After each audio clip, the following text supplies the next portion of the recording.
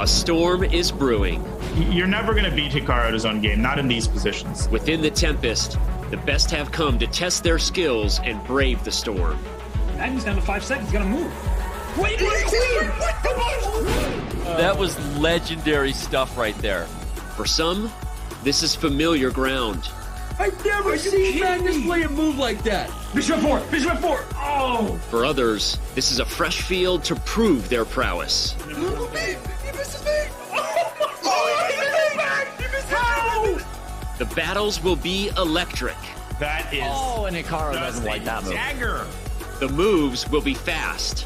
Oh my god, no, 97! Tricked at the end. The stakes will be high. Oh, Bishop 4, he blunders it. The 2022 Speed Chess Championship is now.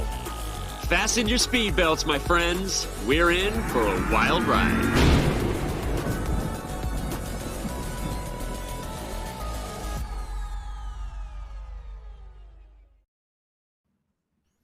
That's Grandmaster Daniel Naroditsky. I butchered your name to start with. I'm Grandmaster Robert Hess, and this is the 2022 Speed Chess Championship. Danya, we could not ask for a better event to finish off the 2022 year. Robert, hello. Everybody, hello. We absolutely could not. And what a way to follow up the Chess.com Global Championship. This is really the only worthy event to act as a follow-up to the CGC. I can't wait to jump in. The only event that would make me miss the World Cup going on right now, but you are not going to regret tuning into this show because there's a lot of prize money at stake. There are 16 great players in this field. And so in the opening round, in the round of 16, the players already are playing for the big bucks, Danya. They most certainly are. You can see there the main event prize pool, a cool 100 Gs, 2,000 for the winner with an additional 2,000 based on win percentage, but the players don't even really need any more motivation. Hey, they would play even with a prize fund of 0, but the prize fund is far from 0. It certainly is quite a bountiful event, and with 16 worthy competitors in the field, let's just go ahead and take a look at the bracket because that's all the people want to see, and we'll start in the top right because Magnus Carlsen makes his triumphant return to the Speed Chess Championship. Magnus Carlsen, could they have invited anybody actually famous, anybody worthy of the SCC? Magnus Carlsen on the top right, Hikaru Nakamura on the top left, Jan Nepomniachtchi, the World Championship challenger, on the bottom right. I mean, wherever your eyes dart to, it's like an all-you-can-eat buffet out there. Oh my gosh, we didn't even mention Ding Liren, the other World Chess Championship challenger. He takes on Alexander Grishuk, a qualifier to this event. That's how you know it is super strong. Grishuk had to qualify for this field, and yet in the first round, Ding Liren says, I don't want to face that guy. There's no one you want to face. There's no easy opponents in this field, including in that matchup between Magnus and Gukesh. But today, Danya, all eyes are going to be on Fabiano Caruana and Arjun Erigaisi. That's exactly right. I could not think of a better way to kick off the SCC as we look at their card there. Fabi, Arjun, look at their chess.com blitz ratings. Arjun is over 3,100, and he's not over 3,100 by accident. No, he is not. And Fabiano nearly 3,100 himself, winning a recent title Tuesday. These two have only played 2 times. That is not a lot of experience against each other. Fabiano himself has said that when there's a more veteran player against a teenager, when they played a lot, that should favor the veteran. But here they have not. And speaking of quotes by Fabiano Caruana, he actually talked about Arjun Erigaisi on the C-Squared podcast. And Danya, he had some big praise for his upcoming opponent. Big praise indeed, calling his chess incredible on the podcast, saying that he's shown his constant level and incremental improvement. And man, Arjun just blasted through the gates of 2,700. He has stabilized. He's denied anybody who said that, yeah, you know, he had a couple of good tournaments. No, Arjun is a full-fledged member of the Super GM Club, and Fabi doesn't just throw that kind of praise onto just anyone. No, he certainly does not. And Arjun has earned that praise. He helped Team India in the Olympiad. He had a fantastic performance there. He beat Lenier Dominguez in that one, if I'm not mistaken. So a great performance indeed from Arjun Erigaisi in all of his tournaments. And today he has one opponent. So we know how strong Fabiano Caruana is. His preparation has been universally praised. He has world championship experience, but that SCC record, 2-5 for Fabi. He did beat MVL, Maxime Vachier-Lagrave, in the first round last year, but this is Arjun's first foray in the main SEC after winning the Junior Speed Chess Championship over Nihal Sarin.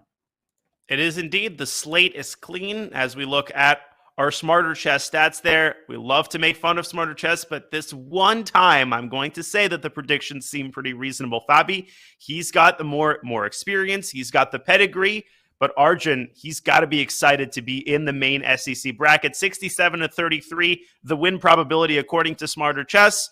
Robert, as we'll talk about, that's pretty consistent with how the community saw it. I think that makes sense. Yeah, I think the slight lead in the longer time controls does make sense. As of right now, Fabiano Caruana is the stronger player in classical chess. Longer in the time control with that increment usually favors the stronger player. But our community did get involved. As you mentioned, there were just about 15,000 brackets, and probably the number is still rising because you and I, we literally just filled out our bracket. You have 4 more minutes to do the same.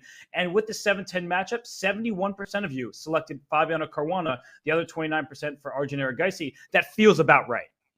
It feels about right, and I think even the most stalwart Fabiano Caruana fans will have to admit that this match can go either way. I mean, you can see the narrative going either way. You could see a lopsided match happening, but I most certainly hope that we will indeed see a close match that comes down to the bullet, as a lot of these SEC matches are wont to do.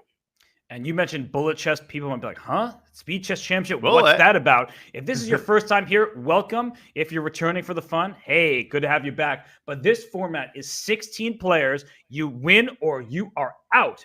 And with the 3 time controls, there's the 5 minute plus 1 second increment, 3 minute plus 1 second increment, finally 1 minute plus 1 second increment. And if it is all tied at the end of the match, we get 4 games of that bullet time control. And then finally, certainly last but not least, is Armageddon with bidding. That is always good fun. I don't think the players really want to get to that point because it's super stressful. But these matches historically have been that close. They have been. And of course, what's stressful for the players is delightful for the commentators and the fans. So it's a win-win no matter how the match goes. But I just love the SEC format. It's elegant. And what I like about it is that there isn't no time control dominates the others. You can have a chance to come back in the bullet. You can perform well in one time control and then flub the others. So you get a chance to display your mastery across the board. For sure. I mean, this is just a tale of 3 time controls because some may say, well, 5 minute chess, what's the difference between that and 3 minute? There is a big difference. And when you play 75 minutes of a 5 minute time control, and then you play in a full hour of 3 minute, you may be a little bit too slow in the quicker time controls because you get this muscle memory. So Danya, I mean, it's not easy to know when to use your time and how to pace yourself. But these players, in particular, Fabiano Caruana in this match, they have a wealth of online blitz experience. And that experience, the importance of that experience cannot be overstated. You have to be able to adjust mid-match. Often we see players sticking to the same openings all throughout the match. That's one thing that I'm curious about right off the bat. What are going to be the players' opening choices? And who's going to be the one shifting and adjusting if things don't go quite according to plan? That's where that experience, especially the SEC experience, comes in. And that's largely why I think, Smarter Chess and the community is giving Fabi an edge. Yes, and I mentioned earlier that Fabiano Caruana won a recent Title Tuesday. That is no small feat considering all of the top players who participate. Hikaru Nakamura seems to win them all. When he's not winning, Dmitry Andreikin, we didn't even mention his name. He's facing off against Levon Aronian in the first round matchup here in the SEC. So just all the best players, with a few exceptions. Some notable absences include Alireza Firouzja. But besides him, you just couldn't ask for more from a field. And the action's about to get underway, Danya. I am super stoked. No, this is amazing. It's that feeling before you've started unwrapping your birthday gifts, everything. The slate is clean. We have so many matches ahead of us. This is a glorious sensation as we see the players there getting ready on camera. I think everyone's familiar with that room and those wooden doors behind Arjun Erigaisi. They're dreaded by his opponents. They are, and I think there are a few more trophies on the mantle because he keeps winning events. He has proven himself. He won the Tata Steel Challengers, and next up will be the Masters tournament. Fabiano Caruana will face off against Arjun in classical chess for the first time ever.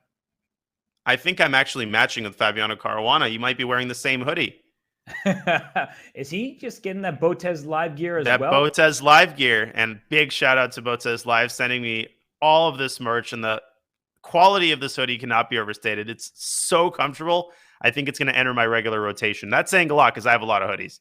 Well, it looks like Fabiano Caruana is talking to the chess.com staff, perhaps, just getting things figured out at the last second there. Arjun Erigaisi, he's looking cool as ever. That guy does not flinch. Nope. He may be 19 years old, but the way he is on camera, it seems like he's been through everything and then some. Oh, yeah. No, he doesn't get too high with the highs, doesn't get too low with the lows.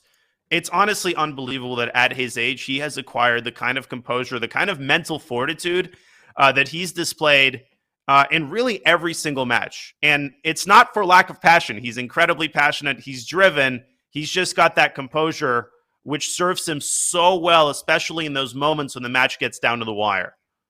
And in a moment like this, some people wait a lifetime for that first move. So we are all excited here for the Speed Chess Championship to get underway. And, well, Arjun Erigaisi, you don't know if he's already playing the game. You don't know if he just won or lost. He really is that calm, cool, and collected. And that should help him out because we've seen him win the Junior Speed Chess Championship. You may say, Junior? Okay, well, that's not that big a deal. Oftentimes, the best players online are the juniors. And he beat Nihal Sarin, last year's Speed Chess Championship semifinalist, this year's CGC finalist. So that is clearly a monumental task. And he did take down his friend and compatriot. Yeah, I mean, taking down Nihal Sarin, an absolutely monumental task these days. Of course, Nihal's most recent performance wasn't too shabby, Robert. A second-place finish at the Chess.com Global Championship, losing only to an unstoppable Wesley So. So anybody who's defeated Nihal Sarin in any format, in any tournament, deserves the highest praise. Arjun, just one of those guys that nobody wants to face, ever, in any time control. No. And the player is just getting set. And here we go. I see that Fabiano Caruana right. gets the white pieces in game one. And his rating, Arjun's was over 3,100 as of a couple of days ago. Fabiano's was nearly 3,100 himself. But a tough Title Tuesday will do that to you. Yeah, a couple FMs in the first couple of rounds. You know, we know what happens. 30-50. I don't think we can watch now. This is... We were promised, two strong grandmasters. Now we get some scrubs. Ridiculous. And we have an exchange on d5 early. There was the triangle pawn structure from black. Now we see the light square bishop opened up and out to f5. But as soon as that bishop leaves, Danya, I'm always thinking, can I bring my queen to b3, go after the b7 pawn, or just play simple development as we're seeing from Fabi? Yeah, we often see in these positions the queen's coming out to b3 and then b6 and then kind of entering a standoff that oftentimes can last, a dozen moves. Right, but look at Fabi playing h3, so very calm choices from him. And if you cut the board in half, white has that extra pawn from the middle, e3, towards the king side. So it's likely that he will just try to use that advantage, whereas black's pawn majority on the queen side is pawn on c6, not going anywhere anytime soon unless you want to isolate a queen pawn.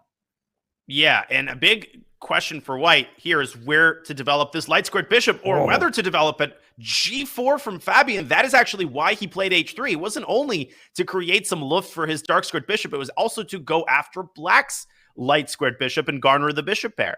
Wow, and we know that top-level players love themselves a good bishop pair. But with G4 included, that does have a bit of risk. But then you say, I know my coaches tell me not to play G4, but what is the problem here? White's king is safe in the center, and now we're going to see a series of trades. And after those trades, I don't think the white king will be in any serious danger. No, although if you play incautiously, I actually don't think Fabi should take on E4 because after DE4, there's going to be all sorts of threats along the A5, E1 diagonal. So probably Fabi should keep his knight on C3, and he does. And we might see a trade on C3, and then the pawn structure is going to change. And that actually might be a bit of bad news, along with good news for Fabi, because with knight takes C3, B takes C3, I think black can quickly play knight B6 and take over that C4 square. But then you're sort of adjusting your pieces to the wrong flank because white does have that extra pawn in the center. So I'm not quite sure that even if a black knight ends up on C4, if that really does much of anything. Yeah, it's really not the end of the world. Arjun fixes the kingside structure, driving his pawn up to G5, chasing the bishop back to H2, presumably. And my guess is that Fabi is going to castle kingside, even though he's played the move G4. The pawn on H3 is very safely defended by the uncontested light squared bishop. You called it, Robert. A knight has indeed appeared on B6. I like Fabi's position, though. I feel like his structure is very dynamic. Arjun trying to get rid of his bishop pair, but nonetheless, I think Fabi secured himself a nice opening advantage here. Yeah, and I'm wondering about moves like F4 at some point. I know that there's a lot of risk to that move because E3 becomes a target, but instead Fabi trades on D6. And what is the plan here? Maybe it's to expand on the queen side at some point. He starts the rook B1. I was going to say A4, A5, and then try to open up the queen side and especially that B7 pawn. It's a semi-open file. And I think that is Fabi's idea, but I wouldn't rule out queenside castle here for Arjun. From black side, ooh, he castles kingside. Waited for me to say that? No, he's playing fully positionally. That's like in hand and brain when someone says king. They want a castle. You're not sure which you go way the to wrong go. way. He went castle kingside, and I liked your plan more. Castling queenside, it was a dynamic choice, and I think Arjun in game one with the black pieces, he just wants to be solid. But I do think he's solidly worse if Fabiano is able to play A4 and push that pawn up the board, create issues down the B file. And I don't see a compelling reason why he should not play A4. After A4, black cannot play A5. That drops the knight. Now, probably black should respond by defending the B7 pawn to pave the way for knight C4. But then white can consider something like rook B4, maybe double on the B file. Fabi takes a different approach, the rook to E1. Is he trying to prepare E4, Robert? And is there a case to be made for F5? I liked F5 because now white should play E4. If you don't play it now, you may never get that opportunity with the move F5 on tap for black. So Arjun tries to make E4 less likely, but it still is a viable choice for Fabi, and I think he must go for it. Otherwise, he's worse, and that's why he plays it. He's done it, and we might see a trade on E4, and we might see a total liquidation down the E file. If both pairs of rooks get traded, I think a draw becomes quite likely. It seems that both players are kind of feeling each other out here in the opening game. Neither side really wanting to take too many risks. At this point, the position, I think, is probably about balanced. Yeah, and there are some dynamics here that you have to account for. That white's pawn structure with the isolated A pawn, that could become a target. For example, queen A3 in the near future hits A2 and C3. The good news is that queen can always slide back to C2 for white. But the point is that there are some things that white needs to be concerned about. And then black has this pawn on G5 that sticks out like a sore thumb. The knight on B6 can't move because it's sort of pinned down to the B7 pawn. So both sides have their pluses and minuses. Yeah, they most certainly do. And there's also kind of a low-key battle going on for control over the E-file. Currently, white holds the E-file, but it's not the end of the world. There are no real infiltration squares. But with his last move, queen D6 to D8, if given the opportunity, Arjun's going to slide his rook over to E8. But if Fabi moves his rook from B1 to E1, Robert, the downside of that is that the knight is free to roam about the cabin. And the last thing you want is to let the knight stick itself on F4. That's correct. So that's why if it's queen D3, he gets off the E file. Rook E8 is still possible, but maybe Fabi plays C4. We keep talking about kicking that knight out of B6. C4 followed by C5 is another option, and I actually like the look of C4 right now. And I think Arjun is going to respond by sliding his rook over to D8 and hitting that newly weakened pawn on D4. Nonetheless, I agree. I think C4 is the most ambitious approach, and it's on the board. Okay, and rook D8. So white can play C5. There is no queen takes C5 tactics in that position, but you give up the D5 square. So keeping the pawns, those hanging pawns where they are, is often important. You take away squares from your opponent's pieces. Yeah, this has largely been all about trying to restrict the mobility of this knight on B6, which Fabi has done a great job of, but obviously it comes at the cost of these weak pawns on D4 and C4. They're literally simultaneously a strength, and white's biggest strength, perhaps, and white's biggest weakness. Yeah, and that bishop on G2, it's kind of just waiting in the wings there. At some point, you can consider the move D5, especially if the knight moves from B6. But the problem is, to move that knight from B6, you might have to play C5, and then you lose control of the D5 square. So they're jostling for control over the center. And rook D7, giving another defender to the B7 pawn. And here, queen to F6, go right after the D4 pawn. What is Fabi's idea? Yeah, how is Fabi planning to defend that pawn? Instead, Arjun moves the queen back to D8, allowing the rook to slide into E4. But Robert, if the queen were on F6, I think black would have had the additional resource C5, and white would have landed in a lot of trouble. Queen D8 might have been a little bit too conservative on Arjun's part.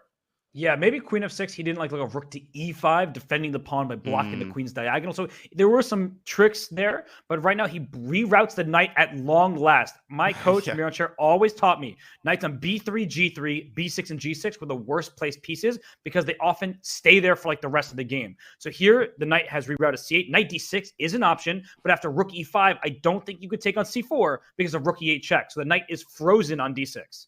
I'll quickly show this on the analysis board. Knight takes c4, rook e8 check, and you might say, hey, white's queen is hanging as well. But after rook takes d8, knight takes c3, the rook on d7 is also hanging, and white wins the game. And because of this line, Arjun starts by preemptively, prophylactically moving his king up to g7. Obviously, knight takes c4 is now a huge threat. Fabi has many ways to defend that pawn, though. Robert, he can move his queen back. He can move his bishop back. Queen e2 is on the board.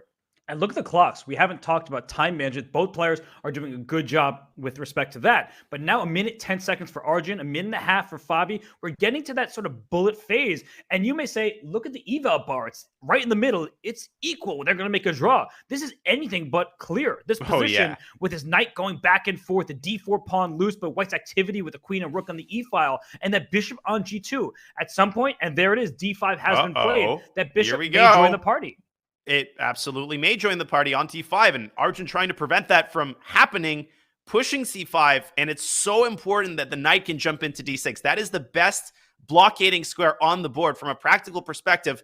I really like the speed with which he made that decision, and okay, Fabi's trying to prevent him from getting the ideal setup. Knight d6, though, is still possible.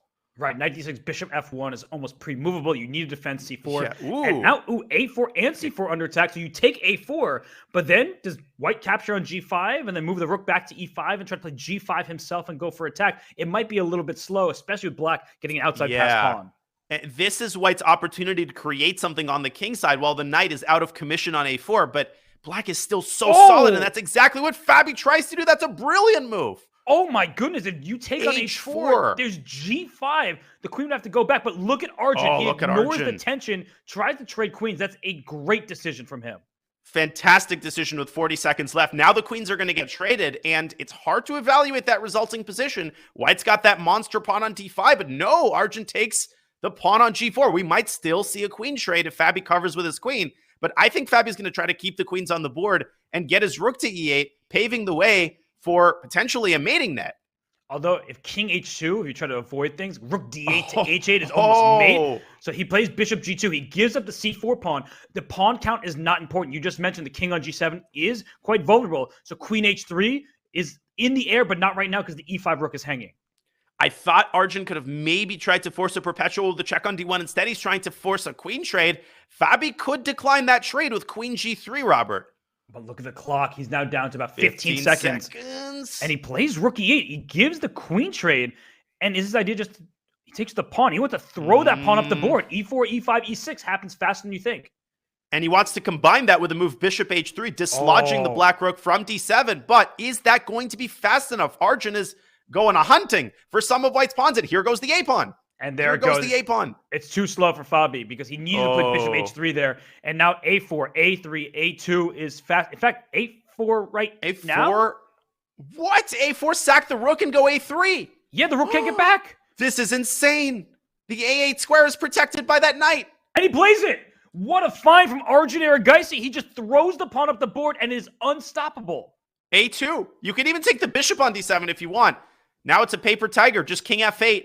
Evade the checks. There's actually a perpetual threat. Oh, look at Fabi. Exhausting every last resource. Okay, the king is safe on king f8. Only move. Yeah, I think you have to go there. 4 seconds for Arjun. He missed it. Oh, he allowed a draw. Oh, my goodness. Or does he want queen g7? Queen g7? He's going to play on, but that might lose. So he's going to go for the draw. A good decision. What did we just see in game one? We're going to have to rewind and show the win that he just missed. That was surprising. I mean, first of all, Fabi allowing that pawn to run up the board. But then for Arjun in the winning position to let it slip, that is not what we're accustomed to seeing. And with his last seconds, he just forgot, Robert, that you can drop the king back to f8. You don't care about this pawn per se. What you care about is that that pawn leads to perpetual. Now the king just safely walks over to e8. White can try d6, but something like queen e5 solves all of the problems. Black can just give the knight up for the pawn, and the game is over. That's right. A huge mission. And look what we're getting in game 2. You say wow about game 1. Fabiano Caruana has given up his rook in the corner. Now, it's an opening that is actually quite well known. We're not quite into novel territory yet, I don't believe. But this rook was given up on a8. And look at the compensation in the form of white's lack of development. This knight on g5 is awkward. If it gets kicked, it might have to go to h3 at some point. So, I mean, you better be well prepared. And if there's any player with well prepared is using the sentence, it's Fabiano. It definitely is. I would be terrified to have this position with the white pieces. Knight c6 to d4, Robert, comes to mind. If you take the knight, you get checkmated. It's on the board. You also can't castle kingside because of the fork on e2. How does Arjun... Okay, well, there's the answer. Knight a3. And now the bishop is protected by the rook, which is so crucial because cd is now a huge threat. And if you take on a3, removing the guard of c2, as you just pointed out, c takes d4 is available. But what about knight e2 for black? You don't see a move like this very often, but that queen has to move out the way, and then the knight can even go to f4, so your knight is just kind of journeying across, and he does take on a3, but c4. What? C takes d4, and white is just winning. No, I mean, or am I overestimating this? Maybe it's not the simplest position, but it looks like it's just bad for black, and the eval bar... I mean... Skyrocket. Listen, for starters, white could just castle kingside here. I don't think that's the best move. It looks like knight e4 basically ends the game on the spot. But even after castles kingside, e4, queen h4, clearly white's initiative has fizzled out, and Arjun has found the best move. And he's done it with over 4 minutes left on his clock. And you could tell by Fabi's face that he was like, catastrophe. Yeah, no, exactly. He just made his face, pulled his hair, and he's like, what did I just do? So he knew the opening, and then he must have forgotten how to continue. And in blitz chess, when you don't have 30 minutes to sit and think on the position, this is the danger of sacrificing material in the opening. And Danya, you made this point earlier. Some players, they play the same opening over and over again. Others, they just switch up the positions. I think that Fabiano, at the halftime break in this time control, he'll probably go and study it. But I would not repeat that until I've had a solid look at the line. Oh, without question. And this is a total catastrophe. And the game is just over because after knight takes e4, queen takes g1, and Fabi might resign here. And now, remember, the white is up in exchange and a pawn. You're going to drop another pawn on g7. At this point, there's no compensation. And Arjun wins game 2 in 15 moves.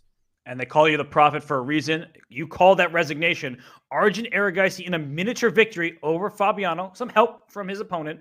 But now we're getting some more quiet lines, at least in this canal attack with bishop b5 check. We'll see what Fabi has prepared. Knight d7. This has become the topical way to counter these checks. It's because instead of trading bishops and just having a quiet game, you're saying, no, at some point I'll play a6. You'll either have to drop back or take me, and we'll just leave your bishop on b5 for now. And a big choice in the early going for white is whether he will position his pawn on d3. That's the kind of more modest, closed Sicilian type setup. Of course, you could also play the move d4, and then the game, largely transitions into a dragon or Dragodorf type structure. There we see Fabi pushing his pawn up to d3. I like this choice. After a game like the previous one, you want to stabilize, you want to do something on the quieter side, and these are the kinds of maneuvering games in which Fabi excels. Wow, a5 was like... a5, yeah, what a move. I just didn't see why that was necessary, but Arjun played it very quickly, which means he knows this position. And as we look, the b6 pawn is going to fall. So what's the dynamic left? That a5 is isolated. There's a rook on a1. That's good news. But the bishop on g7 is the best minor piece on the board. It's just slicing across the position, and that means that b2 will also be a target because you can't push it up the board. Otherwise, you fall victim to some tactics. Yeah, the queenside pawn structure is kind of reminiscent of a Benko gambit. Obviously, black has not sacrificed a pawn, so you have a clear upside and downside. The pawn on a5, it's a weakness, but it could also turn into a strength later down the road, especially in conjunction with that g7 bishop. You can think about like knight c7 and a4, a3. a4 is on the board, but Robert, he's allowed white to root out the dark squared bishop with the bishop h6. Was that necessary? Great choice by Fabiano. That's what I'm going to say. Just looking at the way this game has gone, the compact nature of the position, no tactics, no misses available for him. He's in a position where if he plays normal chess, it's going to be hard for Arjun to defend the whole time. But if Arjun does defend, well, he'll make a draw. This is a locked position. The a4 pawn, the biggest weakness thus far. So I think that both sides are playing well in this game. I think it's a good overall strategy from Fabi. Agreed, but I loved Arjun's last move, e7, e5. Might seem anti-positional, but look how he follows it up. He now strikes with d5, exploiting the fact that white's pieces are kind of temporarily uncoordinated. Of course, black is going to have to be really careful to compensate his bad pawn structure with active piece play. And he hasn't even taken back on d5, so this will be the second time in the game where he doesn't take back a pawn that he's just offered. But I think his problem is if he takes on d5, bishop f3 happens, and then a rook comes to e1, as you were just highlighting before. e5, not the biggest target because you can always play f6, but c5 and a4 are both isolated and can be attacked with relative ease. So I'm nervous about the long-term prospects of Arjun's position, but I like his activity for now. I liked bishop f3 a lot. Instead, Fabi plays it even simpler. He just takes on d5, and he might still play the move bishop f3 if Arjun recaptures with the knight. If he recaptures with the queen, then he will definitely play bishop f3. And don't fall asleep on this h2 knight. Before you know it, in the blink of an eye, the knight can jump into g4, and you actually cannot stop the check on h6. So Arjun has to keep an eagle eye on the proceedings on the king side. Make sure the knight g4 doesn't lead to checkmate. Yeah, no, this is actually quite a scary position for Arjun because knight g4, you can stop with h5, but that's really not a move you want to play, both because your king can be in danger in other ways, but he plays queen c7, so he's protecting e5. That way he can meet knight g4 with a pawn push like f5, for example. Sometimes the best way to defend your king is actually by striking towards the center and expanding your position. So the e5 pawn is under control, and now he needs to keep that pawn under control because knight g4 is a big threat. It's a huge threat. Queen h6, knight takes e5, so Arjun could bring his own rook to e8. But one thing that could happen, Robert, if he does that after rook e8, white could very seriously consider something like bishop takes d5 and only now knight g4. And the point is that after f5, queen h6 check, black basically loses the game because the knight is jumping into f6 with devastating effect. So instead, Arjun making a more solid move. He plays f7, f6, trying to permanently defend the c5 pawn to take this headache off of his mind. If I were playing Bullet, I would have made a move like rook e4, just trying to bring the rook to h4. But instead, he trades and plays knight g4. We see his clear intentions. For one, queen h6 check, but also knight back to e3. The knight on h2 wasn't doing anything. The knight on e3 may even venture to c4 at some point, but we talked about this. Some of white's pawns are also weak. b2 is now under attack. g2 is threatened. So knight e3 does protect g2 while attacking d5, but b2 remains a bit of an issue. But Arjun just seems so comfortable in the early going. It appears to me that he's managed to disarm what I thought was a sort of long-term positional edge. That bishop on d5, it can drop back to e6, and as long as it keeps the knight on e3 fully restricted, I think black is actually doing all right here. For sure. No, this actually looks very pleasant. You know, I like to say a pawn 3 squares away from a knight dominates the knight. A bishop does even better because it takes away f5, g4, d5, and c4 from where that knight can go. And look at Fabi. He orients his rooks on the queen side in an important moment. That rook e to b1, that rook on a1 is necessary. And queen b4. Wow. Danya, he's trying to get another past a pawn. And he's playing this kind of boa constrictor style. He's stopping Fabi from even thinking about developing queenside activity. Fabi keeps the queens on the board. Queen takes b4 was totally unthinkable. That pawn would appear on a2 before you finished eating your breakfast. I have not eaten breakfast today, so yeah, neither that have happens is before. I haven't even had coffee. Oh, gosh, I know how much you need that. But right now, rook f to d8. Is there a threat? Maybe pawn to e4. And finally brings the rook up to a3, allowing e4 or c4. Whoa. The pawn on d3 is pinned. So it's a big moment here for Arjun, and he's over 2 minutes to think about it. He didn't need much time. No, he did not. He pushes the pawn to c4, preserving the sort of integrity of his kingside pawn structure. And not only does he eradicate one of his weaknesses, but just look at the pressure that he is exerting on Fabi's d3 pawn. This could be trouble for white yet again. And this b2 pawn is just like this eternal weakness because in some positions that bishop on e6 may land on a2. You may think, what is Robert talking about? But the rook on b1 is the lone defender of that pawn. So if some trades happen and you're met with bishop a2, you'll lose b2 and then the a4 pawn becomes a passer. I'll show a sample line because that's a great point. This is how quickly it can happen. Bishop a2, get off me. Rook c1, queen takes b2. There's a total paper tiger on c7, easily blocked by the bishop, and white can resign because that a-pawn, the red carpet, has been unrolled. So this is not a far-fetched reality.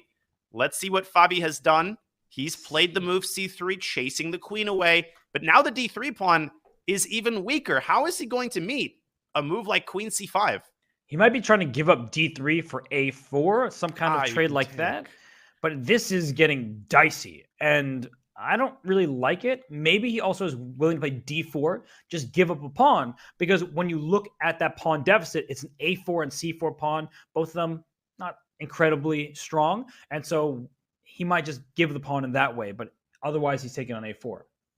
He's definitely going to take on a4 here, and then Arjun is going to, I think, play c takes d3, getting a massive passed pawn on d3. Of course, white technically also will have not one, but actually two passed pawns on the queen side, and I think Fabi is banking on the fact that that knight on e3 is actually a pretty solid defensive piece guarding the d1 square.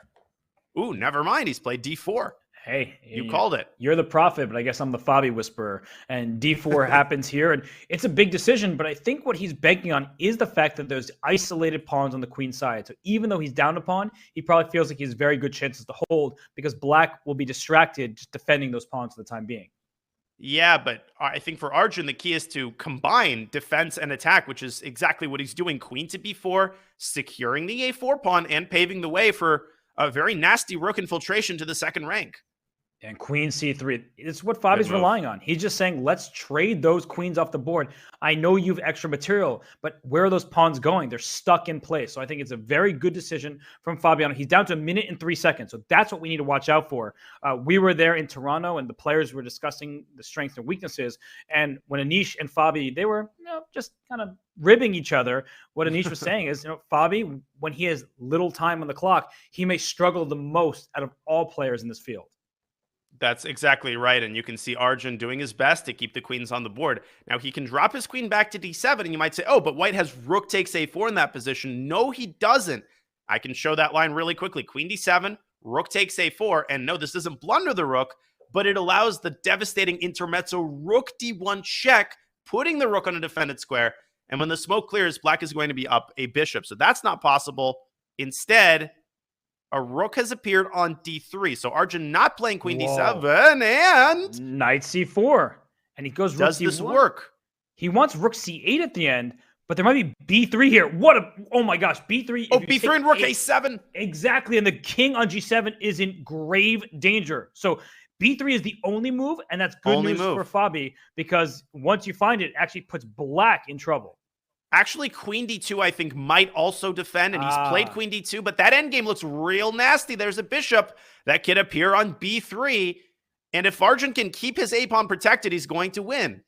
Okay, but the problem is bishop b3, knight d4, and you chop on b3. White may go down a pawn, but those resulting rook and pawn endgames with just one extra pawn for black should be within the realm of a draw. So Arjun should play this out. Fabi only has 21 seconds, and he's trying to find the most confusing line possible.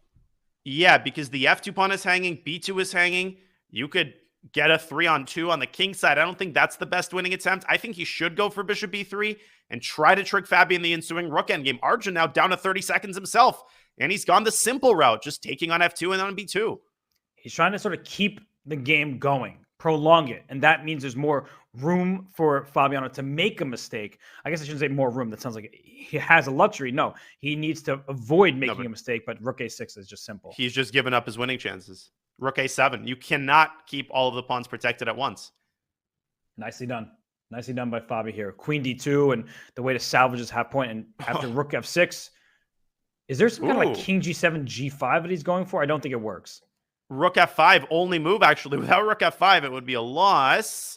Arjun's still trying to keep his foot on the gas pedal, but Fabi is now fully out of the woods, and that is tantamount to a draw offer. Yes. So I think the players just repeating moves, no draw offers. Thank you. They know how mad I get about the draw offer, but we have a 2-1 lead for Arjun Erigaisi. So for everybody in chat who thought that Fabiano would win this time segment, so far it's looking like Arjun is trying to spoil your prediction. Yeah, Arjun has demonstrated great form. That was a good defensive effort, though, for Fabi, and that was an important game because you lose that one with the white pieces, you go down 2 points. You start entering that unpleasant zone where, hey, one more loss, you're suddenly down 3 points. Instead, Fabi keeps the deficit at 1 and now essaying another very solid opening, the Petrov. Let's see how he handles this interesting structure with the white pawn on e5. Right.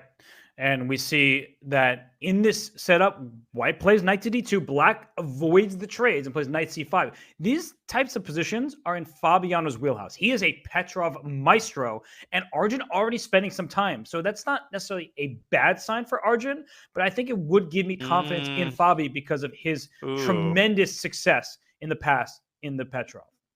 I might be influenced by the eval bar, but I strongly dislike the way that Arjun has handled the opening. First of all, d takes e5 is obviously a relatively rare sideline, but it's been a frequent guest at the top level recently. But what I don't like is that he's given up his light squared bishop. He's now saddled with weaknesses in the center. This is like an ideal like Caro-Kann type of setup with the black light squared bishop on a perfect square. And knight b4 could come to mind, maybe even f6 to open up the center. Am I overestimating this? No, knight b4 looks really tempting. I guess white has this move, rook e2, just to cover the fork on the c2 square. But Fabi sees something he likes. C5. Maybe he'll play c5. I love it. Normally, we say, oh, isolated queen pawn, that doesn't look great. But white is kind of discombobulated. Black has the two bishops. In particular, this light squared bishop on g6 is a menace. And if you think you're just playing a3 and all is over, no, black can even put that knight on d3 if he wants. Yeah, I mean, a3... knight d3, and then maybe securing the knight with c4. Arjun has to be very careful these next couple of moves. This could get out of control really easily if Arjun doesn't handle this with the utmost caution. Right, dc5, bishop c5, that just brings another piece into the attack. If you don't take, maybe black will play c4 and dig that d3 square for his pieces. I mean, this just feels like a rough moment for Arjun. The good news is it's the longest time control. He can use some time here to figure out what to do, and he plays a3. Okay, he plays a3, and the big question now for Fabi is whether he should leap into d3 or drop the knight back to c6, which is not just a passive move. Knight c6 applies pressure on d4, and I would say virtually forces white to settle matters in the center with d takes c5. What do you think he's going to do? I would go knight d3 for sure, but that means Fabi's probably going to play knight c6 because knight d3. But you're the Fabi whisperer. Have some faith. Only on occasion. And I feel like knight d3 is the move that everyone wants to play. It's aggressive, but it might not actually be best. Sometimes we are lured into an idea that is just a one-move threat, and he does play knight c6. And that actually is a sign of, look at this. He doesn't even take back on c4. He plays d4. He wants d3. He'll take back on c5 next. Or if white plays b4, as he just did, he can also play a5. He can strike on all sides. He most certainly can. That bishop on g6 is such a beast. It's sort of an extension of the pawn on d3. And if you're Arjun, well, first of all, you have to decide where you're putting the rook. e1, d2, e3, all of those moves are possible. Obviously, in an ideal world, Arjun would try to surround and win the d3 pawn. But Robert, even if he wins the d3 pawn, that doesn't signal an end to black's piece activity. In fact, that might just be the beginning with the d file getting opened. Yeah, this bishop on g6 is untouchable. So you could surround it, but it will take all of your pieces just to attack it. And right now, black's next move is a5. You don't want to push b5 if you're white, because then c5 will drop. You've just carved out the d4 square for a knight trade if you're Fabi. Queen can just go up to d5. I really like that square. Bring a rook to d8, get behind your passed pawn. So I feel like I'm looking at like 6 different options for black, and every single move is difficult for white. It's a concept we talk about a lot, Danya, where one player, just practically speaking, has an easier time. Yeah, I think in a 3-minute game, this would virtually be over. As it stands, Arjun's still with 2.5 minutes to handle this defensive task. He moves his rook back to e1. There's your move, queen d5. And the speed with which Fabi plays just indicates how practically easy this type of position is to handle with black. But the position is not going to win itself, Robert. And I think what Arjun is saying is, hey, I'm going to get my pieces out. Everything is solid for the time being. Maybe it's time to strike at the queen side with a5 and create new weaknesses if you're Fabi. Right. No, I like that plan. And there's a moment for white to play e6. Like if you're not careful for Fabi and that move gets flicked in, the bishop on b2 is going to make its presence felt. So for now, Arjun is keeping everything together. There could be a queen b3 at some moment. B6 is also possible here because you can't take on b6. You lose b4. So I feel like maybe I overestimated Fabi's chances, and Arjun is just playing the perfect responses. He is up a pawn after all, so even if it costs him a pawn somewhere down the line here, then it's just even material. He's doing the whole ice water in his veins thing again. He took a little bit of time. He sort of readjusted himself, and he's keeping the position together. I think after bishop to c3, I'm not exactly sure how Fabi's going to follow this up. Instead, Arjun goes aggressive with h4. Wow, that is a big decision from Arjun because he's trying to trap the bishop on g6. But if black plays h5, then that pawn on h4 actually can become a long-term weakness. That pawn can be attacked. There's already a bishop on e7. So I like the aggression, and he also creates luft for his king, but that can be picked off later in the game. That's a great point. It's hard to say who this favors in the long run. Instead, Fabi goes h6, allowing Arjun to drive that pawn down to h5. Not sure I love that decision. And now I think bishop c3 is going to follow. You got to keep this pawn on b4 protected at all costs. And I'm really tempted by the move e6 as well. Oh, I don't know if it's good right now. It doesn't really carry a threat. He plays your decision, bishop c3. So Fabian up a little bit of time, but I do believe that Arjun has played masterfully here. h4, h5, just driving the pawn forward. Now, black is the one with back rank problems. There's no escape on h7 because the bishop is where the king eventually was going to go. Yeah, and let's not forget that Fabi is down a pawn. So with every heavy piece that disappears off the board, the significance of white's material advantage only grows. 94, 96, a potential idea. Suddenly that bishop on h7 not looking quite like the beast that it was a couple moves ago. No, but a rook does belong behind a pass pawn. Knight e4 to d6 is an option, but it could be like a rook takes a1, and then white's pieces get scattered because you would like to take back on a1 with a rook, but the e4 knight would be loose. So you just need to figure out how this works. You don't want to take on a8, then you give up the a file to black. So it's not an easy choice, and Arjun down to under a minute and about 35 seconds. Yeah, that's the problem with these types of positions. You might look at the eval bar and say, hey, white's better. Well, maybe technically white is better, but the nature of the position remains the same, and it's still very, very hard to handle. So easy to make a mistake, accidentally give up the A file. I'm tempted by the move rook A to B1. Maybe you can try to put the rook on B2, but Arjun, he slides the other rook over to C1. So he is, Robert, adopting a defensive posture here, trying to make sure that everything is defended 7 times over. And you didn't want to allow queen c2 at any moment because, of course, you don't want to trade on c2. Good point. Give black this more advanced pass pawn. So rook c1 frees up the queen, and I like that move. So what's Fabi's idea here? He can trade rooks, but that just helps white, it feels. Maybe he can – I said maybe, and I didn't have a thought after it. Listen, Fabi made all of the typical improving moves. He played queen d5, he played rook d8, but eventually your pool of these types of moves is going to get exhausted. And it's just been exhausted. Suddenly, the time situation is starting to equalize. And soon, we might be saying that black's position is actually the harder position to play here. I think that knight on c6 needs to be improved. So I'm actually looking at the move knight a7 to go to b5. It looks ridiculous, but I want that knight on a better square. Instead, Fabi trades rooks and plays queen c4. So where is that queen going? Is it going to g4 at some point? I'm not really sure. Maybe. But white also has a difficult move to make. It most certainly does. And you mentioned improving the knight. Maybe white can try to improve the g3 knight and reroute it over to e3. Still, I'm not exactly sure what the final destination is. I'm also thinking about, I was thinking about rook e1, but again, the last thing you want to do is give up control of the a file. So I think Arjun, he's going to keep his rook on a1. No, he's not. He's going to play rook b1. Not sure I like that move, though. And knight a7. Here comes that rerouting. The knight is going to go to b5. Look at the light square. E6 by Arjun. At last, he's played the move. He's opened the bishop. And I think he's done it at a pretty good time, all things considered. Right, because if queen e6, rook e1, the bishop on e7 is a bit loose, so the queen would have to go to d7, the knight e5 with tempo. So the knight on c6 was guarding the bishop on e7, and that's why in chess, every little detail is relevant. So is Fabi going to take with the pawn on e6? He does, in fact, do that, but that's quite risky for his king safety. Yeah, and now that pawn on h5 is really sitting pretty, clamping down on the king side. Just the presence of mind, Robert, to play e6 instantly. But is that going to solve all of white's problems? The knight has jumped into b5. Queen c2 is tempting, but there's no way in heck that white's going to trade queens there. No, and rook a8 is also tempting. Let's bring that rook to the open file. Knight c7 just to protect e6 and maybe go knight d5 and attack b4. That makes sense as well. I feel like black just has the easier next set of moves. So Arjun, he needs to prove that that pawn sacrifice just now was worth it. And he's opened up his bishop, but look at how carefully Fabi handles that position. Bishop f8, prophylaxis, protect g7. That's a good move, given that they're entering the time scramble phase.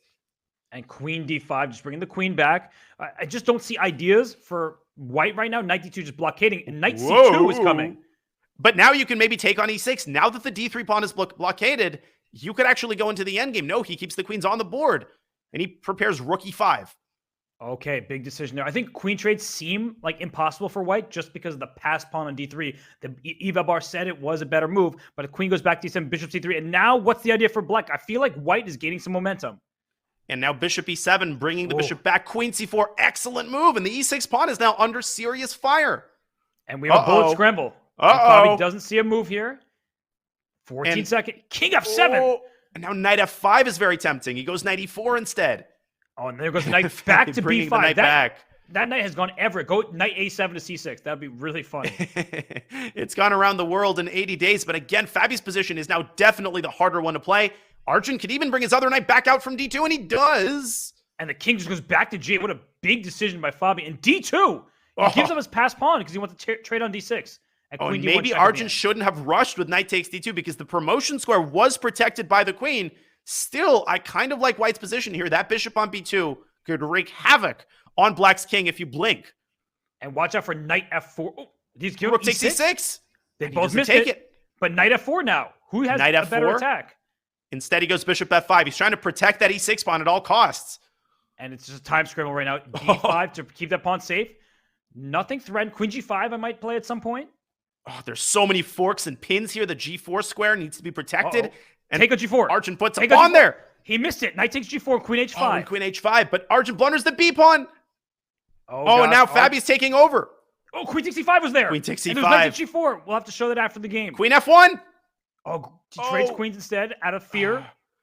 Out of fear, but that gives Arjun great defensive chances. I think this is a draw now. Knight d4 picks up the e pawn. Oh, he had bishop d1. Oh, so many chances. Now he's going to give up g7. Wow, that's a big decision. King f7. Knight c5. Okay, there was a save there. So we're just seeing a bunch of trades, opposite colored bishops. But 3 seconds per side, I think we are going to have a draw.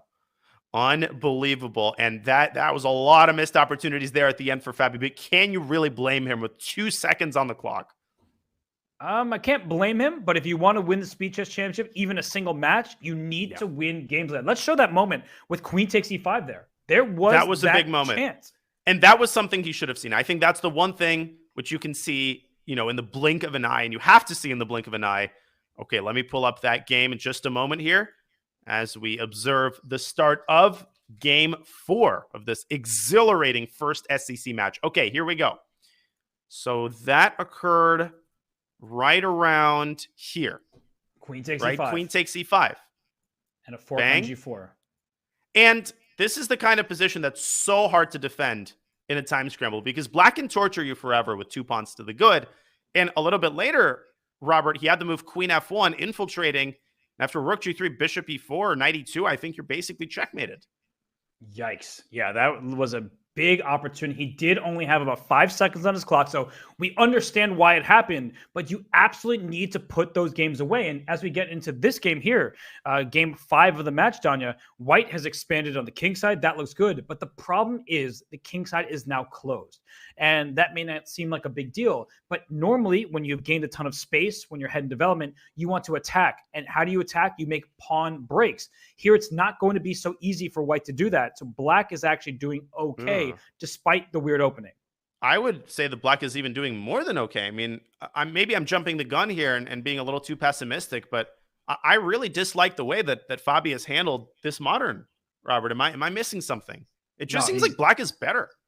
Black is better because black's next bunch of moves are also very obvious. Knight c6, and at some point you can just take on d4, put a knight on e5, and this is the issue where white's pawns on g5 and h4. You want to play f4, that makes e4 loose, and the g4 square. So they're just drawbacks everywhere in white's position. That said, proving the advantage here for black, maybe not the easiest thing in the world.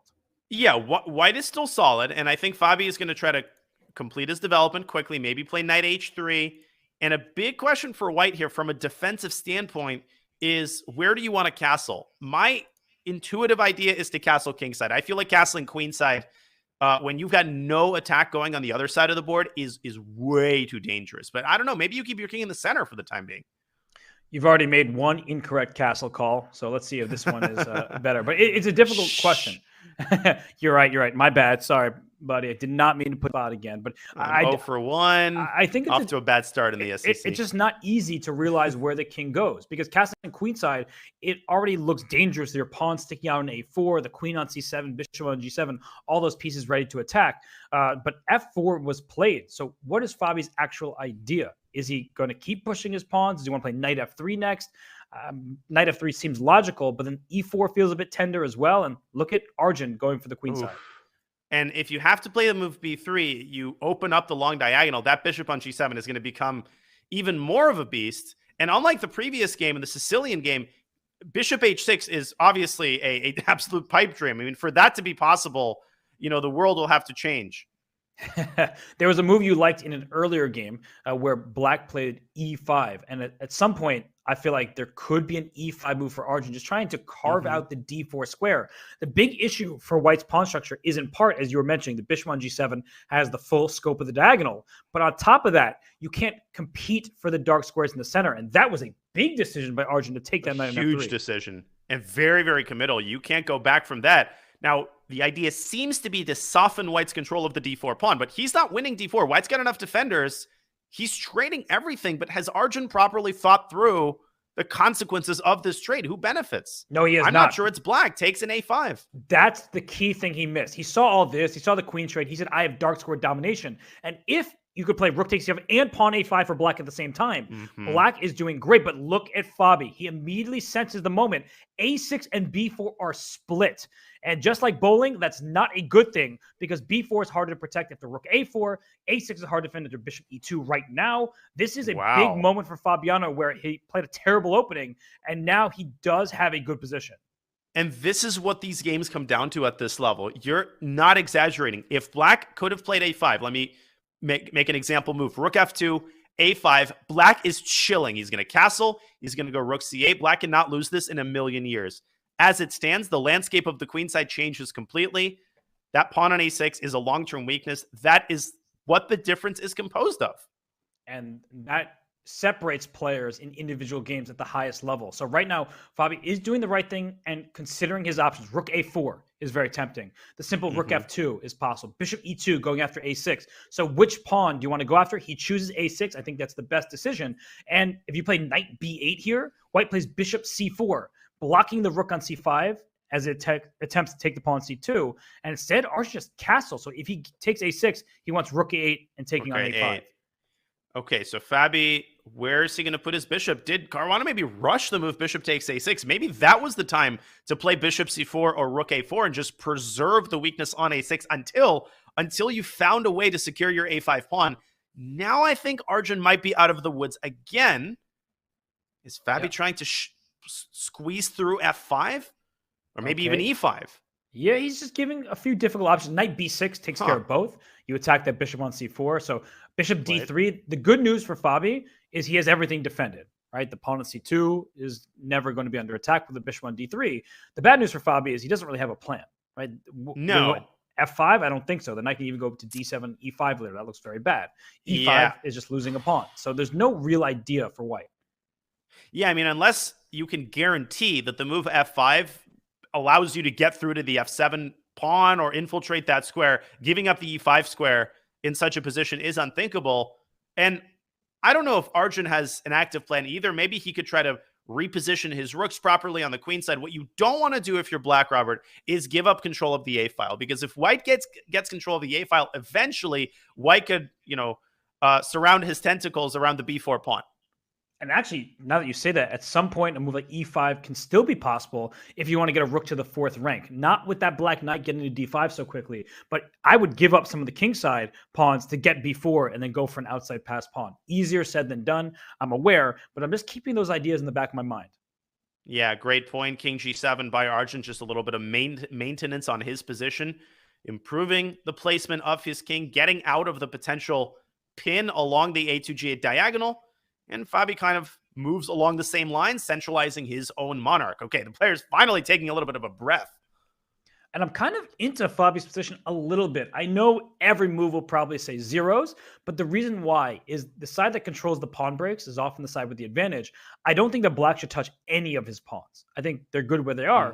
And Fabi can make improving moves. King E3, maybe play a move like Rook F2 and just little moves here and there that make Black's life a little bit more difficult. That said, even if you give White 4 free turns that are not resulting in a checkmate, I don't see what the actual plan is. And I was just saying Black should not move pawns. He plays D5, and already the eval bar is not happy with that decision. Another very committal call. And obviously, the ideal scenario for Black is if Fabi plays E5, which I'm pretty sure he's not going to do. After E5, E6, the king side is permanently locked up, and Black is just strategically winning here. But instead, Fabi says, hey, I don't have to move my E-pawn. It's well defended. He brings his king up to E3, and who benefits in the event that the center opens up? Well, it's White for 2 reasons, Robert. First of all, the bishop usually benefits in such situations, but second of all, the rook has easy access to the D4 square, and there goes the B4 pawn. Yeah, the king D4, if the rooks get traded, that king has easy access over to the queen side. And if you open the D file, here comes rook D4, as you're mentioning. If you don't open the D file, at some point, White can consider the move F5. Let's go F5 and maybe F6 check. Open up some lines here for White's pieces. I really didn't like the move D5, but I also didn't really see what Black should have been doing. Well, maybe that's exactly the answer. He shouldn't have been doing anything. Just rook A7, basically waiting around for White to demonstrate ways to improve his position. You called it. F5 is on the board. And maybe Arjun should try to close the position up again and then try to get his knight over to E5. But after D4, king F4, knight D7, rook A1, you were talking about controlling the A file. I mean, it just feels like maybe Black is just in time as he tries to control the A file and the E5 square, but it's a close call. But it's still a 3-result game. You could envision a scenario, I think, where Black gets his knight to E5, gets control of the A file, and suddenly White might start feeling uncomfortable again. Knight D7 is on the board. I actually think this was an excellent last 2 moves by Arjun. I'm with you. That knight coming to E5 is scary, although if you play knight E5 too soon, White plays F6, gets a rook on F6. That rook starts roving around the 6th rank, going after the pawns. So knight E5, that looks like a pretty obvious move. And what is the plays F6? Yeah, but okay, he plays G takes F6, another big decision. Now Fabi's saddled with all sorts of weaknesses on the king side. He's obviously going for the initiative, but that knight on E5, it's such a beast because it's both a defensive and obviously an attacking piece. And if you play bishop D5 here, there might just be the move rook A2. That looks like a problem for White. If you defend C2, hey, there's D3 check in the air, so rook takes C2 is possible. And the F6 pawn is likely going to be a goner. And rook takes D4. Fabi parting ways with his C-pawn. But now after rook C3, the situation just looks nastier than ever for White. And this is where Arjun's at his best. I think Fabi looked at the match score, felt he needed to win this game. Arjun never does that. He is so stoic when it comes to his chess. He's not taking unnecessary gambles. And this is actually looking like it's going to be another win for Arjun at this point. It most certainly is. And the move D5, it was a committal decision by Arjun, but it wasn't a wild risk. He knew that his position was still fundamentally sound. Can he drive this game home? Rook takes B3, a little tactics there. But it ain't over. After bishop takes B3, maybe the bishop can come back to D5 and you can somehow try to entrap Black's pieces in the center. Right, king E3, king F4 is on its way. Kicking the knight out of E5. The F7 pawn cannot be dropped. That is not a pawn you want to give up. In 20 seconds, he plays B3. Great move. Rook B1, and what's his follow-up? Is he just giving away the pawn? Rook B4, maybe trade pieces? And if you give away the pawn, there's going to be a mating net on B8 before you know it. I think takes in G5 is the best winning chance. Oh, very good chance. You just win a pawn. I don't see Fabi holding this. King F6, king F4. Oh, and Arjun just can't move his king because of that darn F7 pawn. That's right. No, maybe he is holding it. King G7 back, but there's always a move like bishop D1. Well, the ideal setup is F6 and then bring the king back to G5. And then I feel like Black's going to win.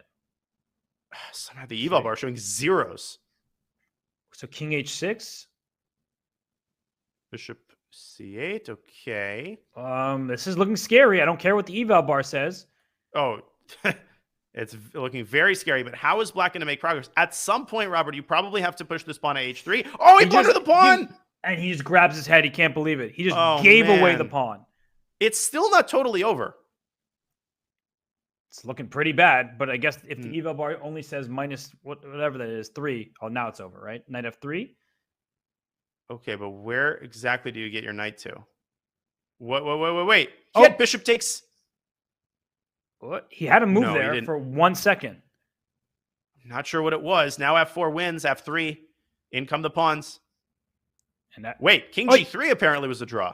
he just hasn't touched his king. King G3 still a draw. Again, he missed like 8 times.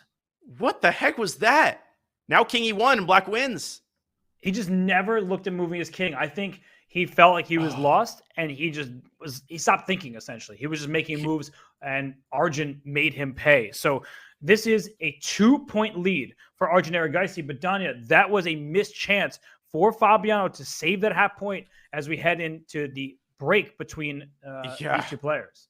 I mean, I can show this really quickly. I think he just lost hope. As a matter of fact, Robert, if we look at this coldly after King G3, it's just an insta drop. Black is in Zugzwang. Look at this position. If you move the king, you drop the F pawn. If you move the knight, you drop the H pawn. There's no way for the knight to intercept the bishop's control of F1.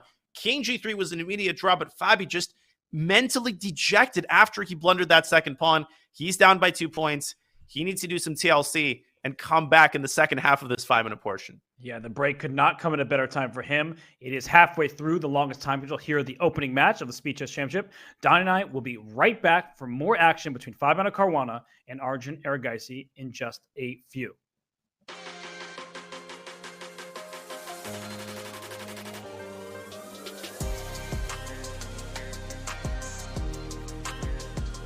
Check out Chess.com's newest mobile release for Android and iOS, now with Game Review. Game Review is a fast, fun, and instructive guided review of your games. See your accuracy and your opponent's accuracy. Check out the eval graph for an instant overview and scroll down to see how many great moves, best moves, blunders, and yes, brilliancies you have played. Learn from Chess.com's coach who gives move explanations, opening statistics, and shows you the best lines of play. Use retry mistakes to get another shot at finding missed opportunities. Game Review is available today on both Android and iOS. Download our app and try it yourself.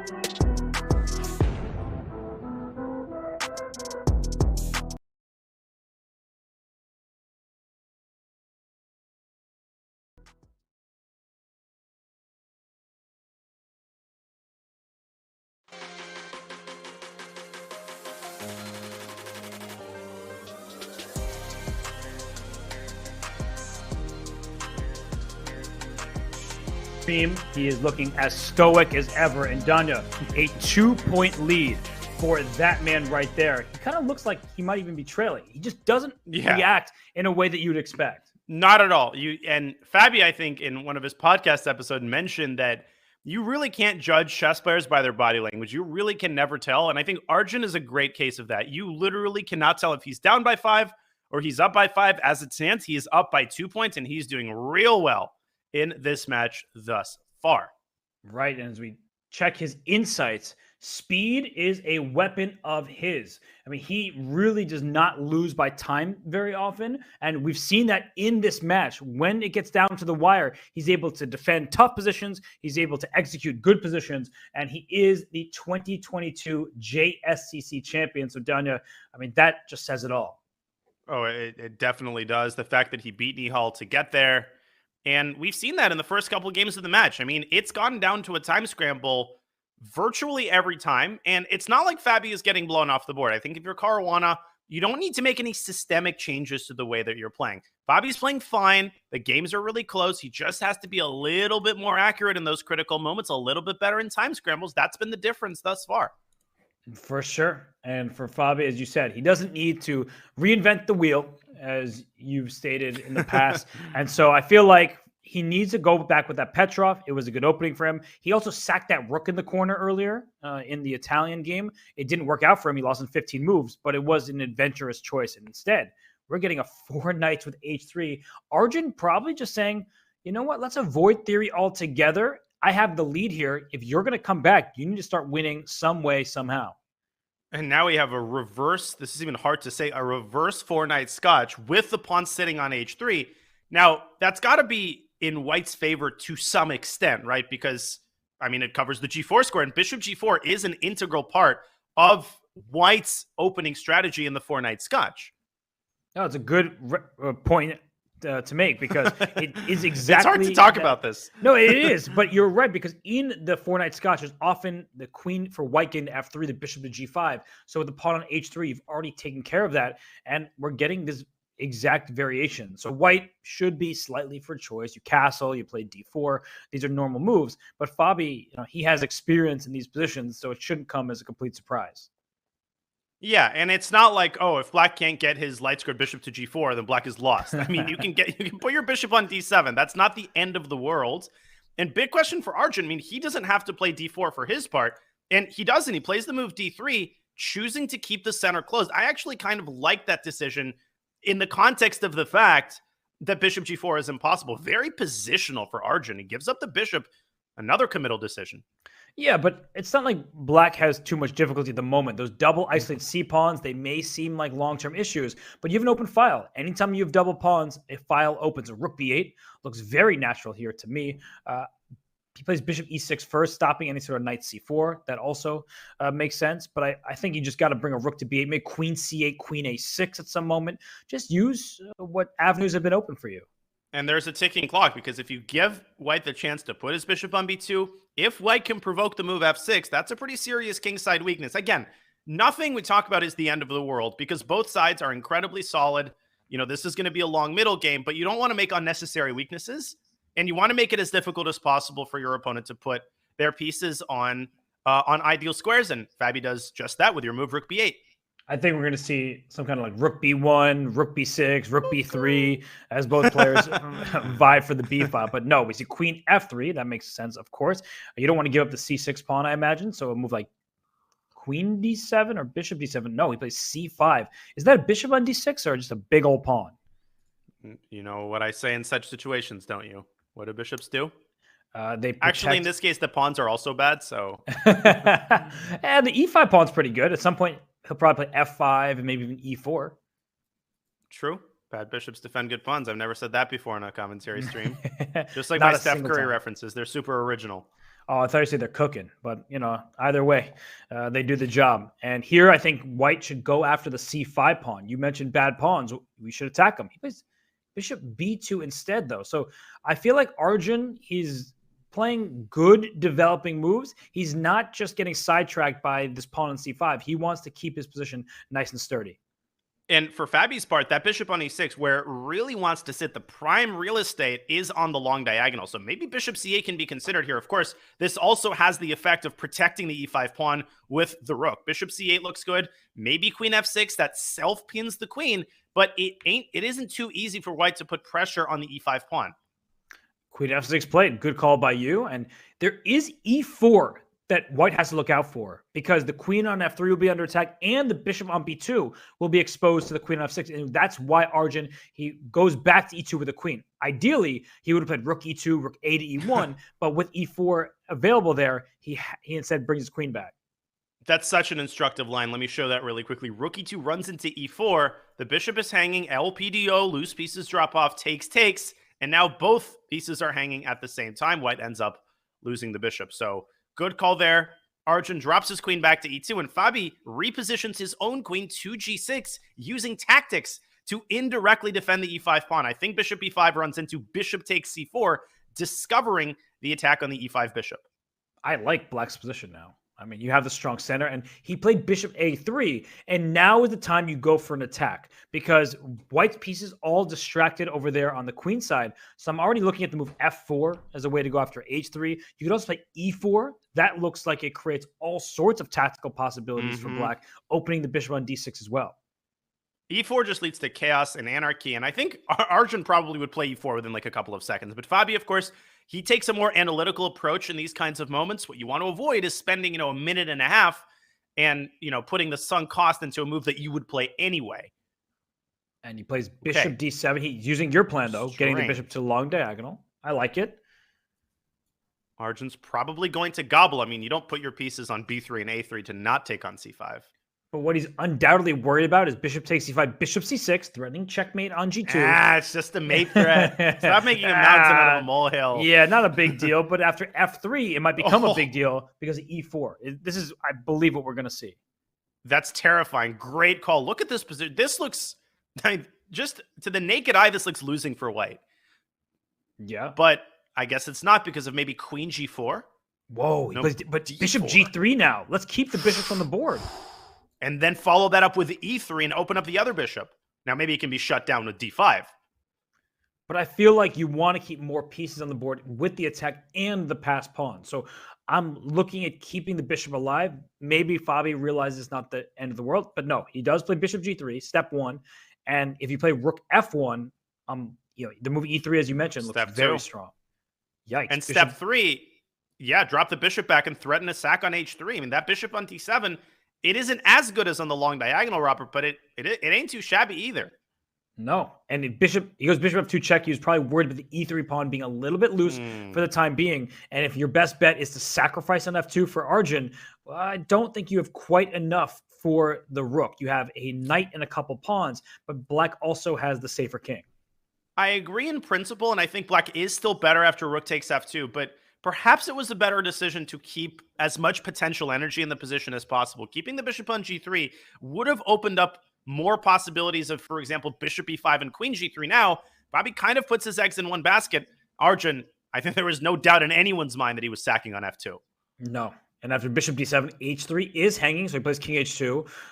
The knight on b3 will likely go to d4 at some point. So if c4 cannot be attacked, then Arjun is in pretty good shape. But look at that move. Spicy. What recognition. If you take on a5, here comes rook b2, going after that c2 pawn directly. So I love the move a5 from Fabi. I love when these top players, they play on both sides of the board. That, I think, is one of the single most difficult skills in all of chess. The recognition that you need to strike on the side of the board that you really haven't touched for the entire game. Arjun meets him at the top with a4. But, Robert, now the knight on b3 is seriously loosened up. It's only protected by the c2 pawn, which is in turn defended by the queen. That is not a secure construction. And rook e5 seems like the most random move in the world to me, but I look at the eval bar and it stays the same, which means it's the best move. What a game this has been from both sides. Of course, Fabiano with the advantage right now, but Arjun's hanging in there. And after bishop d4, the rook is under attack on e5. If you play rook f8, thinking you're getting a tempo against the queen, I believe Arjun will immediately snap the rook off on f8, then snap the rook off on e5 and say, I have now a minor piece, a rook, and 2 pawns for the queen. So that's why rook f5 was the choice instead. Black is better. Black is calling the shots, but this could turn really, really quickly. I mean, There is no reason that Arjun won't gobble the pawn on a5 on the next move. And don't fall asleep on the a4 pawn. I mean, that pawn will be on a7 in the blink of an eye. We've already seen Arjun use a passed a pawn, not with decisive effect because he did let the win slip, but he has shown that it's going to be difficult to counter. So I think right now, Donna, he needs to play Fabiano c6. You need to challenge White's setup, and by playing c6, you're opening the board up for that bishop on d7. Instead, he plays rook f8. The infuriating thing is that the white bishop controls the f2 square. Otherwise, the threat of rook f2 would be instantly decisive. What is Fabi's follow-up if Arjun just grabs the pawn on a5? Does he want something like rook g5, maybe rook h5 and a sack on h3? I mean, it looks terrifying for sure. I really like that rook g5 idea. And maybe queen d6 first and then rook g5, but no matter what, there is going to be a sacrifice. He does take on a5. We're about to find out. So Fabi has a chance here. We see the eval bar going down, down, down. And down. Yeah, I feel like your rook g5 idea is there. I think first queen d6, then rook g5, the queen can come into g3, all sorts of threats available. Oh, the Fabi is just, he's on a roll this game. I mean, he's finding every accurate move. Bishop takes h3, forces White's hand, but king h1, Robert, might not actually solve the problem. I think bishop takes h3 anyway just looks totally devastating with this knight in Timbuktu, not participating in the defense. You can't afford that when you're already down an exchange to begin with. It's the one offside move Arjun has played, maybe in this entire match, but definitely in this game, and it's going to cost him. That is the margin at this high level. Rook g6, sliding the rook back. h3 is still hanging. If king h1, bishop h3, rook f3 coming. So it just feels like there is an attack that is raging on. If you play c5 for White, then the queen goes to g3. You're actually helping Black execute the attack. There's just no way to stop queen g3, and White's just not nearly fast enough on the queen side. Arjun's clock is ticking down. He's now down 30 seconds. Last-ditch attempt, c5 on the board, but queen g3 just looks completely devastating. And if the times were reversed, I would give Arjun some chances, but not here. Nice move, though. Yes, throwing 97 check. You do not want to fall for that fork. Do not take on h3 here. I thought rook e8 might have been the chance. Now bishop f4 smokes the queen out.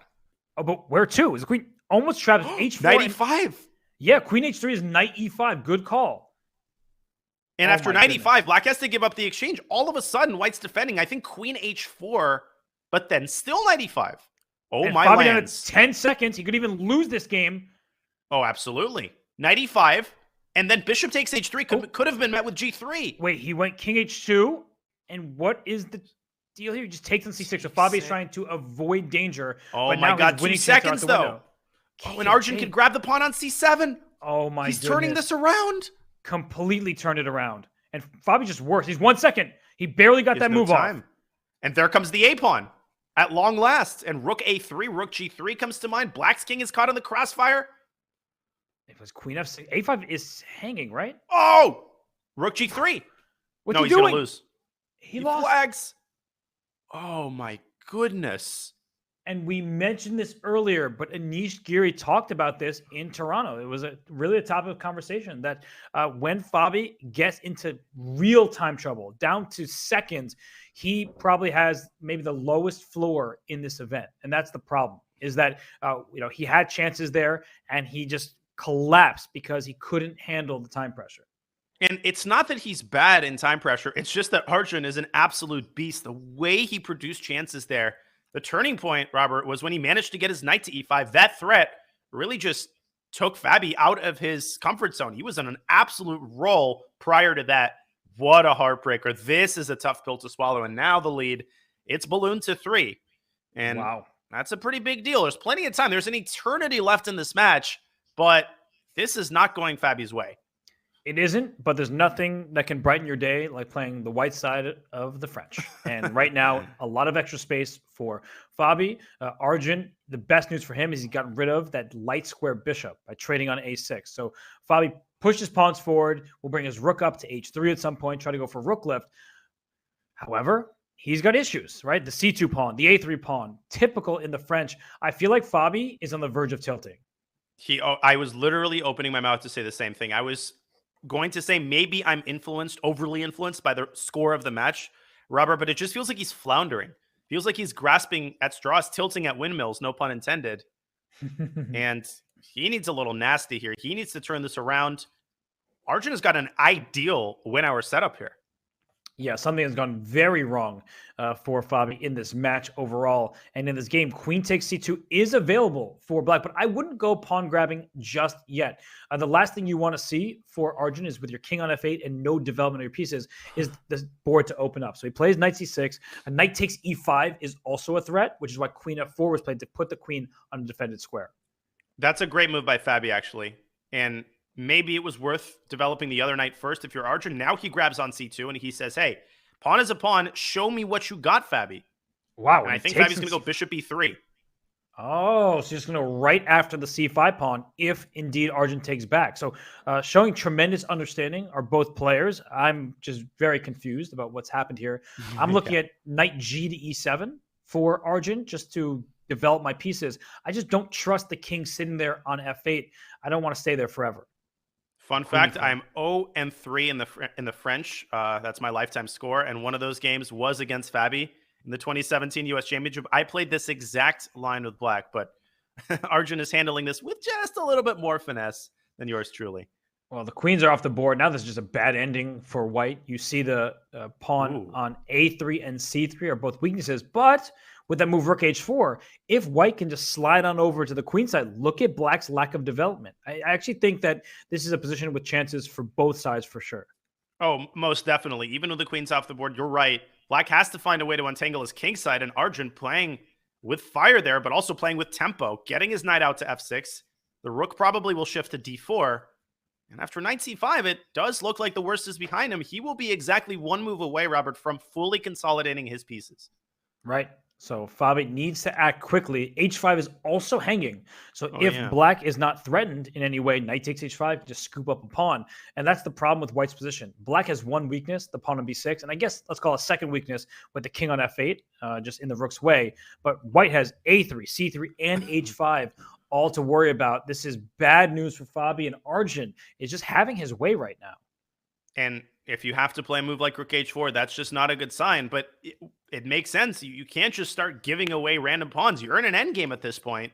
But this gives Arjun the necessary tempo to complete the consolidation of his pieces. a4 there by Fabi, trying to fix the weakness on b6, which might actually be the only target in this position that white can easily attack. Yes, and it's a good move. I think knight c5, it looks threatening, but there's a rook on h4. Don't forget about it. It defends that pawn on a4 in addition to the rook sitting there on a1. So Fabi, he goes rook b1, getting out of any potential pins. Everything is defended, but black can do the same. And c4, rook takes a4, that rook on h4 hanging. Wow, that's actually... And then rook d4 there, maybe? If that gets tactical. That does get tactical. Let me show this on the board. c4, which is exactly what Fabi is calculating. Now, the bad piece of news is that Arjun could just drop his knight back to f6 and say, I don't care, rook b6, rook a4, I'm fine. But after rook a4, rook d4, knight b4, this doesn't seem like the kind of position Arjun wants out of this endgame. But if maybe there's knight c3. If there's no clear way to punish it, then it might be worth investigating. And, well, he is about to investigate it because c4 is on the board. Big moment here. Is Arjun going to snap that pawn off on a4 and go for that chaotic line that we just looked at? Well, the downside of playing knight f6, which was your first instinct, is that b6 does fall. So even if you get a4, we're just trading off some pawns. Maybe the winning chances aren't great. But if you look at the match score, Arjun doesn't need to take any risk to win this game because he's ahead, and he does the right thing. I think from a match perspective, knight f6 was the best move. It probably was also the best move in the position. So great choice by Arjun Erigaisi. Agree completely. And one thing I'm noticing in this 5-minute portion, Robert, is how quickly Arjun tends to make decisions in critical moments. I mean, I could see somebody taking 15, 20 minutes in an over-the-board game calculating rook takes a4. I could see somebody taking 2 minutes in a blitz game. Instead, Arjun, he's put the accent on keeping the time advantage and just tossing the ball continuously back into Fabi's court, trusting his instincts. And it's resulted in just wild success thus far. Although now it's resulted in an outside pass pawn for Fabiano. So after king back to E or f8, I'm not sure where it should go, the bishop slides back to e1, and the worst is behind white. Like, there were these weak pawns. Now everything's defended, and you have a pawn a4 defended by a knight. The bishop on e1 is eyeing that a5 square if the knight moves out the way to push the pawn. So I feel like the worst is behind Fabi. And Arjun continues to blitz out his moves, trying to find the best possible squares for his knight. It's a 3-result game. I mean, I could see this going either way. I could see white losing control of the game. If black's knight jumps into d3, maybe Fabi will lose his h-pawn. And so all hands on deck for white, defending the d3 pawn with the king. Wow. And king e2, just bringing the king as an active piece in the ending. The rook on h4 can slide towards the king's queen side, at some point, like rook to b4, but h5 remains a target. So I'm not sure if you should ever move that rook, but I don't like being tethered to a pawn. And what I also don't like is the way that white's rooks kind of appear discombobulated. Black threatens rook ac8. And if the knight moves away from c3, the floodgates open, the rook infiltrates c2, and you could absolutely get mated in a position like this. It's true. So maybe rook h to b4 is the way to go. Give up h5, trade a pair of rooks on b8, and say that your outside pass pawn should prove good compensation for the pawn deficit. Agreed. I think rook b4 is the practical decision. And again, look at that clock. Fabi's clock creeping down to 1 minute. And all before you know it, Arjun's up 90 seconds in an ending. And look how quickly he takes on h5. Wait, there's rook b5. I saw the eval bar go up. I'm like, why would it go up? Rook b5. Rook b5 skewers the knights. Oh my gosh. It skewers the knights. And after f6, he missed it. Both players missed it. It is helpful to have the eval bar, but the knights were in the same row. But Fabi has to see that the knights on the same row, both of them undefended. I'll show this on the board. Rook b5, f6, and at the very least, you have f4. You also have g4 simply trapping the other knight. This one apiece. Okay, well, missed opportunity. But if we look at the game, Danya, the outside pass pawn, that is very dangerous. Now you move the knight out the way to a4, let's say. The knight's trying to come into c5. So I believe that Fabi should not really be in huge risk right now. He can also just deliver a bunch of checks if the king goes to the back rank. So I feel like he should be in good shape to hold this one despite that oversight.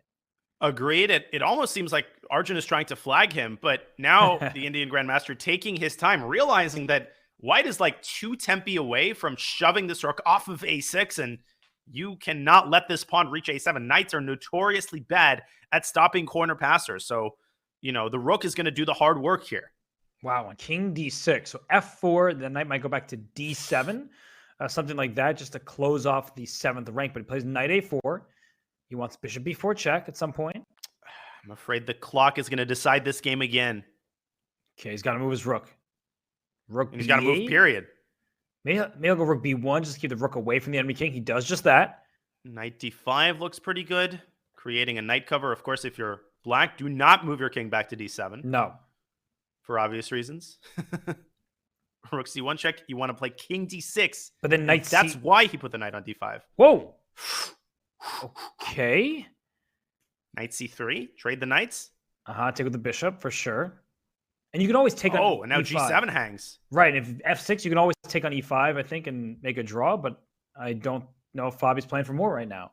I think that's the likely outcome. In f6, you're still down a minute on the clock. Maybe Arjun's going to move his knight and play for more, but no. Oh. And he does. Wow. Oh. Bishop g7. What's Fabi thinking about? Rook a5. Okay, still should be a draw. Right, he'll take on h6. I'm just worried Fabi's going to miss a fork. He's got 15 seconds. Knight e5, knight g4 is scary. It really is. Knight e5 is a great move right now, and it's played. Bishop e3, Good keeping move by everything Fabi. together.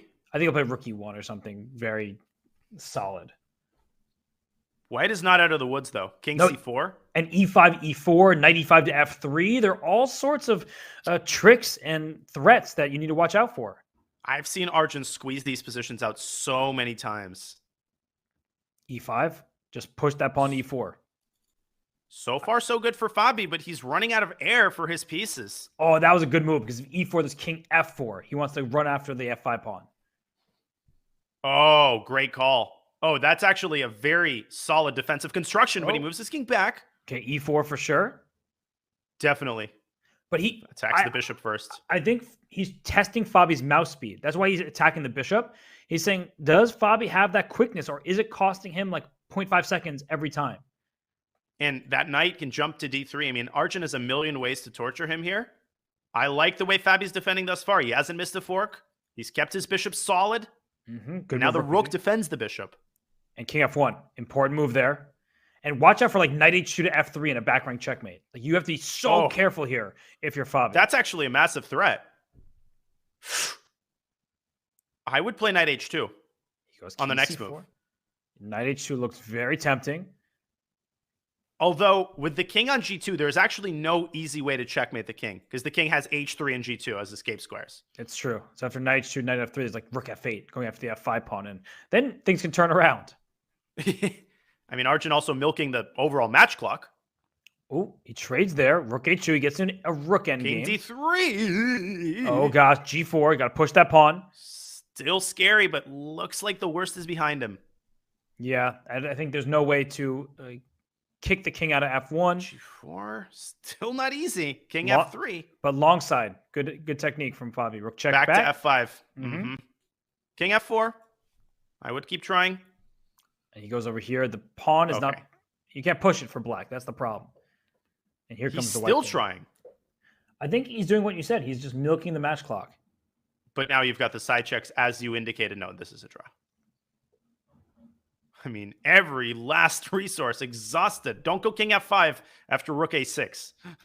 Yeah, we'll see a rook trade and then trade. Does Arjun play it out? That's the question. I would not pre-move here. I think certain pre-moves are easy. Yeah, this one's fine. He'll handle it. Good hold for Fabi. He could not have afforded to lose that game. He just couldn't. No, the tide was turning against him. And now we see in English from Arjun and a quick check on b4. Solid response. I think this is going to be Arjun's match strategy from now on. Why does he need to take any risk? He doesn't need to play openings with tactical melees. Just play solid chess. And Fabi has not proven that he can beat Arjun thus far. No, and you're absolutely right. He's up 3 points. He says, hey, I think I'm in better form. I'm more than happy to get an equal position out of the opening every time. I mean, he's playing totally unambitiously with white here. And I guess the question is, where is he going to develop his light squared bishop? Is he going to go g3? Then maybe Fabi can grab the center with c6 and d5. I think black could consider c6, d5 anyway, Robert. And white has to be a little careful. I kind of hated the move e4 because now I'm looking at f5 at some point for black. Yep. Right? The side that controls the pawn breaks is often the side with the advantage. And here, okay, the d5 square you need to keep an eye on. But like knight e8 and f5 is just an idea that's coming to mind. What a weird opening we just had. So many like random pawn moves. And then what was h6 about? What does that do? Preventing queen d2 to g5. No, I just feel like that was a careless move. And I'm not saying that black is worse. I don't think so. I think Fabi's playing very good chess. But those little decisions, I feel like that's what's costing Fabi in this match. Is he's not pouncing when the moment is there. You're absolutely right. And Arjun executing a very typical maneuver for really all English positions. That knight from f3 to e1 to c2 to e3, eventually to d5. And so Fabi strikes with b4, forcing white's hand. And I think e takes d5 is generally the way people recapture here. Now he goes cd. Okay. And here comes the knight to c3. This is bad for white. I don't like cd at all. This is really bad. Well, the only chance is to strike at the king side, but here comes the knight. But the problem for white, right? If you play f5, hoping to get an f6, black's obviously going to see that. He plays f6, and he stopped it, right? And later in the game, black could try to think about g6, but now there's no need because white is very slow. And look at a4. It's happening so quickly over here. It is, but so is white preparing g5. It doesn't take all that many moves. I mean, you think about it, 1, 2, 3, and you're ready to play g5. So I'm not totally pessimistic about white's kingside chances here. Yeah, but there's the Petrosian king march, right? King f7, king e8, king d7. King like just bring your king over there. I didn't like a4 for that reason. I think that he first should have taken care of his king. But I also tend to trust Fabi with big decisions, and knight d4 now looks very good. Gives up the d4 square. What is Arjun doing here?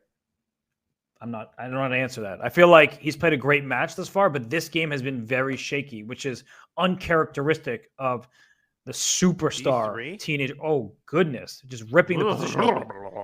And let's not forget, d3 is hanging. So if you ever have to move your queen away, like if a b takes a2 and you stick with a queen, down goes d3. If you put a b3 here, knight takes b3 is a simple fork. The king's on f2, which means that the open b file is probably bad news for the white king. This is starting to look not pleasant at all for Arjun. No, Arjun is just sort of, I mean, you could tell in the opening he was playing a little carelessly, but now he's waltzed himself into a borderline lost position. Can he pull a rabbit out of the hat? This would be a huge win for Fabi. Guess what? If he wins this game in under 8 minutes, he gets a game with the white pieces. He wins that one. It's a 1-point match. I mean, that's how quickly these seemingly insurmountable wins can move at the drop of a hat. And this looks just incredible for Fabi. Look at his clock, by the way. He has nearly 4 minutes. He's pre-moving. He has D3 under attack. He's doing rook F to B8 to go to B2. A4 is the extra pawn. Not long for this board. This is a terrible position for Arjun. And this is why I called it uncharacteristic. We've seen throughout the match, he has played a very solid style. He has figured out when Fabi's coming for him. He's figured out a way to fend off the initial threat, and then also seized control of the game even from that point. Like the game where he went knight takes A5, and it was kind of dicey for him. So I just feel like this is really an odd game for Arjun with a 3-point lead.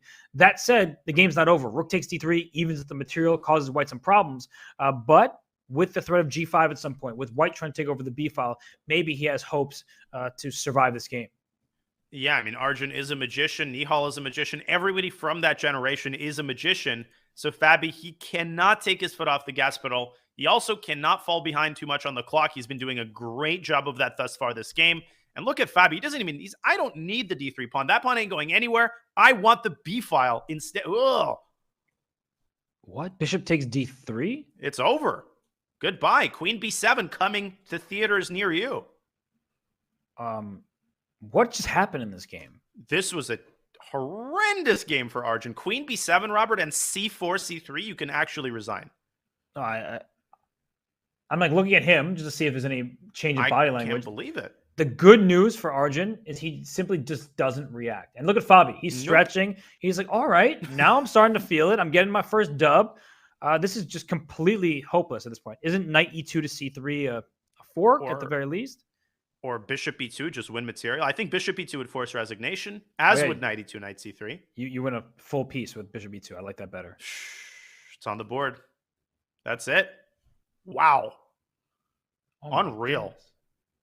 And it was self-induced. This was a very surprising, and for Fabiano, just what he needed. He's getting that last game in the 5+1 time control. He gets the white pieces, and now another Sicilian. So will we see a bishop b5 check with knight d7? No. Fabi going for main lines. I think Fabi senses this is a big chance for him and a dragon for Arjun. So Fabi's saying, full steam ahead. I'm going all in. I want to win this game and reduce this lead down to 1. We have a mainline dragon, ladies and gentlemen. Don't say that every day. No, we don't. And I mean, this is a tried and true opening. Queen b6, I mean, how many games are in this position? No, this is such a well-known line. But white is better here. There is no dispute that white is better in this line. And I also feel like stylistically, it's the type of position that Fabi likes, because you look at these long-term weaknesses, A7 and C6 for black, simple development for white. I have never been a fan of this opening from the black side, but then again, I'm nowhere near an expert in it, and Arjun's playing at lightning speed. And some guy named Anish Giri, don't know much about him, but he did make a course on the dragon, and he breathed a little bit of fire into this system. No, unintended. But nonetheless, I mean, fundamentally, if you look at black's queenside structure, Robert, I mean, you can try for activity. You can try for A5, A4. There's dynamic chances, but I mean, it just looks so nasty from a strategic stand, from a tactical standpoint. That bishop aiming at F7. Right. Queen E3, just bringing the queen towards and take. Really, Riley? Queen E7? What's the rub here? Knight D5? Okay, that does make sense. So G4 first. G4. Good move by Fabi. Knight D5 anyway. Don't take it with a bishop. Oh, I was wondering, Knight D5 doesn't that just lose? Oh no, bishop D5, queen takes C2 is checkmate. And where's white going to put his queen? Is he going to drop it back to D2 and force an endgame? Because the bishop on F5 is nowhere good to go, is your claim? That's exactly my claim. But Arjun has clearly studied this, so maybe we just have to give him credit. He has clearly prepped this out because he has barely spent any time, and you don't play these kind of risky moves unless you've studied your openings. Yeah, that's absolutely right. And you can obviously take more liberties in a blitz match. I mean, you can get a position that's objectively worse that you wouldn't think about playing in a classical game. But queen d2 back. Now Fabi plays queen d2. So who does the pawn on e5 actually favor? It's hard to say. So bishop e6? He just goes after the e5 pawn. Black does have this idea, Robert, of playing h5 and creating a passed pawn. That's on tap, but you don't want to rush it because then you'll end up losing the h pawn. Right, because e5 is hanging and the h5 pawn will be an isolated one. It can't be protected. So right now is a big moment for Arjun. He has prepped to this point. He plays king g7. So if we just see a trade on e6, rook takes e5, we're seeing some liquidation, maybe some decent chance for Arjun to hold. But when you have a queenside majority like Fabiano does, you have to keep thinking in the back of your mind, I have those long-term chances. But I'm going to go out on a limb here and say that I'm actually concerned about White's position. I'm really, really concerned that h5 is going to come, and White's pieces, kind of stuck as they are on the queen side, might not be well equipped to handle the progress of this pawn. And that pawn goes really fast. Do you kind of see what I'm saying? Yeah, I'm now concerned about it as well. And if rook takes e5, king f6 is the idea from Arjun. He's bringing his king out. It's the end game. Let's get active. And then h5, rook h8, and so on. So I'm with you there. And that's why Fabi's sitting and thinking. Maybe he wants to take on e6. He's not sure about it. Maybe he wants to play the move g5. The pawn e5 can't be defended. And g5 at least will not give black an outside pass pawn. And I think you can combine those moves. If we pull up an analysis board, knight takes c6, f takes c6, g5, deep freezing black's kingside pawns. Of course, the idea that after h5, there is the end peasant, g takes h6. And as long as white prevents black from making that passer, white can safely try to exploit his queenside majority. g5, the immediate g5, is on the board. Good call. And Fabi, not afraid of that bishop remaining. Bishop f5, you can just take on d5 first, then take on e5, and black is saddled with an isolated pawns in two different places, and that's not good news. So great move, I would say, from Fabiano. And if he ends up coming back in this match, sure, the previous game was important, but that move g5, just as you were saying, you're starting to get worried about Fabiano's position. He makes his move g5, and I think both of us, don't mean to speak for you, but now we're like, wait a sec, this is starting to look very pleasant. No, it absolutely is. And this is why Fabi is so good, right? G5 is a move that you could easily glance over if you're looking at the game quickly. But if Fabi wins this game, then this was the reason why, right? He prevents h5, he stops Arjun's counterplay, and he allows himself to focus on his superiority on the other side of the board. And that's the thing with the pawn g5 like this, your one pawn is kind of stopping two. And on the other side, eventually the pawns will get rolling. So what's the move here for Arjun? I would say bishop f5, I mentioned, don't really like it. Is there a plan? Like, can you still play h6 and just try to get your king active? That probably loses a pawn. Definitely try, but yeah, gh6 and rook e5. And how are you going to keep your minor pieces together in the center without losing a pawn? Bishop f5 is played. And you're exactly right. He takes d5, takes e5. And rook d8 might be a sad necessity here for Arjun. You can't give up another queenside pawn. So rook e7, of course, comes to mind. Just king d2, bringing the king out. You would love to go knight d4 in one turn. He plays b4. Why not? Let's expand and protect the knight. I would say, practically speaking, what do you think? White wins this position 80% of the time, maybe 70, 80% of the time. Yes, and I think super unpleasant. I mean, from a practical standpoint, h6, I think, is de rigueur. You have to create some traction on the king side, or else you're just going to get stomped on the other side of the board. King f8, though, Arjun taking the passive approach. King d2? What's next for black? That's what I'm trying to figure out. h6 was the only way to open things up. And now after king d2, I'm just failing to see individual moves for black. And step one for Fabi, successful. He goes rook d6. Okay, a4. Let's keep pushing pawns. Slow. I think he wants f6. I mean, at this point, Arjun is happy to part ways with this d pawn. But look how prophylactically plays Fabi. f4. And I think he might actually move his rook back to keep the pawn on g5, freezing black's kingside majority. Brilliant. Because he could have taken on f6 and tried to, if rook takes f6, take on d5. But instead, he says, your pawns are stuck in place. My one takes care of your two. Rook a3 becomes a threat all of a sudden. You're going to lose that a pawn, which you cannot afford to drop. So, super unpleasant right now. Arjun is one move away from losing. I really like the move rook b6. I think he had to try that. And the point is that by inducing a3, you're actually preventing white's rook from swinging to a3. The pawn on a7 stays safe for the time being. White still doesn't have a passer on the queen side, so let's not pretend, that this game is over. Fabi still needs to handle this with a lot of finesse to convert this into an actual point. Right. No, rook b6 is an important move. D4, big choice. Putting his pawn on a dark square, so not going to be protected by the bishop. Just move that rook away. And the bishop is controlling the light squares. I think Arjun is saying he has something resembling a fortress here. I'm not sure if I believe in that, but I think I think white can even play c3 at some point. Like if you take on c3, king takes, and go a4, start pushing your queenside pawns, and black cannot do the same. That's the really important part of having this pawn on g5 is the h pawn can't go to h5. You take on passant or en peasant, as you said. So I just think that white's task of pushing the pawn up the board is much easier. And something I always like to point out, Robert, when there's only one open file on the board, the side that controls it holds a major asset. This E file, it might not seem significant, but guess what? The king on f8 is firmly stuck in place. Anytime you play king g7, the rook infiltrates e7, and there is the passed pawn. It has been made, and it is going to be pushed. And we've talked about how bishops dominate knights. This knight dominates that bishop. It's on a dark square, can't be attacked. All squares on the light, e6, e4, d7, etc., are covered by the knight and c5. So king c4 is next, followed by b5, and that pawn is going up the board. The one small concern is if Arjun manages to take the g5 pawn off the board, then he'll be able to give up his bishop for the b pawn. But Fabi's not going to give up his g5 pawn without a major fight. No, and king c4, step one. I think this is the moment where Fabi, he calculates a little bit too much because Arjun would have been playing this last turn in 3 seconds, and then Fabi will spend 20 seconds, and then he'll get himself in time trouble. He may still win this game, but I think in the bigger picture, that's what often hurts him. That move surprises me a little bit. I thought king c4 and b5 was more straightforward. Instead, he moves his rook away from one open file to another. But he's given Arjun a chance to activate his king. I don't like the way Fabi has handled this in the last couple moves. I don't like it either. King e5 to f4 looks very tempting. Maybe king e5 is rook h4. Ugh, barely keeping that king out of there. And Arjun is down on the clock, down to 50 seconds right now. He needs to continue the stubborn defense.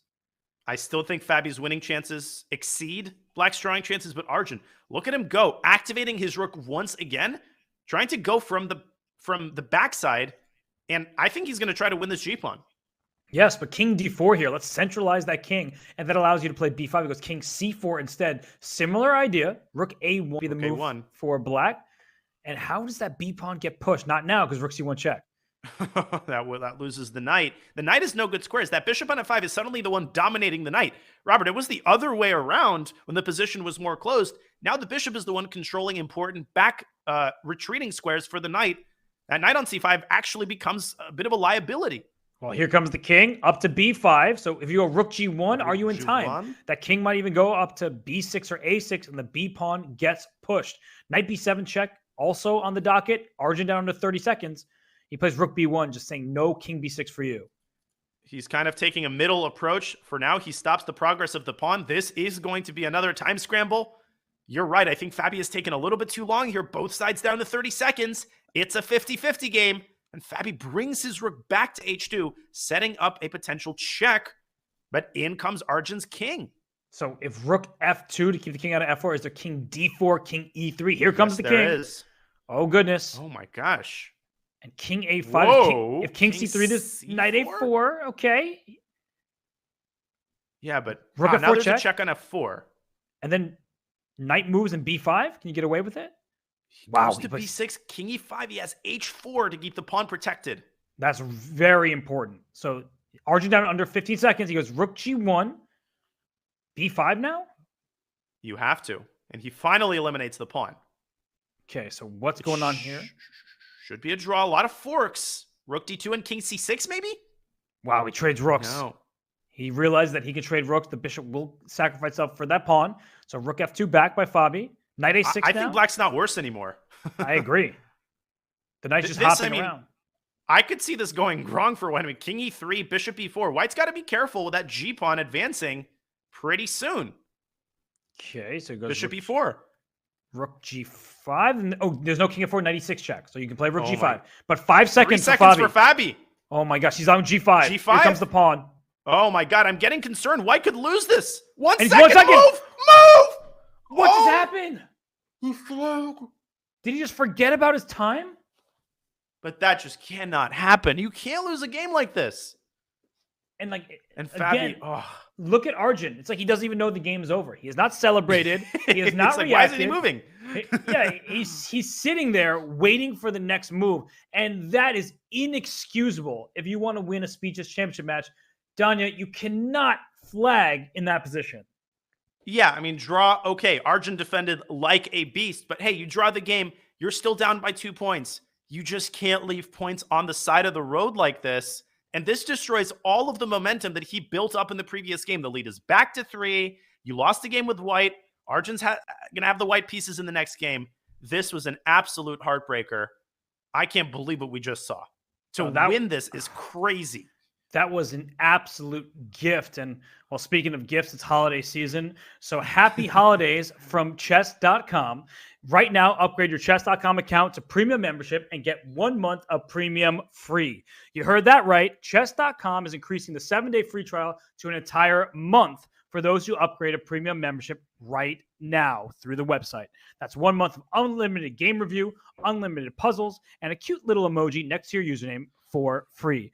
Don't miss this limited time offer. Drop the command LTO in the chat for details and direction. We'll be right back for more from this opening matchup between Fabiano Caruana and Arjun Erigaisi here at the Speed Chess Championship.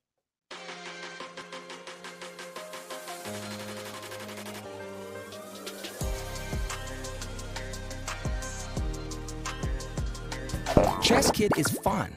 Chess is great for the brain, but it's also fun to play. And Chess Kid makes it easy to have fun. Whether your child is a total beginner or a prodigy, they can hop on and find a well-matched opponent from around the world at any time. Chess Kid is the safe, parent-approved way for your child to play chess online. Chess Kid is educational. To kids, it feels just like playing, but chess is a great way to learn patience, strategy, and critical thinking. Chess Kid features a comprehensive training program that guides kids to level up on their way to mastery. There are more than 50,000 chess puzzles and a whole library of entertaining videos that teach strategies, tactics, openings, and endgames specifically for kids. Chess Kid is easy. Whether you're a parent helping your child, a coach managing dozens of kids, or a school of hundreds. Signing up is free and easy, so what are you waiting for?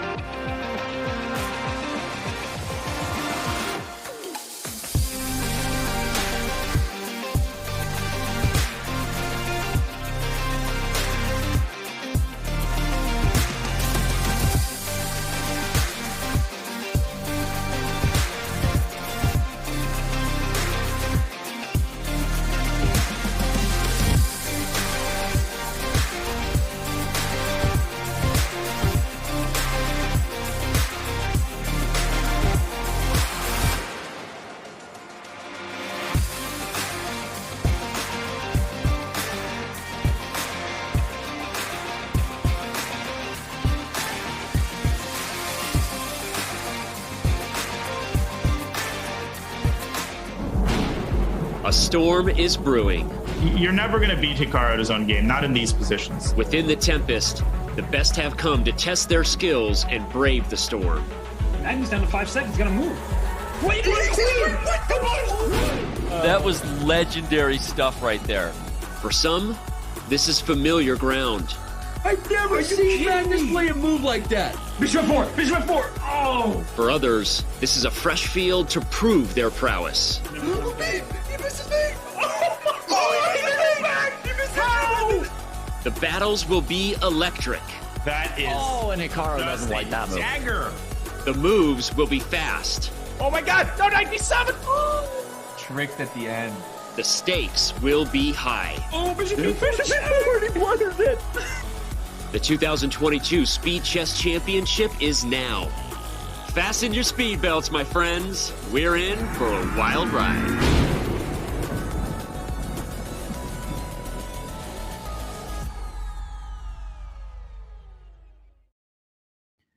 And we return here at the Speed Chess Championship. Right now, Arjun Erigaisi has a 3-point lead after the 5-minute portion against Fabiano Caruana. Danya, what in the world must Fabiano do to mount this comeback? Well, first of all, he's got to stop shooting himself in the foot. That last game, you said it best. I think it was inexcusable. He has to avoid flagging. He has to avoid making simple blunders.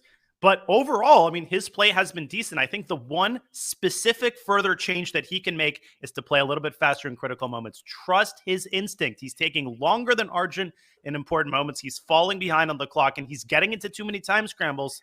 And realistically, Fabi's gotten a lot better at those, Robert. But we know who the favorite is if things go down to a time scramble every game. Right. And you say he needs to trust his instincts. We need to stop trusting Sparta Chess's instincts because his predictions were that Fabi would be the favorite 5-4 in both the 5 and the 3+1 tie patrols. That did not come to fruition. Arjun Erigaisi with a 6-3 lead, but it's not over. 3-point separation. Arjun is a great bullet player. The prediction was 5-4 5-5 in bullet between these two. Fabi does have chances. This is not like a Nihal, where if they play bullet, Fabi probably feels like he's got no shot. With that 1 second increment especially, Fabi still has his chances. He's had good positions, but we have to give credit where it's due. Arjun Erigaisi has been a monster. He most certainly has. And 3 points is that threshold. Hikaru Nakamura, a couple of years ago, I remember his SEC interview where he pointed out that 3 points is that threshold where if you get up to 4, you start talking about a lopsided match. I mean, 4 points just has a much different ring to it than 2 points. I think this first game of the 3-minute portion is so important to set the tone. Fabi's got to push the last 90 minutes behind him. He's got to put through a good, solid game with the black pieces. At the very least, he needs a draw here. Okay, well, we see the start of a Torre attack. Not every day you see this at the highest level, but Arjun continues to play openings without much bite. Now, that may seem like an insult. I actually mean that as a compliment. He is doing the right thing in a match when he is up 3 points. He's just not giving Fabi a chance to use the opening to his advantage.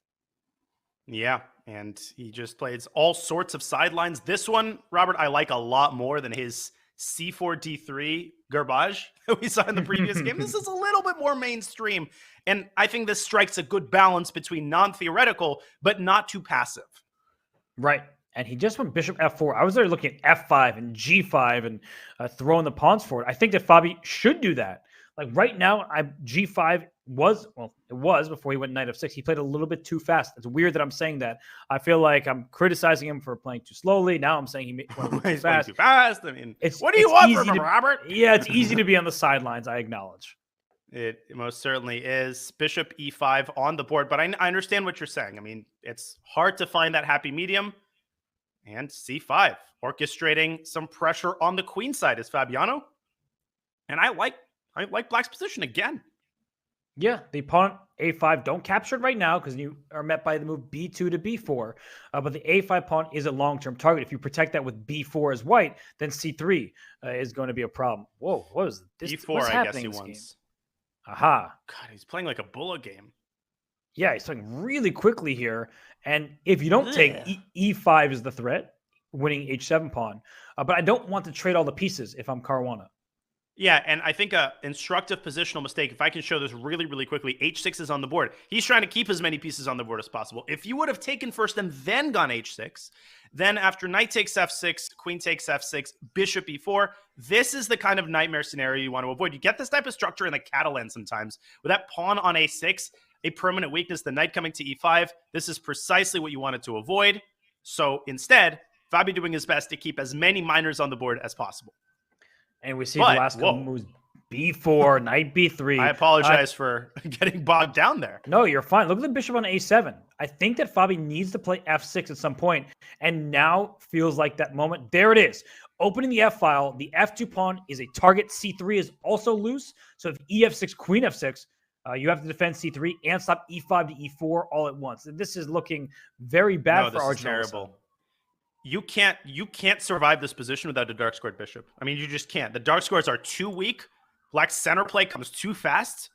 E5, E4 is coming. I mean, this is horrible. And Fabi just has to deliver this game. This is a golden opportunity to strike yet again with the black pieces.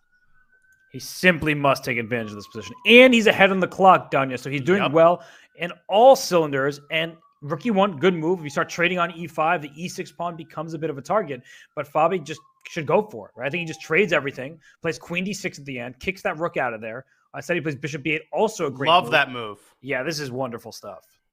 And this is so easy to play. Now E5 is coming next, although you shouldn't rush E5. I mean, you could play this in different ways. E5 has the drawback of blocking out the dark squared bishop, but if you can shove your pawn through to E4, White's going to start experiencing problems with his king. I mean, you could get checkmated here real easily if the knight jumps into E5 and then G4. Or F3. What exactly does White do here? Because what you said makes perfect sense, and I'm struggling to find an idea. Like a single move. You can basically pre-move E5. And you're up a full minute on the clock. So this is looking really bad for Arjun. It's interesting because the lead is still at 3, but it feels like in the last 4 or so games, Fabiano actually has played the better chess.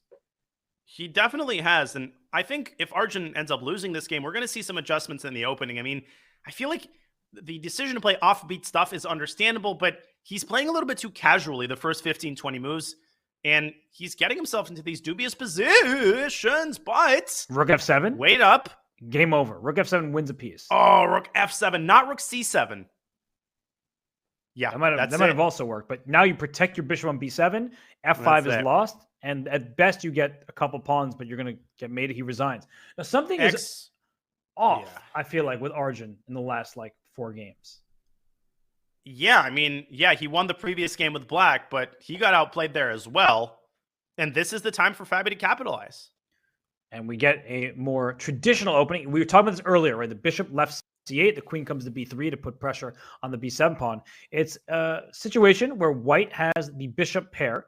The h2 pawn at some point can be captured, but it's not really important, especially with b7 under attack. So I like the opening choice from Fabi, but Arjun seems prepared. I like it as well. Yeah, this is a very mainstream line of the Slav. The structure in the center is symmetrical, but every other aspect of the position is anything but. With White holding the bishop pair, I've never really liked this type of position for Black. It just seems like, to quote the great Robert Hess, White controls the pawn breaks. H5, E4. Man, what a wise guy Robert Hess was. Appreciate you giving me that little shout out there. But the Black king can't castle. If you're a castle kingside, in comes H5.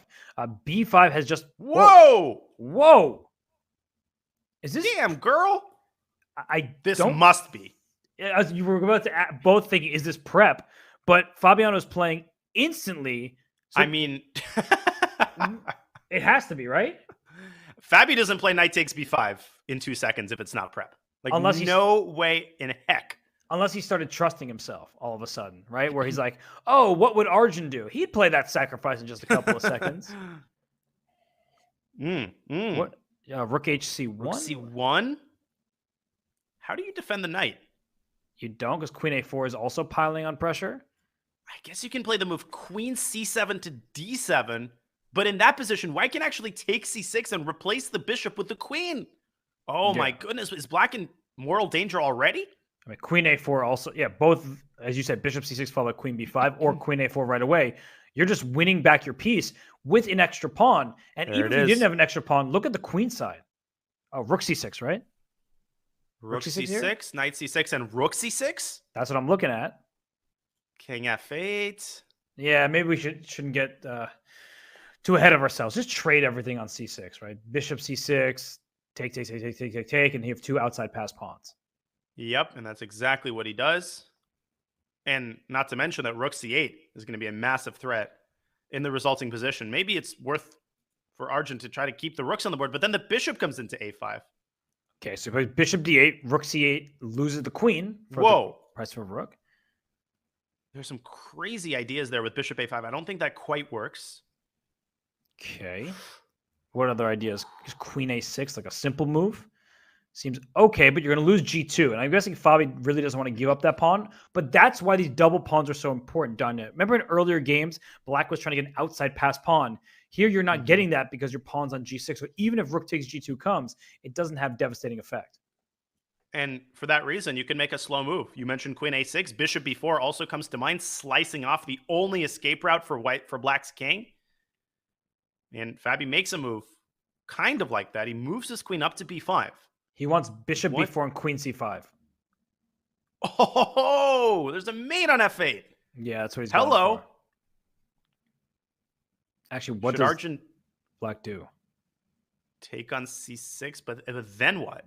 Because you rook. can't even play F6 because if rook takes E6, exploiting the pin on the queen. Oh, this is over. This is a demolition. Rook C6, rook C6. Keep the queens on the board. The Black king is getting mated. Wow. Apparently, the only move is rook G1. Oh, come on. But then Black could even grab on E6 and get a pawn up endgame. That's totally winning. Right. Rook E6, queen D7, rook G1, and that's done. So this is over. Completely over. Black doesn't have a move here. Holy smokes. Look at that preparation from Fabi. It's funny because I feel like Arjun was avoiding that with the white pieces, right? He was like playing these sort of offbeat lines, quiet variations. And then with Black, this opening is literally called the Slav defense, quiet, shallow defense, right? So like it didn't stay quiet for long and Fabi just blew him off the board. And Arjun's strategy just seems reversed. I mean, you're absolutely right. Normally you avoid stuff with the black pieces. You play E4, G6, you play KG stuff. Arjun's trying to play that KG stuff with the white pieces. It's not working out. Now he's going for a main line of the black pieces. That's not working out either. Fabi looks like a new man in these last 3 games, excluding that very unfortunate moment in the last 5-minute game. Right.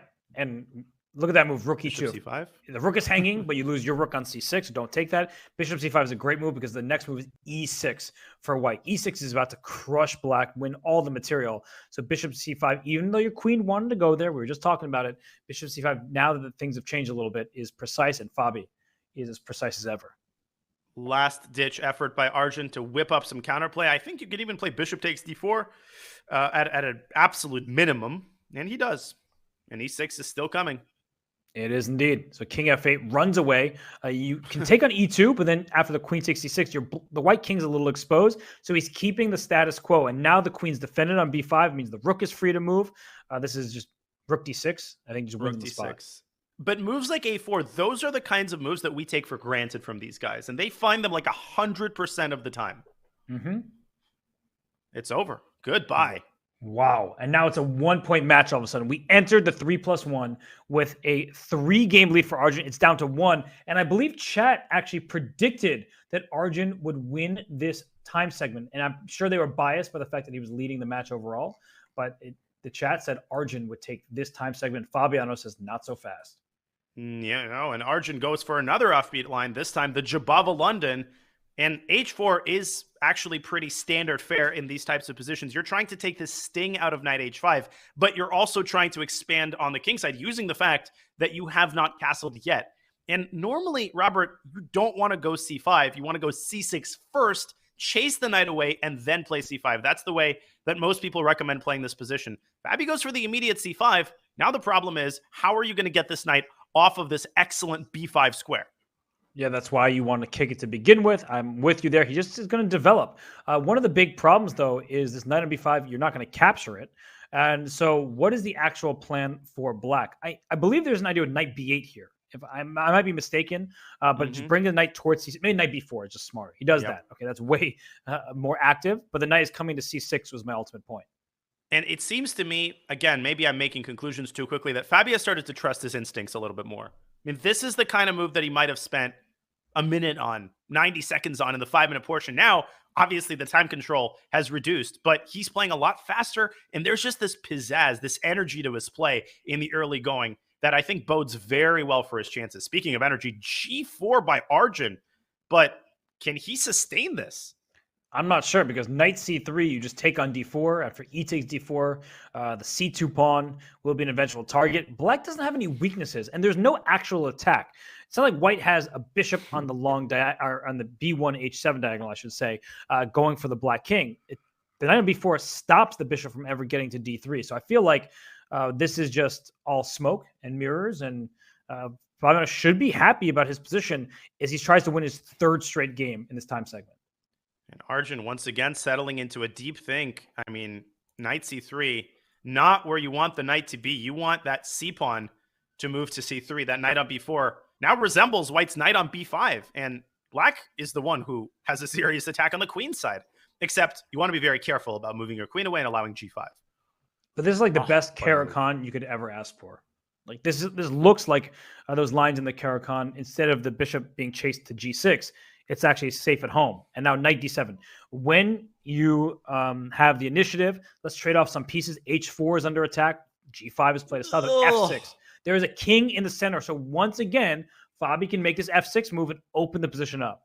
I mean, white is rumbling forward, but he's got zero foundation here. I mean, white literally does not have a single thing going for him positionally. And these pawns are like the definition of a paper tiger. And I think f6 still is good. That bishop on it does such a good job of controlling h5. Very important, because otherwise bishop takes h7 would be a sacrifice. But f6, just swap on f6 if you want, and it doesn't matter if the g file is open. He instead goes for the queen side. How could you blame him? Fabi, he's a new man right now. No, he totally is. I mean, you could just sense it in his play. Now, he's not threatening queen takes d4, obviously. He is. Bishop. Oh, no. He is! You just made me eat my words. That's amazing. Let me show this on the board. I jumped to conclusions here, but yes, he is, because of knight takes c2. Great catch. And you win the queen back. You're up a piece. That's easy to miss. It certainly is. And I was going through the same calculation as you were, and I was like, oh, queen d... Wait a second. But you didn't stop calculating. No, I was just stopped myself before queen d4. Oh, he missed it as well. And look at how quickly Fabi plays it. You could tell that was my fault. He's a completely new player right now. Like as Arjun's soon as like, but I trusted Daniel. I shouldn't have. But look at this. Have you ever seen Arjun react like that? I literally never have. No, because he never blunders like this. But something is broken in his play, and you get this timeout, this break, 30 minutes through this 3+1. We still have 15 minutes to go. And right now, Arjun is dropping all of his pawns in this game. Queen takes e5, trades the queens off. There's not even an attack. Fabiano Caruana is about to win his 3rd straight game. And for full disclosure, Anish Giri was messaging me about this match. Oh, the higher seed in trouble. Well, Fabiano didn't get to read that message, but right now he's saying, oh, what trouble is that? And I'm always so impressed when players are able to make these drastic adjustments mid-match. And it's just so clear that Fabi did some self-coaching in that break between the 5 and 3 minute portions. He told himself something, and now he looks like the Fabiano Caruana we all know and remember. Bang goes the dynamite, a 26-move victory, and the match is tied at 6 apiece. And we have another French, which, pardon my French, I just don't think it's a very good idea against Fabiano Caruana. And with the break that they had to study the openings, to change their repertoire, we see a different dynamic, right? There were those double C pawns for Fabi in the previous French game. Now he's just throwing his pawns forward, developing, and this is standard fare. I think Wonder Liang played this in the U.S. Championship. He had the black side this position against Ray Robson, and it was a really interesting battle. But I do think that Fabian has a tremendously successful history in the French. Yeah, and Fabi just loves these closed positions where there's a lot of pawn play, a lot of maneuvering play. He drops his knight back to h2, not mincing his words. He wants to ram this f-pawn up the board. And I always feel, Robert, that white's play, if you're reasoning objectively, exceeds black's play on the queen side. I never quite understand how black wants to make stuff actually happen on the queen side. Yeah, you can play bishop a4, knight b3, but I feel like white's a lot more solid. And after queen h5, isn't white already better? I like white's position. I guess bishop e8. Oh, because you have f5 or something. That's very important. So F5 is what black had in store. That's what queen h4 was played. And even though the eval bar seems to like black, it's one of these positions where if you don't make the next 3 moves accurately, white has a very obvious plan. Knight d2 to f3, win the h6 pawn with knight g4, things like that. I mean, knight g4 right now looks very good as well. So you need to be careful for both sides. And okay, rook g6. I like just the defensive posture from Arjun. I like it a lot. Defending h6, and I think knight f6 is going to be met with bishop to e7, and white might have bitten off more than he can chew on the king side. I think the queen is just not enough of a piece to protect everything and manage the king side attack, but we will see. I guess technically it is a king side attack, even though white's the only king that's sitting there. Well, I like bishop g4 to h5 at some moment. Here, black can go knight b3 takes c1, and it's sort of a long-term situation where black's position is better. You see the evaluation bar. We're not going to argue with it, but it's not clear how to proceed even after the knight take that bishop on c1. If you don't take the bishop on c1, the white's next moves will be bishop f4, rook moves, bishop g4 to h5, things like that. But the problem is that without the dark squared bishop, it is now virtually impossible for white to make any progress on his side of the board. I mean, that bishop is an integral part of white's attack. It pressures h6. It allows white to access the weak squares on black's king side. Now, I think Arjun, his hands are free. He can go bishop b3 and knight a4. And if the b2 pawn falls, then white's position collapses like a house of cards. Oh, this is not looking good right now. So Arjun playing great defense. And now bishop f6, ef6, rook f6. That's 2 pawns advantage. But watch out for knight e5. You often want to vacate that square. It is a thematic idea. And f4, f5 is available for white. The rook on f6 is kind of trapped, Danya. So queen h4, if you're not paying attention, could even win that rook in some positions. This is a dicey situation. And I do like how Arjun has played this far. But here is a critical moment. Yeah, I'm not sure he should have grabbed that pawn. He's got to react accurately, and he moves his queen into e7, continuing to adopt that defensive posture, but queen h4 pins the rook. Okay, rook e8 defends the queen. That rook is still gasping for breath, though. And I think f4 makes perfect sense here, and Fabi plays it. Played it. And f5 is a pretty substantial threat, I feel. If I didn't know what the bar said, I would have suggested that white is probably better here. Well, he plays f5, and what's actually the move here? Because knight takes e5, simply d takes e5, and your rook is trapped. Oh, the rook is fully trapped. You're going to have to give up an exchange and allow the queen trade. You know what I forgot about? There's a bishop on a4. Ooh. I thought that d7 was just going to be lost. But like, you can actually take on f5 because the bishop on a4 covers that knight on d7. It's totally irrelevant. But maybe not totally irrelevant. It's like Ben Simmons. All it really does is defend. Okay, you and I have been texting about Ben Simmons. He's doing a lot better right now. Give the guy a little bit of a break. All right. King d8. Whoa, that walks the king right into the crossfire, doesn't it?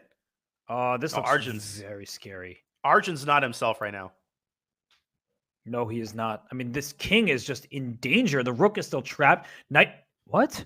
D5? He's going to give up the exchange. Is he going to throw in a check on c5? No, he's just going to give up the rook. So bishop f5 here and just take. Ugh. Just total collapse here for Arjun. But amazing play by Fabi. F4 and F5. Playing patiently when he has to be patient. Decisively when he has to be decisive. Can he convert this into the full point? And even that move right there, king f2, that's like ultra precision. Because if you went rook h5, there's rook g8 to g6, things like that. So king f2 first. If rook g8, there's rook g1. Let's trade off those rooks. So great play, even in a winning position. They often say, right, the hardest positions to win are one positions. But Fabi's going to go king e3. He's going to go rook g1. He's going to go king d4. He's going to protect everything and then just make progress. Yeah, I mean, this is so hard to defend in the long run. You might survive for 10, 15 moves here, but eventually White's going to find some way to break through. I think the rook's landing on g5. The king's moving into d4, and something's going to give here. Something's got to give. Rook g5 looks great. Just protect e5 and attack h5. Bring that king right into d4. Rook d6 is available as well. No, something is really wrong for Arjun, and it was the first time he was so demonstrative. And his play is super shaky right now. I think, all started with that English game. That was the game when his play style started to change. He got crushed. He wins the next game, but his play has not improved since then. Rook e6, obviously, Well, actually, maybe it's not obvious. No, I was going to say don't take on e6, but he does. But what? b6. Okay, king. Now king c5. Gosh, this is really sloppy. And just how do you win this position? So I didn't like. No, but now you move the rook away. But I didn't like rook takes e6 to begin with. I felt like he could have just went king d4 directly, and black could have. Yeah. What was the point of taking? And in fact, you heard what I started to say, Robert. I was like, obviously you don't take on e6 here. Yeah. And precisely at that moment, he took the rook. But can you blame me for thinking that move is unlikely? No, it was unlikely, and it actually might allow a draw here. Bishop f5 to g6. Like the bishop can just close down the open files from that rook. Now, wait a second. Maybe there's an idea of sacking on f5 because white will be a pawn down there, but it'll be just a doubled h pawn. I think white should maybe play a4 to prevent b5 and then rook f1. But at b5, there's maybe king d4 back at some moment. There could be a Zugzwang. That's true. And he's played a4. a4. Back to d4. Yeah, he's going to go king d4. There's going to be a Zugzwang. Yeah, he's going to win. King c6, rook f1. Bishop f5. And then you just there's the Zugzwang. Yeah, there's a Zugzwang. Exactly. Wow. Take that thing, and then this is. And then what? He's thinking. He only has 14 seconds. He leaves it. Wow, you don't even have to take it. Bishop f5. Rook b2. Oh, new open file. That's huge. But still, Arjun holding on bishop f5, but you cannot take on a5. Oh, this is now very easy. Yeah. Just take everything. Oh. Wow. Fabiano Caruana has won 4 straight games. He can hardly believe it himself. And Arjun Erigaisi, he is the white pieces. It's a Petrov. Okay. Fabiano Caruana, in his tried and true opening, his bread and butter, the opening he used for many years against Magnus Carlsen and others. And now we see that we have a calm position once again. But what do you think, Donnie? Does Arjun just want to make a draw here to stop the losing streak? He needs that break. He needs that halftime break. There is a break after 30 minutes of the 3-minute portion. He needs it. He needs a deep breath. Arjun never loses 4 in a row. He never tilts like this. And all credit, of course, to Fabi, who was playing amazing. But look at what Fabi's doing. He's playing as solid as he possibly can. That is exactly what you want to do when you're playing a tilted opponent, because they're going to make the mistakes. You don't actually need to do all that much if you're in Fabi's shoes right now. And the best thing that top players do is, even when it looks like a draw, we see Magnus Carlsen do this for so many years, they still keep a little something there to play for more. And I think knight d5 here for Fabiano, there's a knight landing on f4. Next move, this is starting to look really good for black. The way he's positioned his bishops is so impressive. Instead, he plays a tamer move. He plays h6. No, knight d5 was begging to be played. I think he's happy with the score right now. And he's like, I have the black pieces. Let's just take it easy, make a draw. The classical approach. But I think he missed a chance there. But actually, I think white still might be a little bit worse. That bishop on h2 is totally out of commission. Normally in the Petrov, the pawn is on d5. Here it's on d6. Okay, now it's on d5. Whoa, hated that move. Yeah, I did not like up d5. The bishop. I did not like the trade and opening that bishop. That seemed completely unnecessary here. And now queen g3. I guess the a4 pawn is also hanging. So is he just going to play c6 and then go rook e8 and rook c8? He wants c5. Not c6. He wants c5. And queen a4. You can't take on d5 as queen d1 check. But maybe after queen a4, there's bishop g7. And then maybe an intermezzo check on d1. Ooh, very good. I think Fabi just wants a draw here. And is he getting it? That's the big question. So don't take on e2 because a6 is hanging, and then you go down a pawn. He missed. He missed it, but he still has king g7 because rook e8, queen takes d5. There's queen e1 check takes f2. So he has everything under control. Yep, and that's precisely what's going to happen. Well, but g5 is hanging as well. So maybe I was wrong about the control.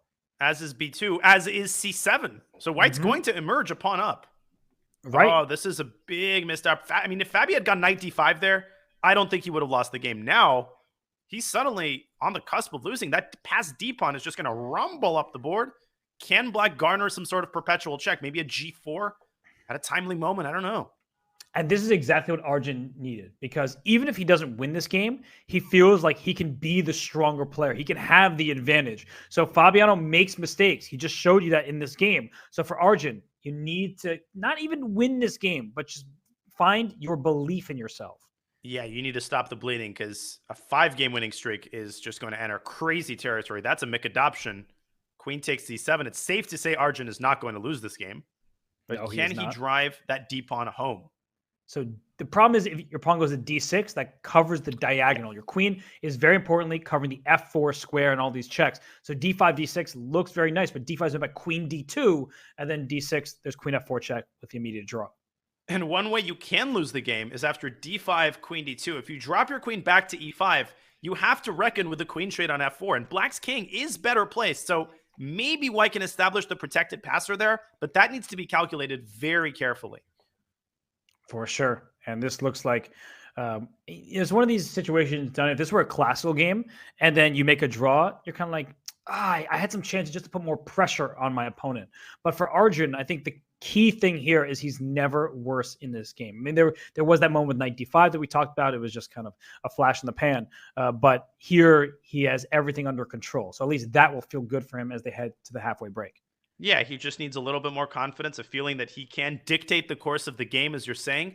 And I think the accurate move here for Fabi is queen to d4. You have to prevent White's queen from dropping back to e5, and he is not about to give Arjun another opportunity at this game. Great move. And White would love to play the move a5 here. And after b takes a5, c5, and he goes for a5, but the d5 pawn is loose. So I think what's the idea after ba? Yeah, scary as it looks to allow connected passers, it's not all that dangerous. And wait a second, king e8, and if c5, queen f4 wins for Black. Oh my goodness. The pawn's remote. But he can just take on a6 and allow the immediate draw. I think that you have to do that. just go queen takes a6, queen f4, queen c1. They make a draw in that way, but do not blunder queen f4 check. And do not just try to play some random move to keep the game going. You cannot afford to lose another game right now, and you've got to take the wise route, as unpleasant as it is to give up another White game. You called it. Stabilize, make the draw, go to the break. You're only down a point if you're Arjun. Right, and he was getting blanked in this time control. So even the draw will be important for his confidence. And for Fabiano, what a comeback it's been. Down 3 points, they're losing. He lost on time. He lost in time in the final 5-minute game, and yet he came out blazing hot in this time. I can't believe he was down 3 points 30 minutes ago. Wow. Yeah, it feels like forever at this point. Don't take f7. No. Don't even think about it. Okay, it's a perpetual check. And there it is. Okay. And it is finally break time for these players. So they are going to leave, work on some of their openings, just get some fresh legs and fresh eyes. But now, I can't believe we're saying this, Danya. It is a 1-point lead for Fabiano Caruana as Arjun Erigaisi leaves his room and gets refreshments. I mean, it's just been two completely different matches. I mean, match 1 ended with about 15 minutes left in the 5-minute portion. And then match 2 began. And Fabi is, the best phrase to use, a new man. He's confident. He's trusting his instinct. He's getting better positions with both colors. Arjun needs a 180. I think he needs to play more principled fashion with White and maybe play more cagely with Black rather than with White, as I said earlier. I'm excited to see what changes Arjun is going to bring to the table in this second half of the 3-minute portion. Well, we will find out after this short break here at the Speed Chess Championship, brought to you by Chess.com. But for now, just take a step back, relax, and continue enjoying the show when we return in just a few.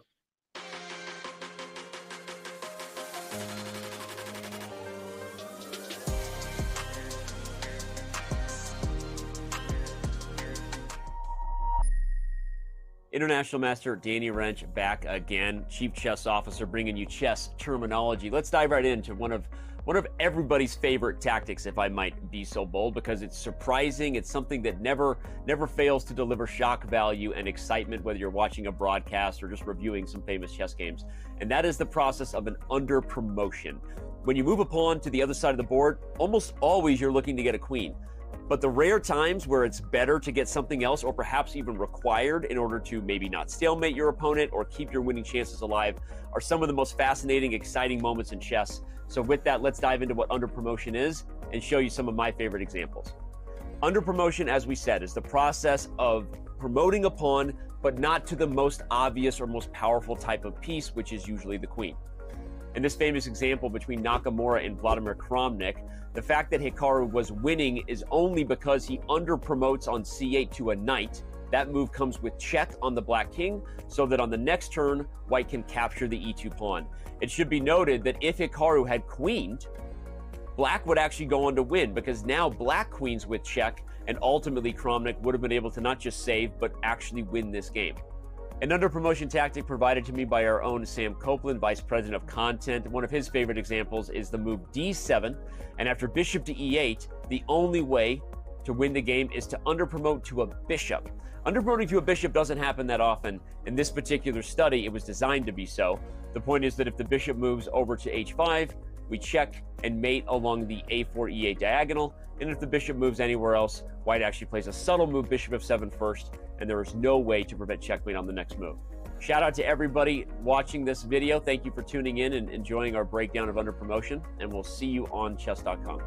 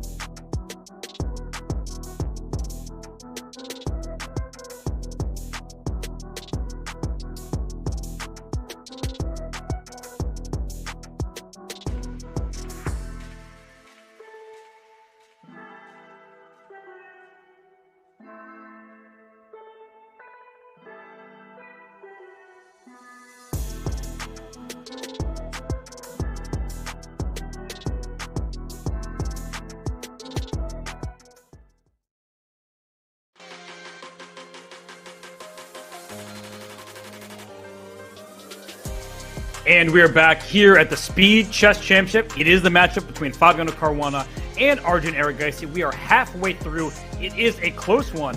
And Danya, it's been a really fun match thus far, and there's a lot of prize money at stake between these two players. There most certainly is. You can see the distribution on the table in front of you. I mean, these are mouth-watering totals for a grand total of 100 Gs. That's the total prize pool. As if the players need any more motivation to go after each other. They certainly do not in these blitz and bullet time controls. They just have a good time with it. And we are about to get back into the 3+1 time control. And Danya, something that I mentioned earlier, that sometimes in this format, players are not used to 5+1. So they take a little bit too much time here. Then they go too quickly at other points. I feel like Fabi has found his form in the 3+1, and he won a title Tuesday recently in this exact time control. It's something he's more accustomed to, and maybe that's just what he needed. It was like a bolt, and he is right back in this match, and in fact has the lead. He has the lead. He has the white pieces. And let's see what adjustments Arjun has made in these last 4 minutes. A very tame system by Fabi, getting the bishop out to d2. And he might be castling queenside. I am actually familiar. No, he goes rook d1. Almost queenside castle. But instead, he plays very positionally here. I believed you. It reminded me of like a Cambridge Springs, except the bishop's on d2 rather than out on g5. But either way, it's a solid setup, start to this game. And for Arjun, do you play b6, bishop b7, and c5? I think so. More like an Oxford Winters. It's my first one of the day, so gosh. I've held out for over an hour. That really hurt me, just for the record. That one hurt my soul. Good. This is interesting because the eval bar says better for black, Danya, but I think we'd both agree that the move c6 to c5 is what this entire position is about. Yeah, I mean, it is only a question of when you play the move. White could try to restrict it with b2, b4, but even that doesn't fully prevent c5. Instead, Arjun, he starts by building up his kingside play, establishing the knight e4. The last thing you want to do, if you're Fabiano, is play bishop takes c4. That is just verboten in these types of positions. Not happening. Certainly not with fe4 happening and just opening the position for black's pieces. So queen a4. I feel like a5 is automatic, and I was going to suggest rook takes c6 until I realized the rook's on d1, not on c1. And Fabi poking and prodding. Bishop takes a5 is sort of a threat. I think it actually is a threat. What a weird threat. I know. But the queen doesn't get trapped there. It can escape via c6 or even a6. I was looking at the diagonal of a2 to g8, and you're like, bishop takes a5 is a threat. He goes rook a8, so he sees it just like you. He takes it very seriously, actually. I mean, he dedicates an entire rook to stopping the threat.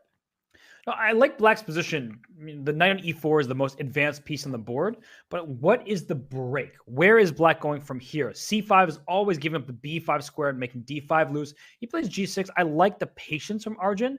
I'm still just waiting for that next plan. And Fabi is also waiting for that next plan. I don't think Fabi is seriously considering the move b3. I think he's just sort of playing that, posturing game where he's setting himself up in case the position opens up. Arjun's still making improving moves. Knight df6. Of course, the drawback is that you yield the e5 square. But if white puts the knight on e5 prematurely, then black can take on c3, take on e5, and he does play b3. Are you as surprised as I am? You were just calling it, and he plays... There's no way. I'm not sure I like it because with b5 at the end of the sequence, as you were indicating, the bishop on b7 looks bad, but as you've said many times, a bad bishop defends good pawns, and the a3 pawn is a terrible one. And now it's gone. That pawn is not long for this board. He has just eliminated it, and you cannot take on b6 here. That drops the bishop on c3. Fabi's just flat out down a pawn here, and I don't think he's got too much to show for it. Yeah, it looks like he just blundered, if we're being honest. And good play thus far by Arjun. Really nice second half to begin this time control. I mean, he needs to feel the momentum. He needs to believe in himself. And right now he's outplaying Fabiano Caruana. And that last game was actually a very important one. That stable draw that he made from a position of strength, I think you called it. It wasn't a result that would satisfy him in the moment, but it convinced him that, no, he's not going to lose every game in the 3-minute portion. Yes, he can still call the shots against Fabi, and that's exactly what he's doing in this game. But can he capitalize on this opportunity? He's up a pawn. Bishop takes e4 has been played. And Fabi does have certain assets in this position, Robert. I mean, black's king isn't feeling too comfortable. The queenside pawns are still weak. So one mistake could turn this around immediately. Right. I mean, look at the king on g8, the bishop on a1. At some point, dc5 is in the air, but queen c7. A nice move. Say no d takes c5 for you. The e5 knight needs the defense. And rook b1. Rook a8 looks like the choice for Arjun. Go to the open file, attack the bishop on a1. Yep. And rook a8 indirectly defending the b6 pawn. In the event of queen takes b6, take, rook takes a1 is a check. And knight e2 by Fabi, dragging his knight over potentially to f4, maybe also to c3 and b5. I really like the way Fabi's handling this very difficult situation. And c4, committal choice from Arjun. What he wants to do is protect b6, which is defend tactically, but he would love to play b5 to b4. That's easier said than done. But if he's able to accomplish that, he's immediately winning. He is indeed. And of course, Fabi, he holds Arjun in the highest possible regard. I mean, these players respect each other. We remind you that in his podcast episode recently, Fabi picked Erigaisi as perhaps the most talented junior, saying that his chess is incredible. And Arjun has shown that here. I mean, outplaying Fabi like he's managed to do thus far has been nothing short of amazing. But that 4-point comeback by Fabiano Caruana has turned this match on its head. And yet, a big opportunity here for Arjun Erigaisi to strike back and tie the match. Bishop c6 is on the board. Arjun trying to shove that pawn down to b4. And I think Fabi's running out of resources here, Robert. Yeah, he looks like he's getting away with it. B5, B4 looks borderline unstoppable. Arjun down to 40 seconds. That's the one thing I have as a concern. And Bishop E8, that looks like the prudent choice because you need the queen defending the rook on E5. Bishop B4. I don't know about that. That gives up a lot of the dark squares. That's going to make it really hard for black to shove that pawn down to B4. And it's just a good illustration. The bishop pair is strong, but having just a lone bishop, not always great. So rook takes b4 was available. Instead, he goes queen e1. Now the bishop's hanging, so he goes back to d6. Yeah. A little shaky from Arjun right here. And what I would not repeat with Fabi. That's exactly what I was going to say. Knight e2, excellent positional move. He's going to move his bishop back up to c3 and create that massive blockade on the dark squares. He's going to say, hey, Arjun, you're up a pawn. That's great. How are you ever going to get this pawn to b4? And here come the knights. Then I can go to e6 into c5, for example, because if you ever take the knight on c5, you open up the long diagonal. So h3, calm play from Fabi. Queen e7. Arjun still trying to prepare b4, doing what he can. And rook b8 probably next. How is Fabi going to stop that? Rook a4 is also a big threat, I think. Oh, even better. Oh, I think rook a4 just wins. And he found Bishop a5 might have been the only chance there. Just to stop the rook from getting to a4. Good point. Yep. Now everything is in place. b4 is happening on the next move. Valiant defense by Fabi, but I think it's coming to an end. Rook a4, bishop a4, the b4 square is still defended. Whoa, queen a2, okay. He wants queen a8 check if the bishop moves. The problem is that the queen's going to block that check. He just goes queen e8. Can you play? No, bishop b4 yes. No, bishop b4 was good. The best try, I think. Oh, and then knight takes c4. Wow. Exactly. Now it's the opportunity train has sailed. The ship has sailed. Oh, c3. You can just keep pushing the pawn. c2. Still trying. Bishop d2. He's still going to blockade those squares. Oh, and a4 is hanging now. Oh, that dive is open. That's a bit Bishop scary. c3. He stops b2. And bishop 7 b2 is seconds important. for Arjun. Bishop b2 now. Just bring the bishop back. Covering. Oh my God. Pawns. Knight moves g4. g4. Bishop h8 is on deck. Queen a3 is available as well. Yep, infiltrating, stopping c1. Oh my gosh. Queen a4. How is Fabi doing this? Queen takes b3. You can take that pawn and then take on d5 with check. Oh, he misses h5. No, his king's way too open now. So Arjun, he's fighting tooth and nail. He gets the g4 queen e2. pawn. Queen e2 is over. Nicely done. Queen f3. King g5, still trying. Where's the mate? Where is the mate? He's got 4 seconds to find it. e4. Oh, e4 is a good try. 3 seconds. King h6 maybe? Just run away. Queen takes g4, but that might be a draw. Oh my gosh. Queen h7 God. King h7. G5. He takes the pawn. I don't see the mate. I don't either. Just king. This is unbelievable. King g5 back. He's got no time. Bishop f6. I mean, black could lose this if you allow a check on a7. It's a draw. It's a draw. And neither player can look at Arjun. He didn't know it was a 3-time repetition, and he is mad. And that is the second time in the match we've seen Arjun react, and he is in disbelief because he had that game in the bag. That is probably the most ridiculous comeback of this match, and we've had quite a few at this point.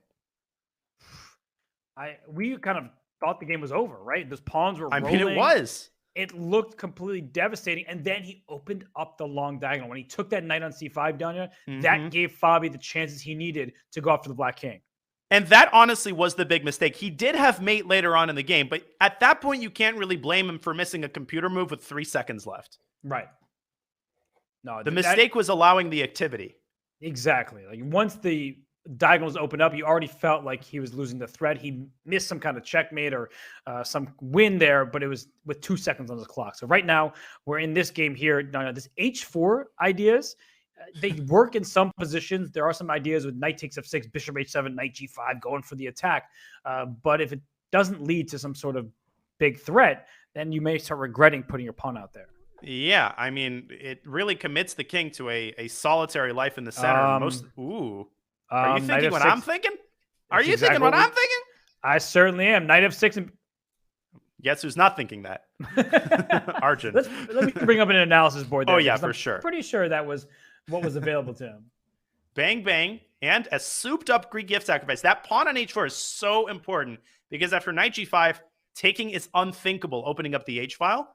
And in every other way, this functions as a classic Greek gifter. The EVA bar is at even, so maybe there's some draw there, and perhaps Arjun knows the line well enough, and Fabi calculated it. So I was reacting because I really thought it was there, but the players, they are not so bothered. Apparently, after queen h5, the simple bishop a6, of course, who wouldn't see this move, allowing queen takes f7 check and allowing a perpetual. Apparently, that bishop on f6 guards g7, so white doesn't have anything more than a perpetual. But anyways. Was bishop a6 the only move in that position? I think it might be. Let's check. Yes, it is. That is absurd. That is so ridiculous. Well, because white threatens queen takes f7 and just queen takes b7. Yeah, but there's so many different moves, right, that just seem reasonable, like queen d7 and stuff like that. But bishop d6. I knew you were about to say that, but it just so. And then queen e8. Okay, I'm sorry to cut you off, Robert. No, I'm done. No, I'm glad you did because get out of here. It's too absurd. The game that we're seeing right now is also absurd. There's it's a rook going off H3, the rails. You know, a rook lift that's not going anywhere. You need knight h5, rook g3, things like that, or h5, knight h4, knight g6. So I feel like Arjun has chances here. He needs to capitalize. He needs to make the most of them. It's like when I visited this haunted house called the Winchester House in San Jose, California. You would walk into an elevator or a door and it would lead absolutely nowhere. You'd just be staring at a closed shaft. That's like that rook on h3. Highly recommended, by the way, if you're a fan of haunted places and you find yourself in the Bay Area. Anyways, a3. No, White's position, Robert, is on the cusp of falling apart. If Fabi can find a chance to squeeze through e5, there will be hell to pay on the third rank. For sure. And queen c2, lining up against the f5 pawn. Maybe there's d5 to be on the lookout for. So maybe black should play d5. Like just take it out of White's hands. But instead, knight e7, opening the bishop on b7. Yep. Bishop on b7 is open. Bishop takes f3 has to be considered. But for White's perspective, maybe it's time to preemptively strike with d5. And he does. Mm-hmm. So what's going on after e takes d5, knight f5, bishop f5? Starting to look complicated with the tension in the position. But there might also be a knight e4 move right here. And there was bishop g6. That cuts off the queen and the bishop battery. I have no idea who even has the initiative here. Don't even ask me for an evaluation. Can't they both have the initiative? It's just I think they both do. Both players with knight d4 protecting the bishop. Rook f3 at some point is going to be quite annoying to deal with. Oh gosh, this is hard to calculate. F3. D takes c4, pawn captured, rook f3 played, bishop h7 threatened. That's all I can tell you. All I can tell you is that there's a threat. Queen h5 here. Yeah, I'm stopping your threat while attacking your pawn on h4. Yeah. 57 seconds for Fabi. I mean, I could see myself thinking for 30 minutes in this position. I have no idea what to do after queen h5. So it plays it. Maybe rook f4? Is queen takes h4? It is a threat because you have queen h1. But your rook f4 move just attacks e4 and forces d5. But d5 is a useful looking move anyway. Yeah, but kg1. He's taking the sting out of the move queen takes h4. I think now he wants black to play queen takes h4. Then rook f4 forks the queen and the knight. No, I think White's better. Practically so d5 speaking. Right now? Okay, it's king h8 running to the corner. Okay. This position's giving me a headache, if I'm being honest. So tricky. Yeah, where's the Advil? I mean, this is crazy. Maybe rook e1? But that walks the rook right into the crosshairs of the black rook. Bishop d7. Bishop d7. Our reaction is always the same. We just say the move in like a surprise tone. I was looking at 6 different moves, and bishop d7 wasn't one of them. Rook e5. Do you remember Fabi played a rook e5 earlier in the match when he had that attack? He ended up losing that game, but it was a useful move regardless. Yeah, I totally remember that. It was like the queen d6, queen g3 game where he had the attack and Arjun took on a5. Anyway, neither here nor there. God, I'm I'm getting many old. Games. I just turned 27. Exchange sacrifice from black there.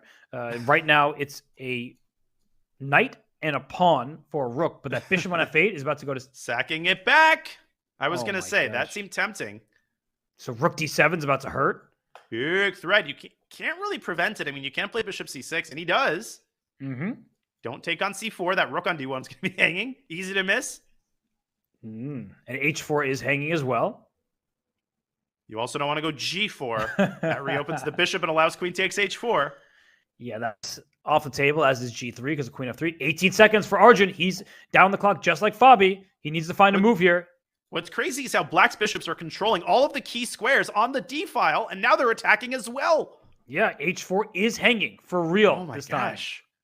Bishop e3, trying to douse the flames of the initiative with a trade. Bishop e4. Bishop e4. The queen cannot take it. Oh, that was a great move. Instead, he hits the bishop, but the bishop drops back and takes the pawn. In comes the queen. Uh-oh, g2 is threatened. In comes the rook. Rook f6. What's the follow-up? Bishop takes g2? No, f6 was hanging with check. Rook h6, king g7. He's just saying, I'm one check, not a big deal, running away. Rook h8, attacking h4. There's a check on d7. The king is driven out into the wilderness. Queen d6 is mate. Goodbye. Queen d6, Queen d6, rook g7, rook queen g6. 6. Oh.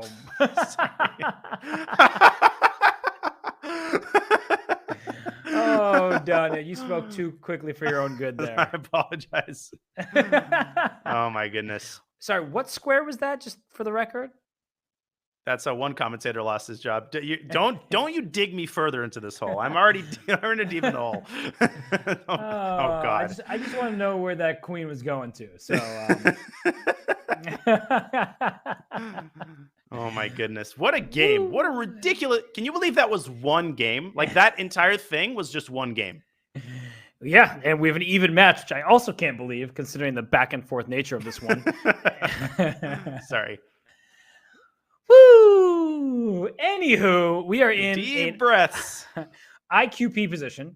This pawn on d4 does not have a friend in a file next to it. D5 is something that white wants to get in. I feel like this is a terrible choice from Fabian. Yeah, Fabi just waltzing himself into just a bad position with white. Yeah, I always hate having the isolated queen pawn. I feel much more comfortable playing against it. You just control the d5 square. Like right now, knight d5, start trading everything.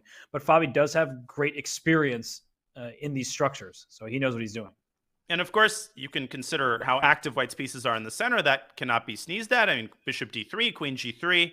White's got all sorts of attacking ideas, but as long as black maintains the blockade on the d5 square, with every piece that's traded, the luster of white's initiative gets diminished further and further, and the significance of black's long-term advantages increases. For sure. I mean, look at what Arjun's doing. He's just planting his knight on c4. Let's trade. And if you trade all of the minors in c4, then a queen d5 will eventually happen. So look at this. Bishop takes c4. Typically, you see people trade knight for knight, but Fabiano understands the dynamics here. He needs to keep some activity, and knight on e5 is a well-positioned piece. The bishop on the light squares was doing nothing. And it can also be used kind of as a chisel. You can drop it back to g4 and replace the knight with a bishop. There's obviously mate threats galore, and black can push the pawn up to f6 at the right moment. I wouldn't do it immediately, but it can be done if you're desperate to cover the dark squares. For sure. And look at this, a trade of bishops is offered here. Will Fabiano retreat his bishop? I don't think so, because bishop g3, there was c3 for black. So he goes queen g4, saying let's trade on my terms, get my queen active, and watch out for queen h6 at some point, h4, h5, things of that nature. Knight g4, knight f6, and c3 comes to mind to open up the queen side. I'm not sure entirely who that favors.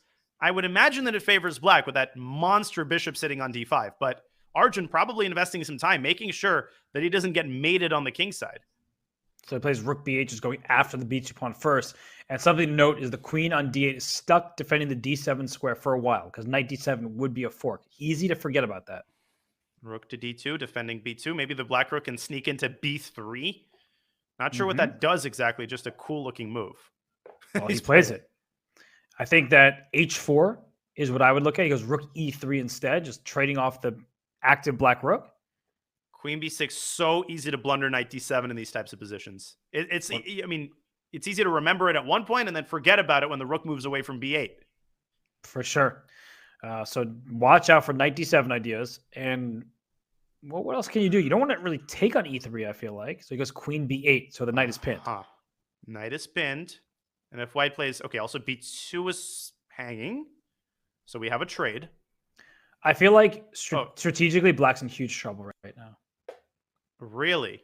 Right, because of the dark squares on the king side. exactly. Like right now, the bishop on d5 looks good, but even if the queens got traded, that knight could get to c5 at some moment. So I'm worried about the dark squares left and right. But then I'm realizing the pawn on b3 is so good that rook c8 to c2 is available for black at some moment as well. So it's a mixed bag. The pawn is a huge long-term asset, and you're right. As long as the queens stay on the board, white should have good kingside chances. If the queens are off the board, then the battle transitions over to the queen side, and black's assets become more obvious. The bishop becomes a lot stronger in the endgame. Right. So queen h6 does keep the queens on the board. The threat for black now is f6 to trade those queens after the knight has to retreat. So queen h6, he goes to queen e3, he retreats first. But here, rook c8 looks very good to me, threatening a back rank checkmate, eventually trying to play rook c2. Ooh, that's not a good sign. No, retreating. At all. Backing it up. Backing it up, and now you don't have access to that g4 square anymore. Black can finally breathe peacefully on the king side. There comes the rook. What's the actual threat for black? How do you continue here if you got a few free moves? How would I continue with black? Well, probably I'd put a queen on the c file, and then I'd sort of make a blank expression and throw my hands up. I think queen c7 to c4 is where it's at, because then you threaten to trade on d2 and win the d4 pawn. So I think queen c7 is a good start, and king f2 is unavailable because h2 would be hanging. Yeah, queen c4, let's partay, and f3 creates luft, but it also creates obviously weaknesses on the king side. Rook c1 and queen f1 could follow if the knight moves away from d3. And Arjun playing a more patient move, but I really liked your idea. I thought queen c7 should have been the first order of business for black. You like my idea because it was your idea. You told me queen on the c file, so I said, hey, sounds good. No, I like your idea because it was my idea, but it was ultimately your idea that it was my idea. And rook f2 play. One thing to watch out for is if whatever takes on c2 and the king can get over there, it could be a losing endgame for black. So black has the initiative, black has good control, but if you just forget that rook takes c2 is available, then it can be an issue. So knight e1, let's trade on my terms, says Fabi. Please take me on f2. The king will take back. And a hard decision to make. I like the idea of keeping the rooks on the board, also because of the clock situation. It's just so hard to contain black's queenside play with 30 seconds on the clock. But Fabi's doing a good job of it. He moves his knight back to d3. Obviously, he doesn't mind a repetition. There's no way Arjun's repeating here. No. Queen b6, maybe? But knight c5? Oh, and then there's... And then, e5, queen takes e5. The rook can cover the check. We both were looking at the same square. Yep. And be careful with your Arjun, because now without much time, the king safety, not clear in the dark squares. So 20 seconds for Arjun. Gotta go. If Fabi can just find an opportunity to make some lift, I would just throw that h-pawn up to give yourself a square. He goes to h3. I was looking at h4, but he's playing a little bit more cautiously. And now what? Yeah. You don't want to go f4 and reopen the bishop. No, I would hate that. He's losing d4, though. 95? Rook d4, knight c6, rook d1 check. Oh, and it's happening. Oh, this is really bad news for Fabi. And you could see on his face. Queen e5! Oh, and rook d1. It's over. He blundered that knight. Arjun played such a nice queen e1. God. Everything he just blundered all his pieces. Fabi in time trouble. It rears its ugly head. And Arjun Erigaisi, talk about a comeback. He was up 3 points. He loses 4 games in a row. And now he has regained the lead. So great showing here. Great rebound by Arjun. Honestly, just taking a moment to appreciate this match has been amazing. This is our first SCC match, and it bodes really well for this season. It's a 1-point match. We've got 6 minutes to play in the 3-minute portion. There's 30 minutes of bullet coming up, and Fabi has to improve his performance in these time scrambles. He really does. I mean, when the seconds are dwindling, that's when he struggles the most. And look at this. Once again, Arjun playing h4, h5, throwing up the pawns. Yeah. It's been working out for him, so why not? And he's doing it across several different openings. Yeah. It's easy to forget that it's not just Jabala London or things like that. It's every single time he's at white in the last bunch of games, that pawn's going forward. And notice that the last time they had this position, Fabi managed to squeeze his knight into b4. This might not seem significant. This time he goes back the other way through b8. Always have to be very careful about knight c7. But the point is that after knight takes d7, the rook would have an avenue of escape reopened. He plays a6. He wants that knight to go back to a3. That's not a very good square for it.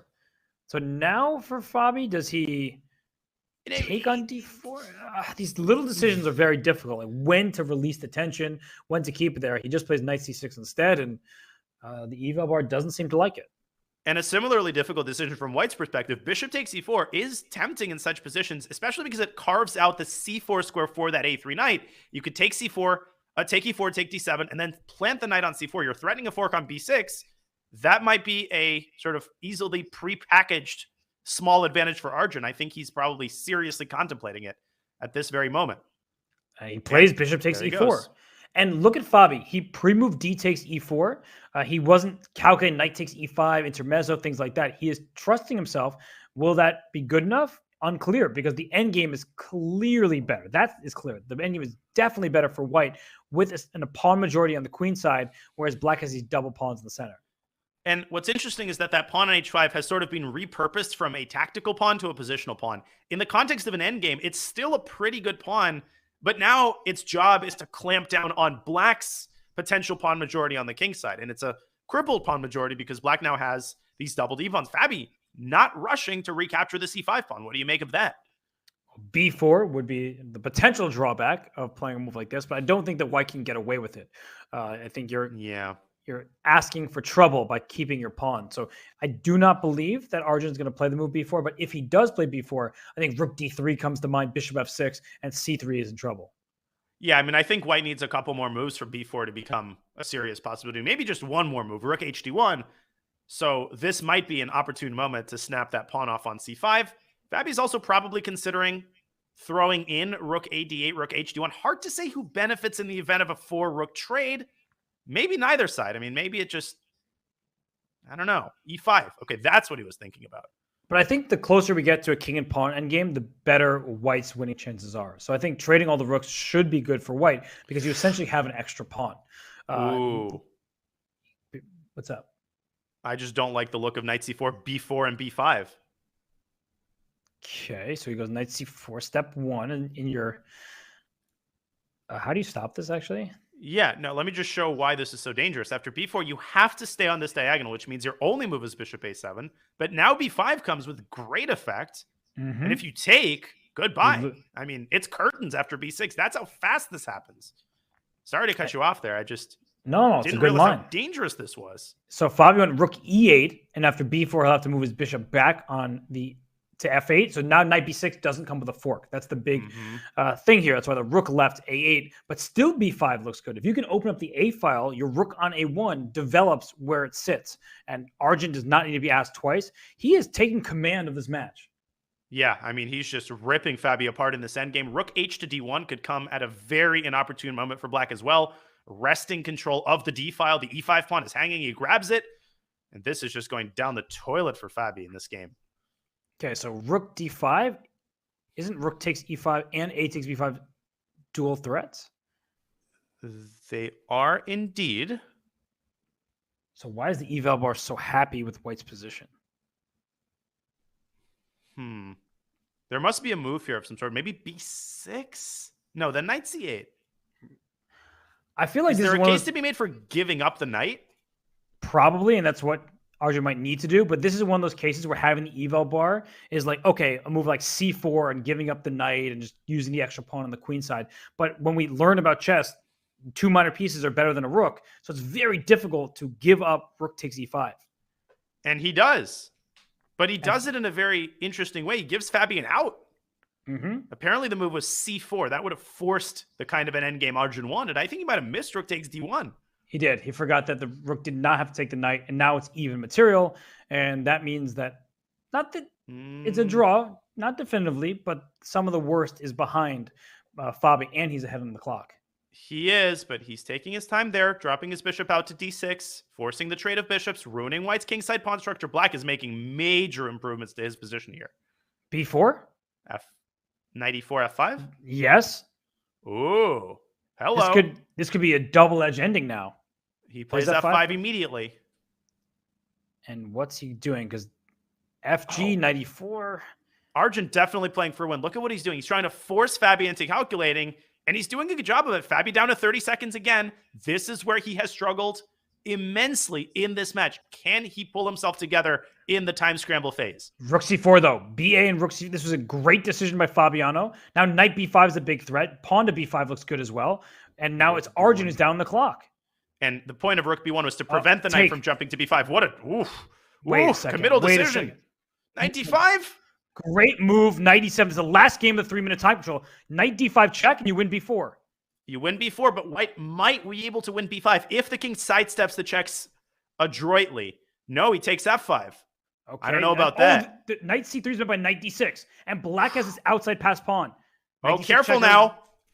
King f6 and king g5? Or do you go knight d5? So many decisions to make, so little time to make them. He makes knight d5. He wants the b4 pawn. He's worried about he made the right decision. Losing the game. Knight takes b4. Now it's largely a 2-result game. Black should not be risking here at all. So where's...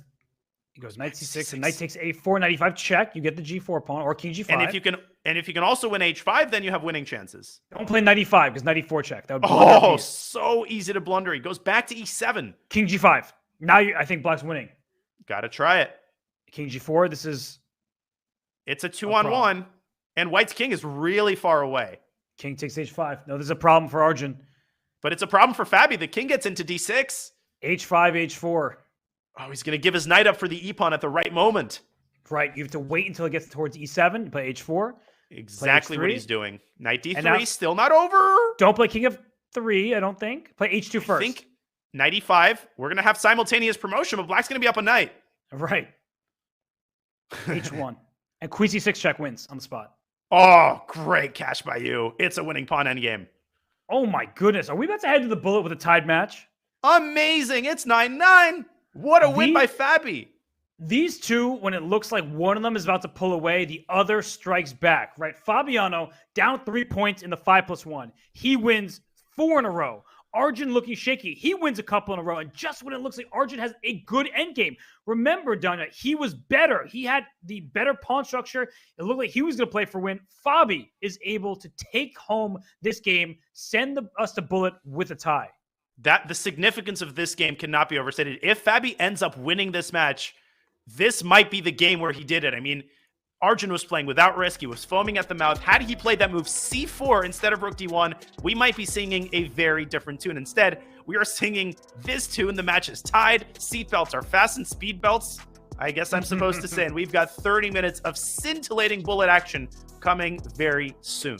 And just like Ben Simmons is done with your criticism, Fabi, he's done with everyone criticizing his mouse speed. That was really good stuff from him. He can keep it up in the bullet, but Arjun Erigaisi, Fabiano Caruana, 9-9 here at the Speeches Championship brought to you by Chesscom. We'll be back for the bullet portion in just a few.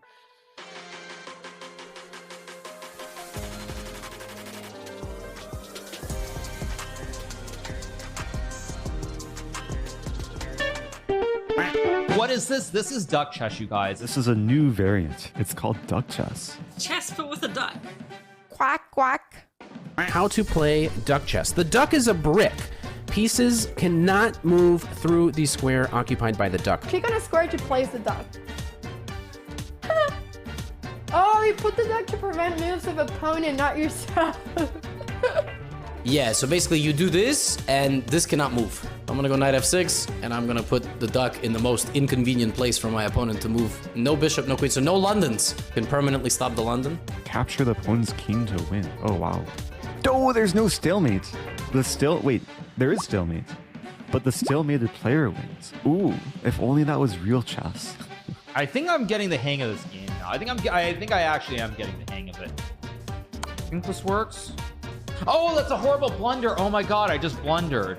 I have to move something else first, then dock, and knight will take my king. This is the best way to lose the duck chess.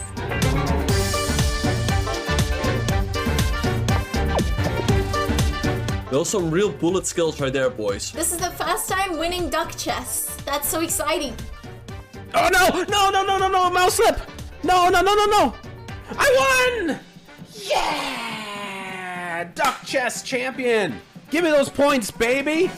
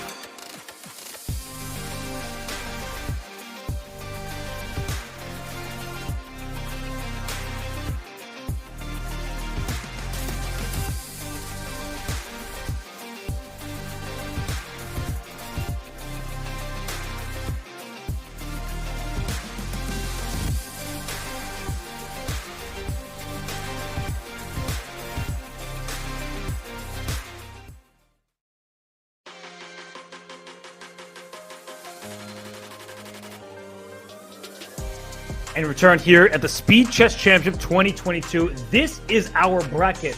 We're starting in the top right-hand side of things. Fabiano Caruana, Arjun Erigaisi knotted up 9 points apiece. But Danya, all around this bracket, there are absolute killers across the board. Most of these players do have a shot at knocking off even the best players like Hikaru and Magnus.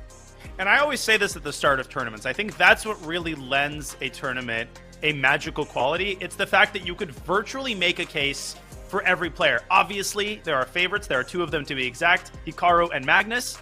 But people like Dmitry Andreikin, Levon Aronian, Alexander Grishuk, the quote-unquote qualifier. I mean, the players playing today, for goodness sakes, they can make a deep run and they can knock off one of the favorites. But right now, we have a tied match with 30 minutes of bullet to go. Can we ask for anything more epic than this to kick off the CGC, the SEC? No, this is going to be an exciting finale here. Look at the ratings, by the way. Fabiano 30-45 in Very bullet impressive. chess. Did not expect that. And playing B3. Is Hikaru playing this match now? But already a mistake for, I think, knight F3 you're not supposed to play. Kind of a souped-up reverse Alekhine type of structure going here. I think that Fabi's going to do what Fabi wants to do. He says, I don't care what you say, Danya. I'm going to handle this D3. That goes without saying. Hey, this doesn't I look don't so care bad what for you White. say, Robert, either. So I don't care what I say. That? I agree with you, but I think the E4 pawn is a target. This control of the center is nice for White, and Black does need to play Bishop D7, Knight C6, and then challenge the White Knight on D4. Yeah, I mean, this knight is incredibly strong. The bishop on B2 lies in wait, waiting for an opportunity once the knights move away. And A3, very careful move by Fabi, restricting the mobility of Black's knight. It's just sort of a normal, complicated middle game. I would definitely choose White here at this point, though. Yes, and Rook D1. This is actually starting to remind me of the game between Ding Liren with White against Timur Rajaba from the candidates, where things started to look normal, but then White's king is in the center, and Black just strikes on the queen side with his A5 move, and he gives up B4. That is a nasty little move. There was really no way around that. If he had taken on A5, he would have lost the pawn on A3, and then he would have ended up having to give up his bishop on top of losing one of the queenside pawns. Do not take on B7. Rook B8 will win the bishop on B2. Literally saying the same thing. Yeah. So Fabi's just playing as if he's equal material, but he is down a pawn. Arjun is obsessed with pushing the H pawn in like every position. Hey, he's a player of this generation, just pushing the H pawn Alpha Zero style. There he goes again. But Fabi asked for it with G3. I don't know if that was a necessary move. And he goes Knight C2, so he's retreating. I thought he was going to go Knight B5, start trading off pieces. Okay, you should think about taking B7, but still there was Rook B8 trapping the queen. Now the knight, where is it going exactly? Okay, Whoa. Bishop C. What's happening here? Just trade everything? And I would shove that pawn down to H3 to create the preconditions for a back rank mate. So important in bullet, Robert, to create these tactical precursors so that you benefit in the event of a time scramble, so that you just get more lucky later on. You and called he does it. just that. Right, now all these trades, Black has an Knight extra G4. pawn. Knight G5 to F3. Ooh, and the other knight can come in. Oh, exactly. Yeah, Knight G5, Knight F3 is curtains. And if Knight E4, Knight H2, King G1, Knight F3 check is a fork. So, great calculation. Down goes everything. Yep. And Rook A1, Knight G4, H2. I think Knight G4 was a little bit sloppy, but this should still be a pretty easy win. Oh, good move, King F3, though. Oh, maybe not. Yeah, King comes back to G2, defends everything. I mean, all Arjun had to do was put his own rook on the first rank, Robert, and then Fabi would have had no way to stop the pawn. Now, the scene has shifted. Right. Bring that knight. Where's the knight But going, where? though? Knight C4, B5. And then F3. I don't think you're in time, but that's what I'm looking at. Is F3? Wait, what? F3 and then still B5? But take B5. on G4. But then, I thought Rook D2 there. Oh, Wait he's a giving up second. the pawn? White's not even worse anymore. Arjun panicking here. He's still better, though. Look at White's king. Knight H5. Hunting. And Rook D7's coming. And where's that Black king going? Yeah, who's hunting whom? King F. There's mate threats galore. Okay, take on G5, take on E5, so you can't win a piece. Oh, Knight F3. No, the knight takes F3 and Rook E2. And he went the wrong way. He should have went King F2, I think. He's going queen side over here. I can't even say the words. 1 second. Fabi's escaped. King C1. Will we see a draw? Where will we see a checkmate? It's a draw. no, Fabi going for it. No, he's not. What a game!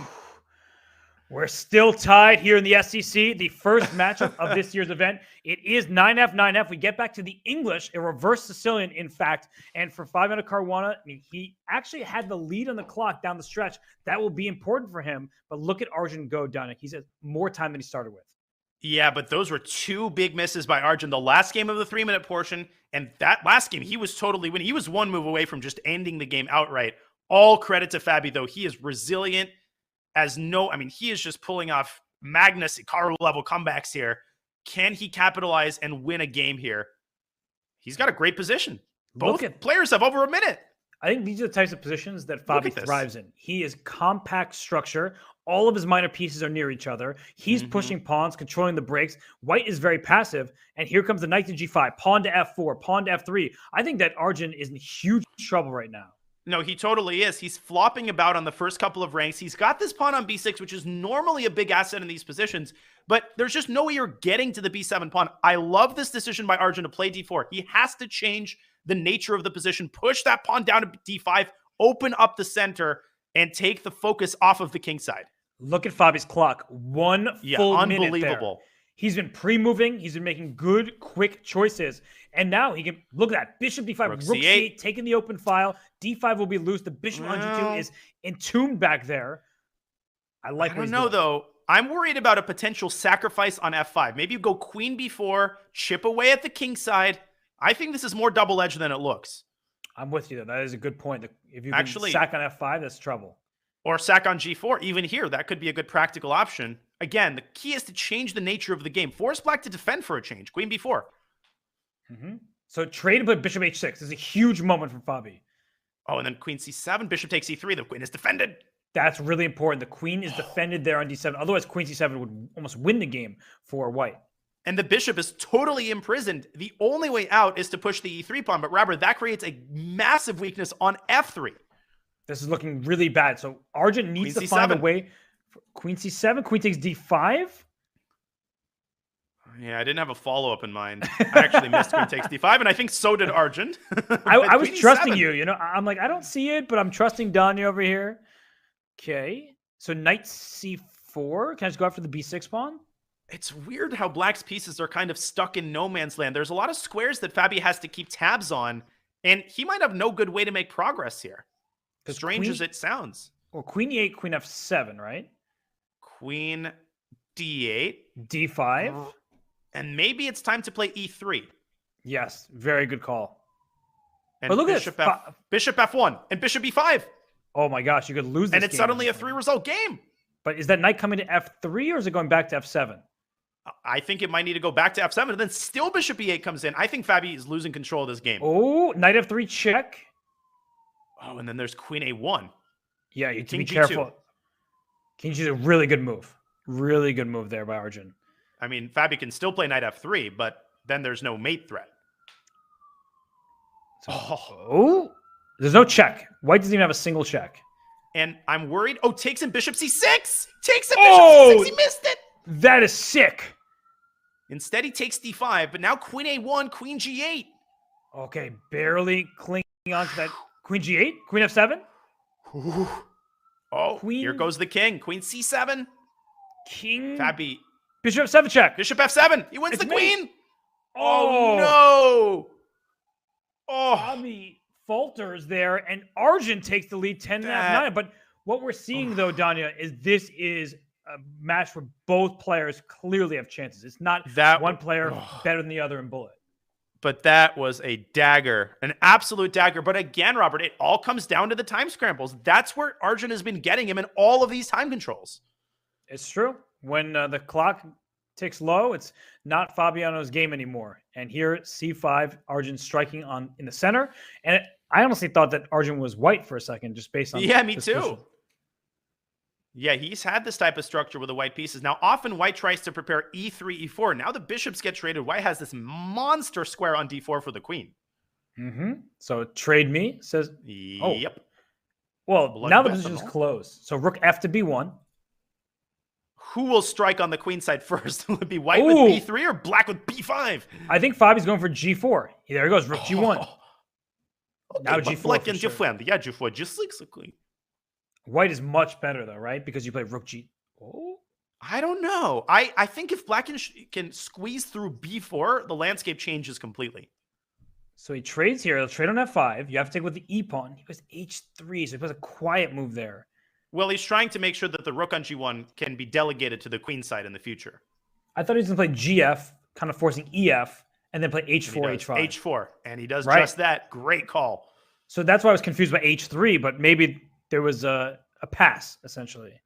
So how is black going to defend this g6 pawn? It's unthinkable to give up the g file. That is just immediate harakiri. Maybe king e7, king f7. You can't play bishop e8 because there's the a file tension as well. Oh, he goes all in. He goes all in. And Fabi quickly takes it. Take on a8. Good time to slow down if you're Fabi. But you distract the rook away. Bishop takes, rook a1. You can't take on b4. Oh, h5 also is good. I apologize. No, you're right, though. Look, he played the move that you suggested, rook g6, and it's over. f5 fall. Or is it? Rook g7 and e6? Somehow it's actually hard for white to push the pawns. Isn't that weird? It's like the bishop is stuck in molasses. It looks just completely winning, but Fabi has 30 seconds calculated right now, so he's doing the right thing. Rook g7 check. Bishop h7, paving the way for the f-pawn. I like that a lot. It's what Aman said all of the CGC. Like, he was, when you have a bishop, move the pawns in the opposite color. Yep. f5, f6. Yeah, goodbye. And you can give up the bishop for the c-pawn. I mean, look at black's bishop. What bishop? Yeah, exactly. Good one. f7, goodbye. Rook He g6 to blew him f6. to smithereens that game. These two cannot distance themselves from each other. They want tie breaks. Get a room already. I mean, this is crazy. Well, everybody should stay right here because this match is knotted up 10.5 apiece. Neither side can break free from the other. And we see what looks like a French defense from Fabi over here. Very quiet opening, but he does have the bishop pair. And once again, Arjun plays h4. Yeah, I mean, no, it's an addiction. And Fabi says, hey, give me a piece of that too. He plays a5.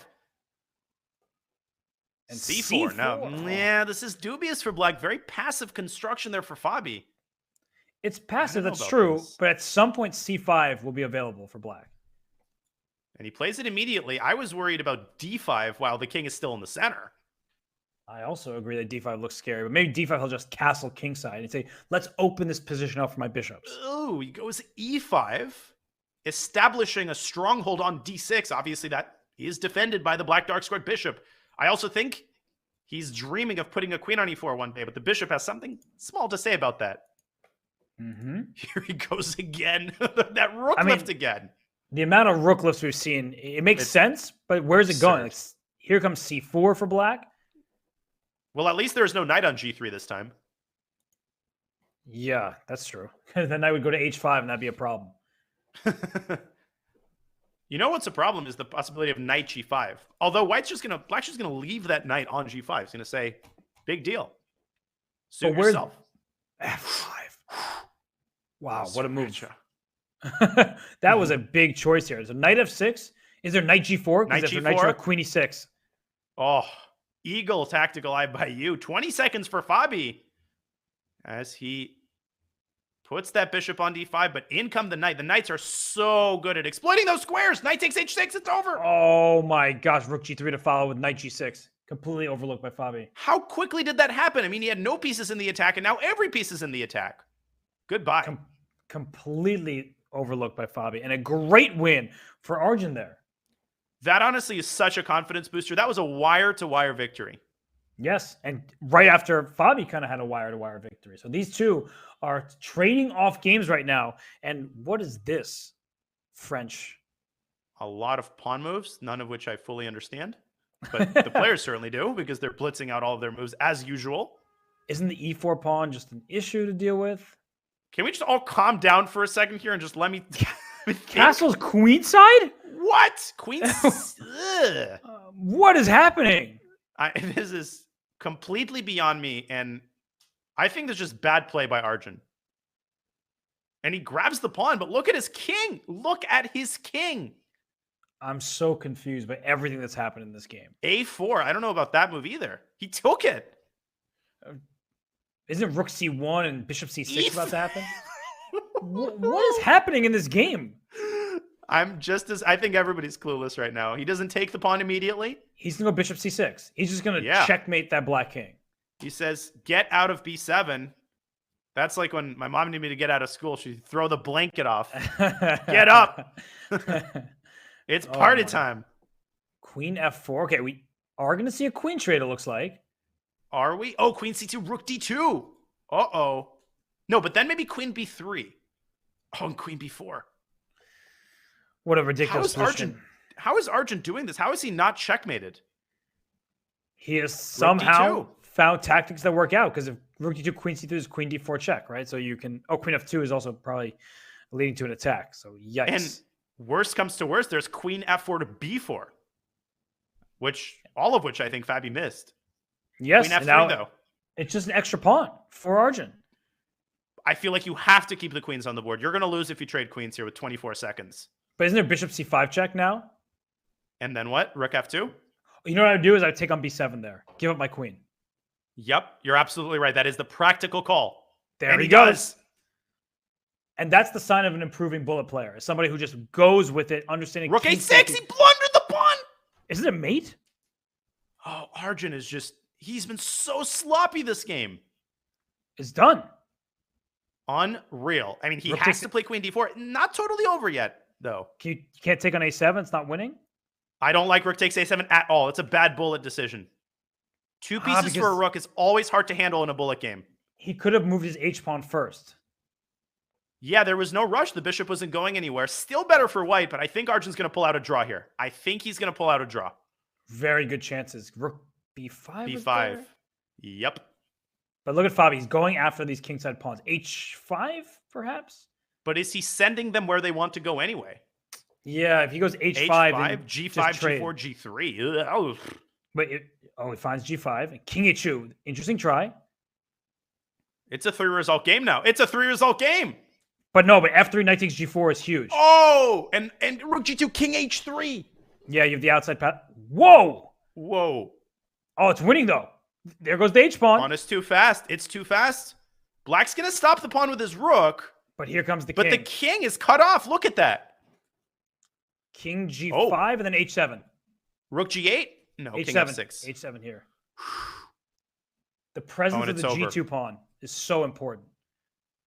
Arjun trying everything he can. And Fabi let him go.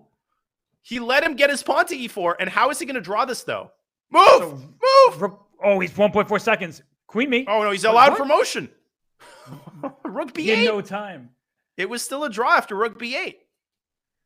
Because he goes rook b8, rook b7, right after bishop g8. And the thing is, Robert, if Fabi promoted there, black takes and get his king to g3 and then uses the e-pawn to distract the white bishop, unmooring it from the pawn. It's a classic mechanism, but he had about a millisecond to figure it out. And this match is just an epic. 11.5. We still have 12 plus minutes remaining in the bullet here. Look at this. Fabi saying, I'll play the French myself. You've been doing well with it, Arjun. Let's go. Whoa, okay, just play king b1? Are you serious? Oh, and the point is that after hg knight g5, there's no fork on f4. There's no fork on f4. Great response, though, by Fabi. Going knight b4. Let's get that bishop off the board. But king b1, that is a stellar tactical move by Arjun. Speed belts. Speed belts, ladies and gentlemen. Make sure they're tightly fastened across your lap. We've got 12 minutes on the nose. Oh, bishop a6. Watch out for that. Yep, that's coming. So knight takes d5? No, bishop a6. Mm-hmm. Or queen f5 check would have been sufficient. Forget I said anything. Okay, I will try my best. Everything defended in black's position just looks good for black. Yeah, 2 bishops. Solid game. Mm-hmm. Knight coming to f6 now, potentially. Maybe b5, b4. That's a pretty committal sequence, but he plays it. Knight b6 as well. Yep. Well, Fabi is totally in control here thus far in this game. Yeah, he's playing a great game. Knight c1. Arjun kind of floundering around. The e6 pawn is a weakness. You got to keep tabs on it. Whoa. He says, because knight e4. Trade in knight e4. And the rook gets trapped in e6 as well. What positional acumen with no time? I mean, how do you find this in a bullet game? Just the sense of where the pieces belong is amazing. He's just better at bullet than anybody gives him credit for. Oh, totally. Even himself. I think he would be harsher about his own bullet than anybody. I thought he could have taken on d2 and traveled to c2 with his queen, but instead he tries to keep the knight on the board, maneuver it to d3. Rook c2, there's knight d4. Okay, can't get away with that. He wants to provoke more weaknesses on the queen side. Why not? Okay, oh my gosh, ba or this b3? So scary. This looks so scary for the white king. Maybe rook b3 should be tried, shaking the black pieces off of their incredible posts. Goes queen c7. Watch out for queen c3 check. Queen c3. Oh, he put bishop b2. Bishop b2. He's holding on. Bishop c4. Patient move by Fabi. Yeah, here comes queen a5 and rook a8. Rook a8 is devastating. Oh, and queen e5 also hanging. And rook a8's going to follow next. Oh, he plays queen d6. Any second now. Literally. He's up. Look how much time he has. No, it's crazy. It's over. Pawn on a2 cannot be defended. Queen a3. It is impossible to defend this with 5 seconds on your clock. Even if there were a defense, you're not saving this game if you're Arjun. Although we've seen Arjun pull out some crazy comebacks. He's somehow still kicking, Robert. How is he doing this?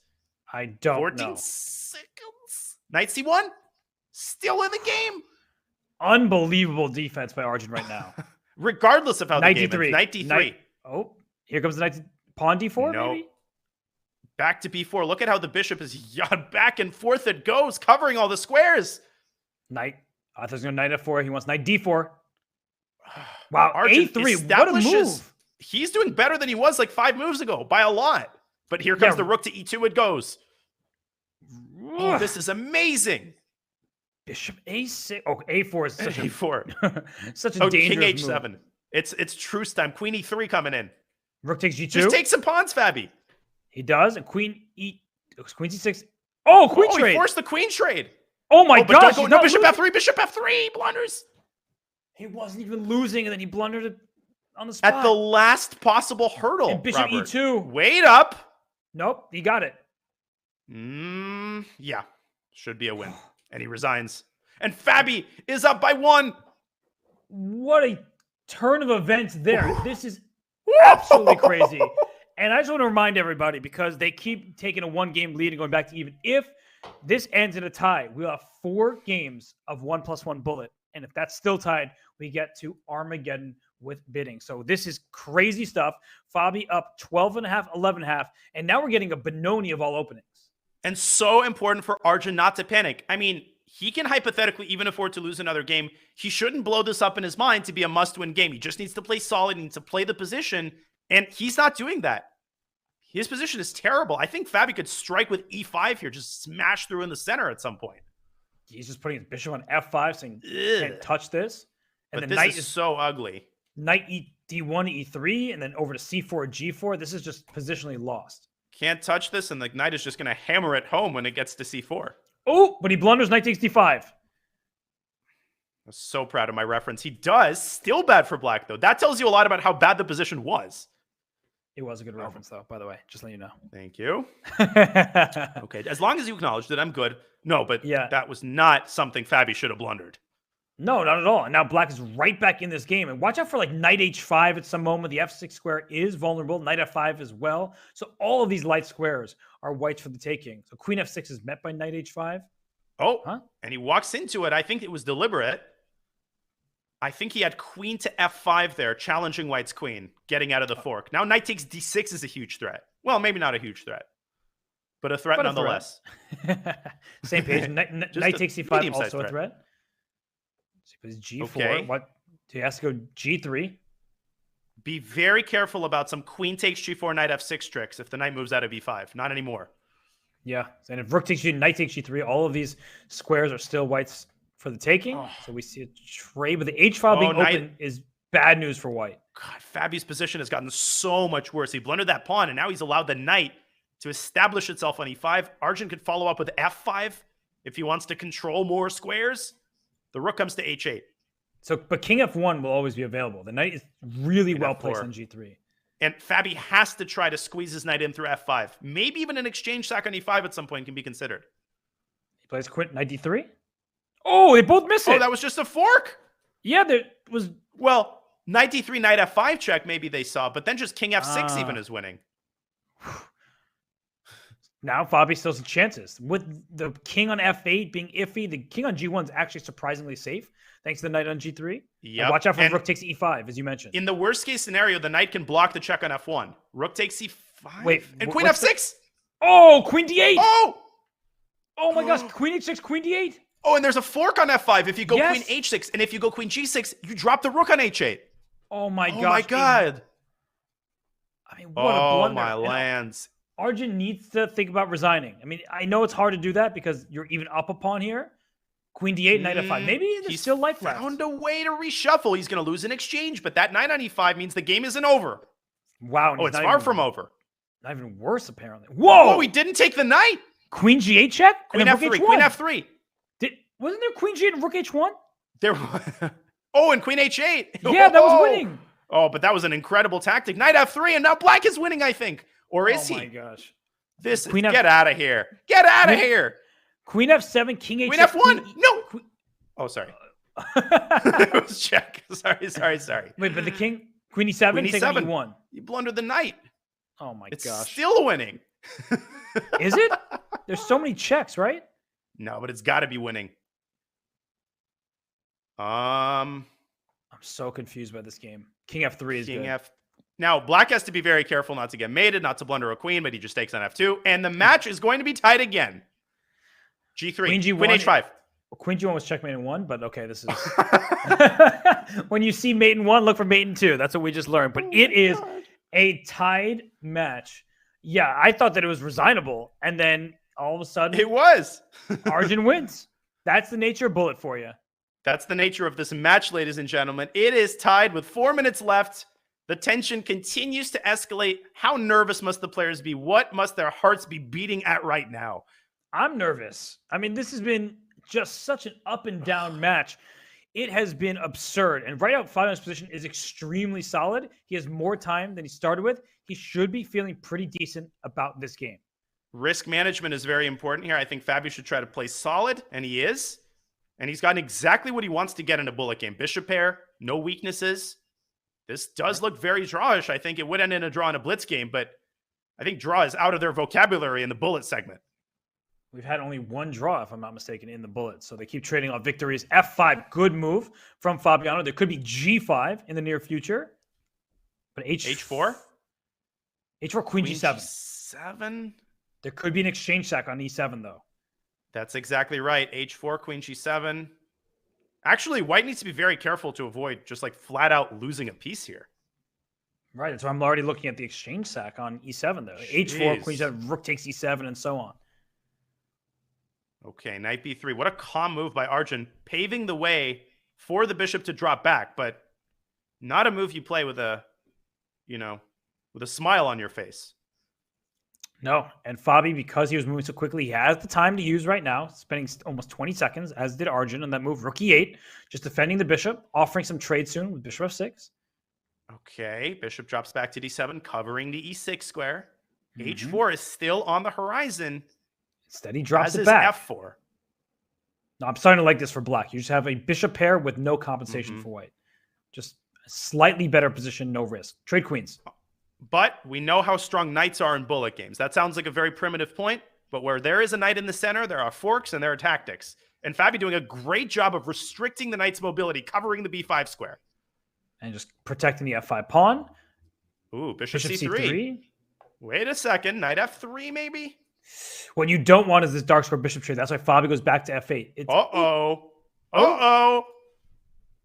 Now, the good news for Fabi is that the check on H8 is innocuous for the time being. It's just one check. I'd play King F7 at some point. Queen D5, Queen D7. He goes back. I thought Queen D5 was a good practical chance. But this is starting to look good. The bishop on C6 has great scope. F4. Uh-oh. The knight getting pushed around. Queen E4, this is F3. That's huge for white. Striking at every side of the board. Fabi going for the queen trade. Love that decision. Risk management. Very smart. Very, very smart move. Risk management, but this obviously gives Arjun decent chances to draw. In fact, I think he should hold if he doesn't blunder. If he does nothing, essentially. Just go bishop move back and forth. Another good move by Fabi, fixing his pawn. Oh, bishop G7! He blundered! I just said don't do anything.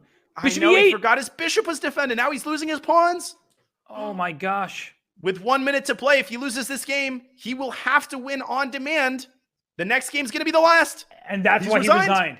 Because there's still 50 seconds. This will be the final game. And if Fabiano looked at the match clock, he might play something a little bit simplistic. No tactics. He is doing just that. That's exactly what he's doing. All Fabi needs is a draw. A draw wins the match for Fabi. This is going to be the last game of the match. Here we go. Here we go. B4, he's pushing his pawns forward. That's the thing, right? You can't just do nothing. You do have to play some normal decisions. But already, I feel like for Arjun, he has all his pieces on the king side. He'll move his knight to play F5. He'll just start advancing on that flank. But Robert, E4, that gave up so many squares on the queen side. I didn't think he should have rushed with that move. I get what he's doing, though. I think he's in trouble. Look at the A file opening up, and the rook will land on A7. The C6 square is white's for the taking, and I just don't see an attack. Oh, and rook A7, driving the rook in, and knight C6. He takes on E4. The rook is distracted away. No, and look at Fabi's clock. Look at Fabi's clock. He's feeling it. He understands. He's absolutely feeling it.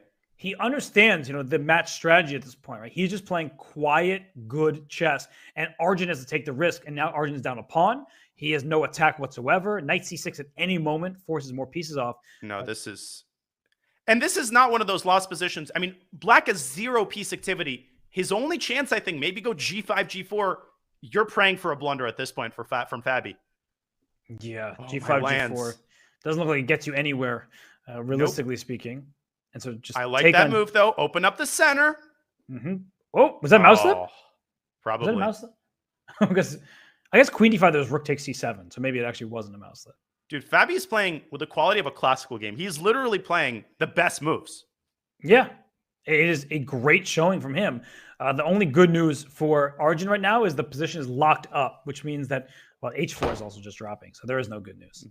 3 pawns down is Arjun Erigaisi. He still can't play G5 because there was a fork on F5. And look at how the rooks are defending each other nicely. But look at these, back to F1. Those knights in the dark squares for Arjun. The C7 pawn's hanging. And maybe, it wasn't hanging. The rook on A1 was loose. Okay, check on B2. Another devastating weakness provoked. If the knight lands on E6, you can resign immediately. Okay, but D5 is now threatened. God, kudos to Arjun for keeping pieces on the board somehow. There goes the pawn.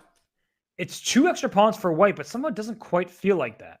Rook takes C7. Rook takes C7. It's game over. That's the match. Game ending. There it is. Fabiano Caruana finds it. He knows it's over, and he is going to move on to the round of 8. The quarterfinals will await him. There it is. Woo. Oh my gosh. Arjun Erigaisi, he put up a great fight in this match, but Fabiano Caruana, with his back against the wall, he takes it home in bullet, Danya. That was amazing. I am so impressed at his composure, his speed, his quality of play. That was an absolutely epic opening match. Arjun, he's got to keep his head up high, but he allowed that 4-point streak early in the match. That set the tone. It was all Fabi in the bullet. What a match. Seriously, that was epic stuff. First, it was Arjun in the 5+1. Then it was Fabi in 3+1. And then it was a toss-up. But when all is said and done, Fabiano Caruana, he wins this match by 2 points. He moves on to face the winner of Magnus Carlsen and Gukesh. So in all likelihood, that will be Carlsen, and we'll see a rematch of the 2018 World Chess Championship, which is decided in Rapid. So, Danya, that is exciting stuff for the Fabiano Caruana fans around the world. Listen, we just got courtside seats to yet another amazing SEC match. There's just magic in the air anytime it's SEC season, and Fabiano Caruana again and again proving that he needs to be considered among the best bullet players in the world. Stop with the narrative that Fabiano isn't good at bullet, he isn't good at blitz, because he's disproven it again and again over the last couple of years, and this is just another case in point. Look up his FIDE blitz rating. It's something like 2850. He's been an absolute monster, and he is not slowing down, at least not for Arjun Erigaisi. But we got to keep our hats off to Arjun, who played a great match, who won the Junior Speed Chess Championship. And if he didn't get flustered there when he was up by 3 points, he started losing the thread, and you saw it slipping from him. He was emotional in a way we've never seen before, but he put up a really good fight. It was an epic match. Everybody was treated to it. And well, speaking of treats, we're going to bring Fabiano Caruana in for an interview. So we're going to get that set up. So stay tuned to hear the thoughts of the winner of this match, Fabiano Caruana, in just a few minutes.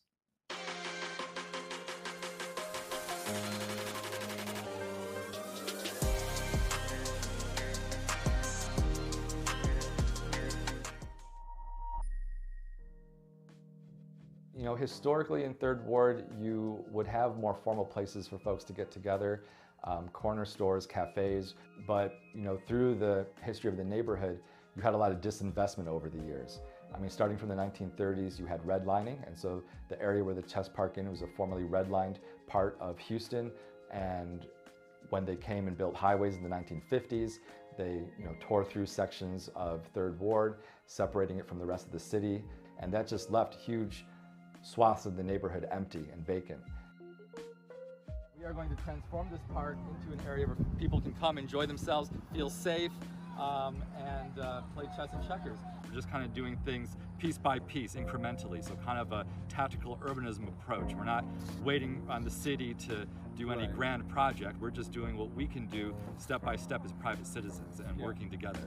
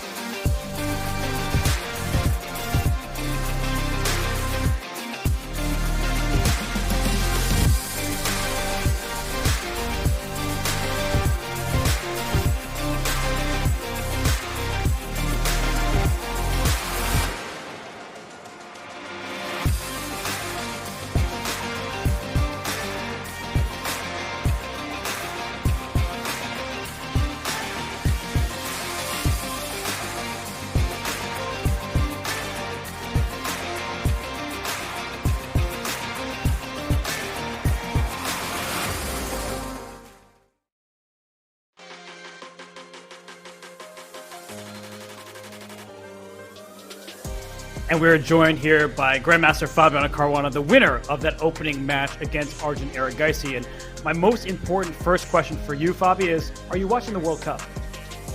No, not at all. Christian asked me this too. I don't really follow football or soccer, however you want to call it. I just don't. I don't enjoy it, and so I follow the results a bit, but I don't really like watching it. Fabi, the match was amazing. It was such a treat to watch. Let's go back to the end of the 5-minute portion when you mounted that furious 4-point comeback. How did you coach yourself in the moment that you were down 3 points? Because you just seemed like a new man toward the end of the 5-minute portion and the start of the 3-minute portion. What exactly did you tell yourself? How did you change your mentality? I was just glad to be done with the 5-minute. I felt like I was getting outplayed, and even when I wasn't getting outplayed, I was getting flagged, or flagging myself more specifically. So I thought that like in 5 minutes I just was like so slow and playing worse than him. I think he was also playing very well, so it's not like it was all because I was playing poorly, but he was putting pressure on me, and then I remembered that in a lot of matches from the other side I was up in the 5-minute, like against Duda, and then it usually came down to bullet, which would be very close to tied. So I figured that if I kept it relatively level, that the bullet would probably decide it. And I just wanted not to get tilted. Like I was getting a bit tilted in the 5-minute at some point because I spoiled some good positions. I got flagged in like a dead drone position, which was, I had like 6 seconds and then I just let my time run out. So everything was going wrong. And I just was very happy that it got a bit faster. I could play more intuitively. I didn't have to like stress over my decisions. Yeah, it's interesting because you were just talking about how time trouble was kind of your biggest enemy in the longest time control portion. So how does that work? Like, how do you sort of convince yourself that your struggles in the first segment, they can be pushed aside in quicker time controls, which seemed at least the time scrambles to be your problem early on? Yeah, it completely shifted. I didn't expect it to shift so much, that the time scrambles worked more in my favor in the 3 and 1 minute portions, while in the 5-minute, it was the other way around. I don't know. I think it was because I also tried to keep a lead on the clock in the 3 and 1 minute, which I usually managed, a very slight lead, but anyway, that time buffer does play a role. While in the 5-minute, I was routinely down 1 or 2 minutes, which is, it's you're really putting yourself on the back foot. And I also had this disastrous second game. I mean, I played a line which I knew was good for black, but couldn't remember, and then I just lost on the spot. I think the move after c3 is 92, but I just also it's very stupid because if you don't remember, but it's a 5-minute game, so you have time, you might as well calculate, which is not what I did at all. I just blundered 94. Maybe white's winning another way. So yeah, the 5-minute didn't go my way in any stage, and I also felt like I was just a weaker player. Like in the first few games, I just felt like Arjun is just outplaying me, and before the match, I thought it might be 50-50, but then I started to reconsider once he started out playing me in every game. But yeah, luckily things turned around. Fabi, one last question for me. How carefully are you going to be following the matchup of your potential opponent in the next round, Magnus Carlsen, against Gukesh? And do you think Gukesh has any realistic chances at all to pull off an upset? I will follow all the matches pretty closely, especially that one because it decides who I play. But I think I already said this on my podcast that I feel like Magnus is close, like a 95% plus favorite. Not to take anything away from Gukesh, who's very good, but I don't know. Magnus has lost very, very few matches against anyone, and I've never seen Gukesh play online. Like I don't know if I think he doesn't really enjoy it. That's what I heard, that he prefers to focus on classical chess, which maybe he considers more serious chess. So without that experience, and with Magnus being so dominant in these formats traditionally, it would have to be an off day for Magnus, or Gukesh would just have to have the best day of his life, I feel, for it to be a win for Gukesh. Yeah, totally fair. And last question from me. Speaking of the C-Squared podcast, you gave really some high praise to Arjun Erigaisi. Can you elaborate on that? You said that you felt was the most likely to reach 2,800. Did you sort of feel that strength in this match? And what do you see to come from him and these juniors? Well, it's difficult. I had to pick someone. It was difficult, of course, because all these Indian juniors are so strong. And we saw, for example, Nihal recently going to the final of the Global Championship. And Pragnanta is always so strong, and Gukesh is 2740 now. But I thought that Arjun, like the quality of his play is sometimes incredible with very few mistakes. And also in classical chess, I remember being extremely impressed when he won the Tata Steel B group completely dominantly and with, such precision in his chess that you see from very few players. So I feel like he's a very classy player. He has a lot of potential because, of course, he's young and he has his minuses as well, lack of experience and all the associated things that come with being an up and coming player. He doesn't have some of the tools that more experienced guys have, but I could see him being 2800 one day. I wouldn't be surprised at all. I would even put it at a higher than 50% chance. But it could also be that there's multiple Indian juniors who reach that level. I wouldn't be surprised as well because, let's say, from my generation, almost all players at some point hit 2800, or players that I consider near my generation, like Anish, Wesley, Ding, Jan,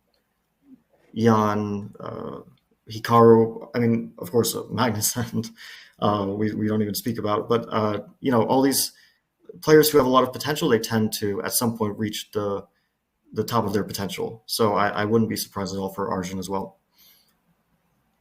We have a feature chat question, Fabi, before we let you go. Are you excited to face Arjun again in Tata Steel in just a couple of weeks, I think? Yeah, I haven't thought too much about the tournament yet because it still feels like there's a lot to do. But it is my next event after this one. Oh, well, actually, I shouldn't say that. I'll probably play the World Rapid and Blitz Championship. But yeah, it feels like there's a lot to come before that. So I haven't thought about it too much. It would be the first time that I played him in Classical, which is interesting because we played some Rapid, some Blitz. Actually, I should say not Rapid, only Blitz. But the Classical we've never played, so it'll be interesting. Well, we're super excited for that, but we're also excited first for you to play in the next round here at the Speed Chess Championship. Fabi, it's been a long and tough match, but congrats again for coming out on top, and we'll see you in the next round. Thanks, guys. Thank you, Fabi. See you, Fabi. That was Grandmaster Fabiano Caruana, the U.S. chess champion, commentator extraordinaire, dusting off the good old blitz and bullet skills and taking down Arjun Erigaisi. So, Danya, really impressive stuff from him. He will await the winner of Magnus and Gukesh. He called Magnus a 95% favorite, but I think everybody wants to see that rematch of the 2018 World Championship.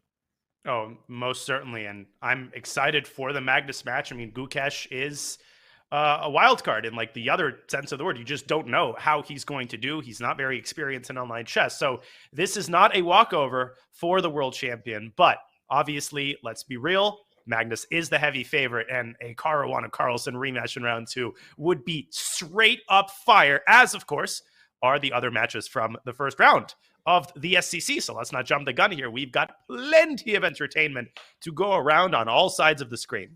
I feel like I haven't said Wesley So's name a single time in this broadcast, so I'm just going to give a shout out to our finalist from a year ago, Wesley. So he always seems to do well in this format. He's only lost to Hikaru or Magnus. He just won the CGC. So before I forget, he takes on Nordibek Abdusattorov in their first round matchup. But we have great upcoming matchups for you, not just the one I mentioned, but you see Ding Liren against Alexander Grishuk this Sunday, November 27th. You see on the 28th, Nepo and MVL. On the 30th, Levon Aronian, Dmitry Andreikin, and Magnus Carlsen. He comes back to Speed Chess Championship and takes on Gukesh in their first round matchup on Tuesday, December 6th. So, Danya, seriously, we had so much fun today.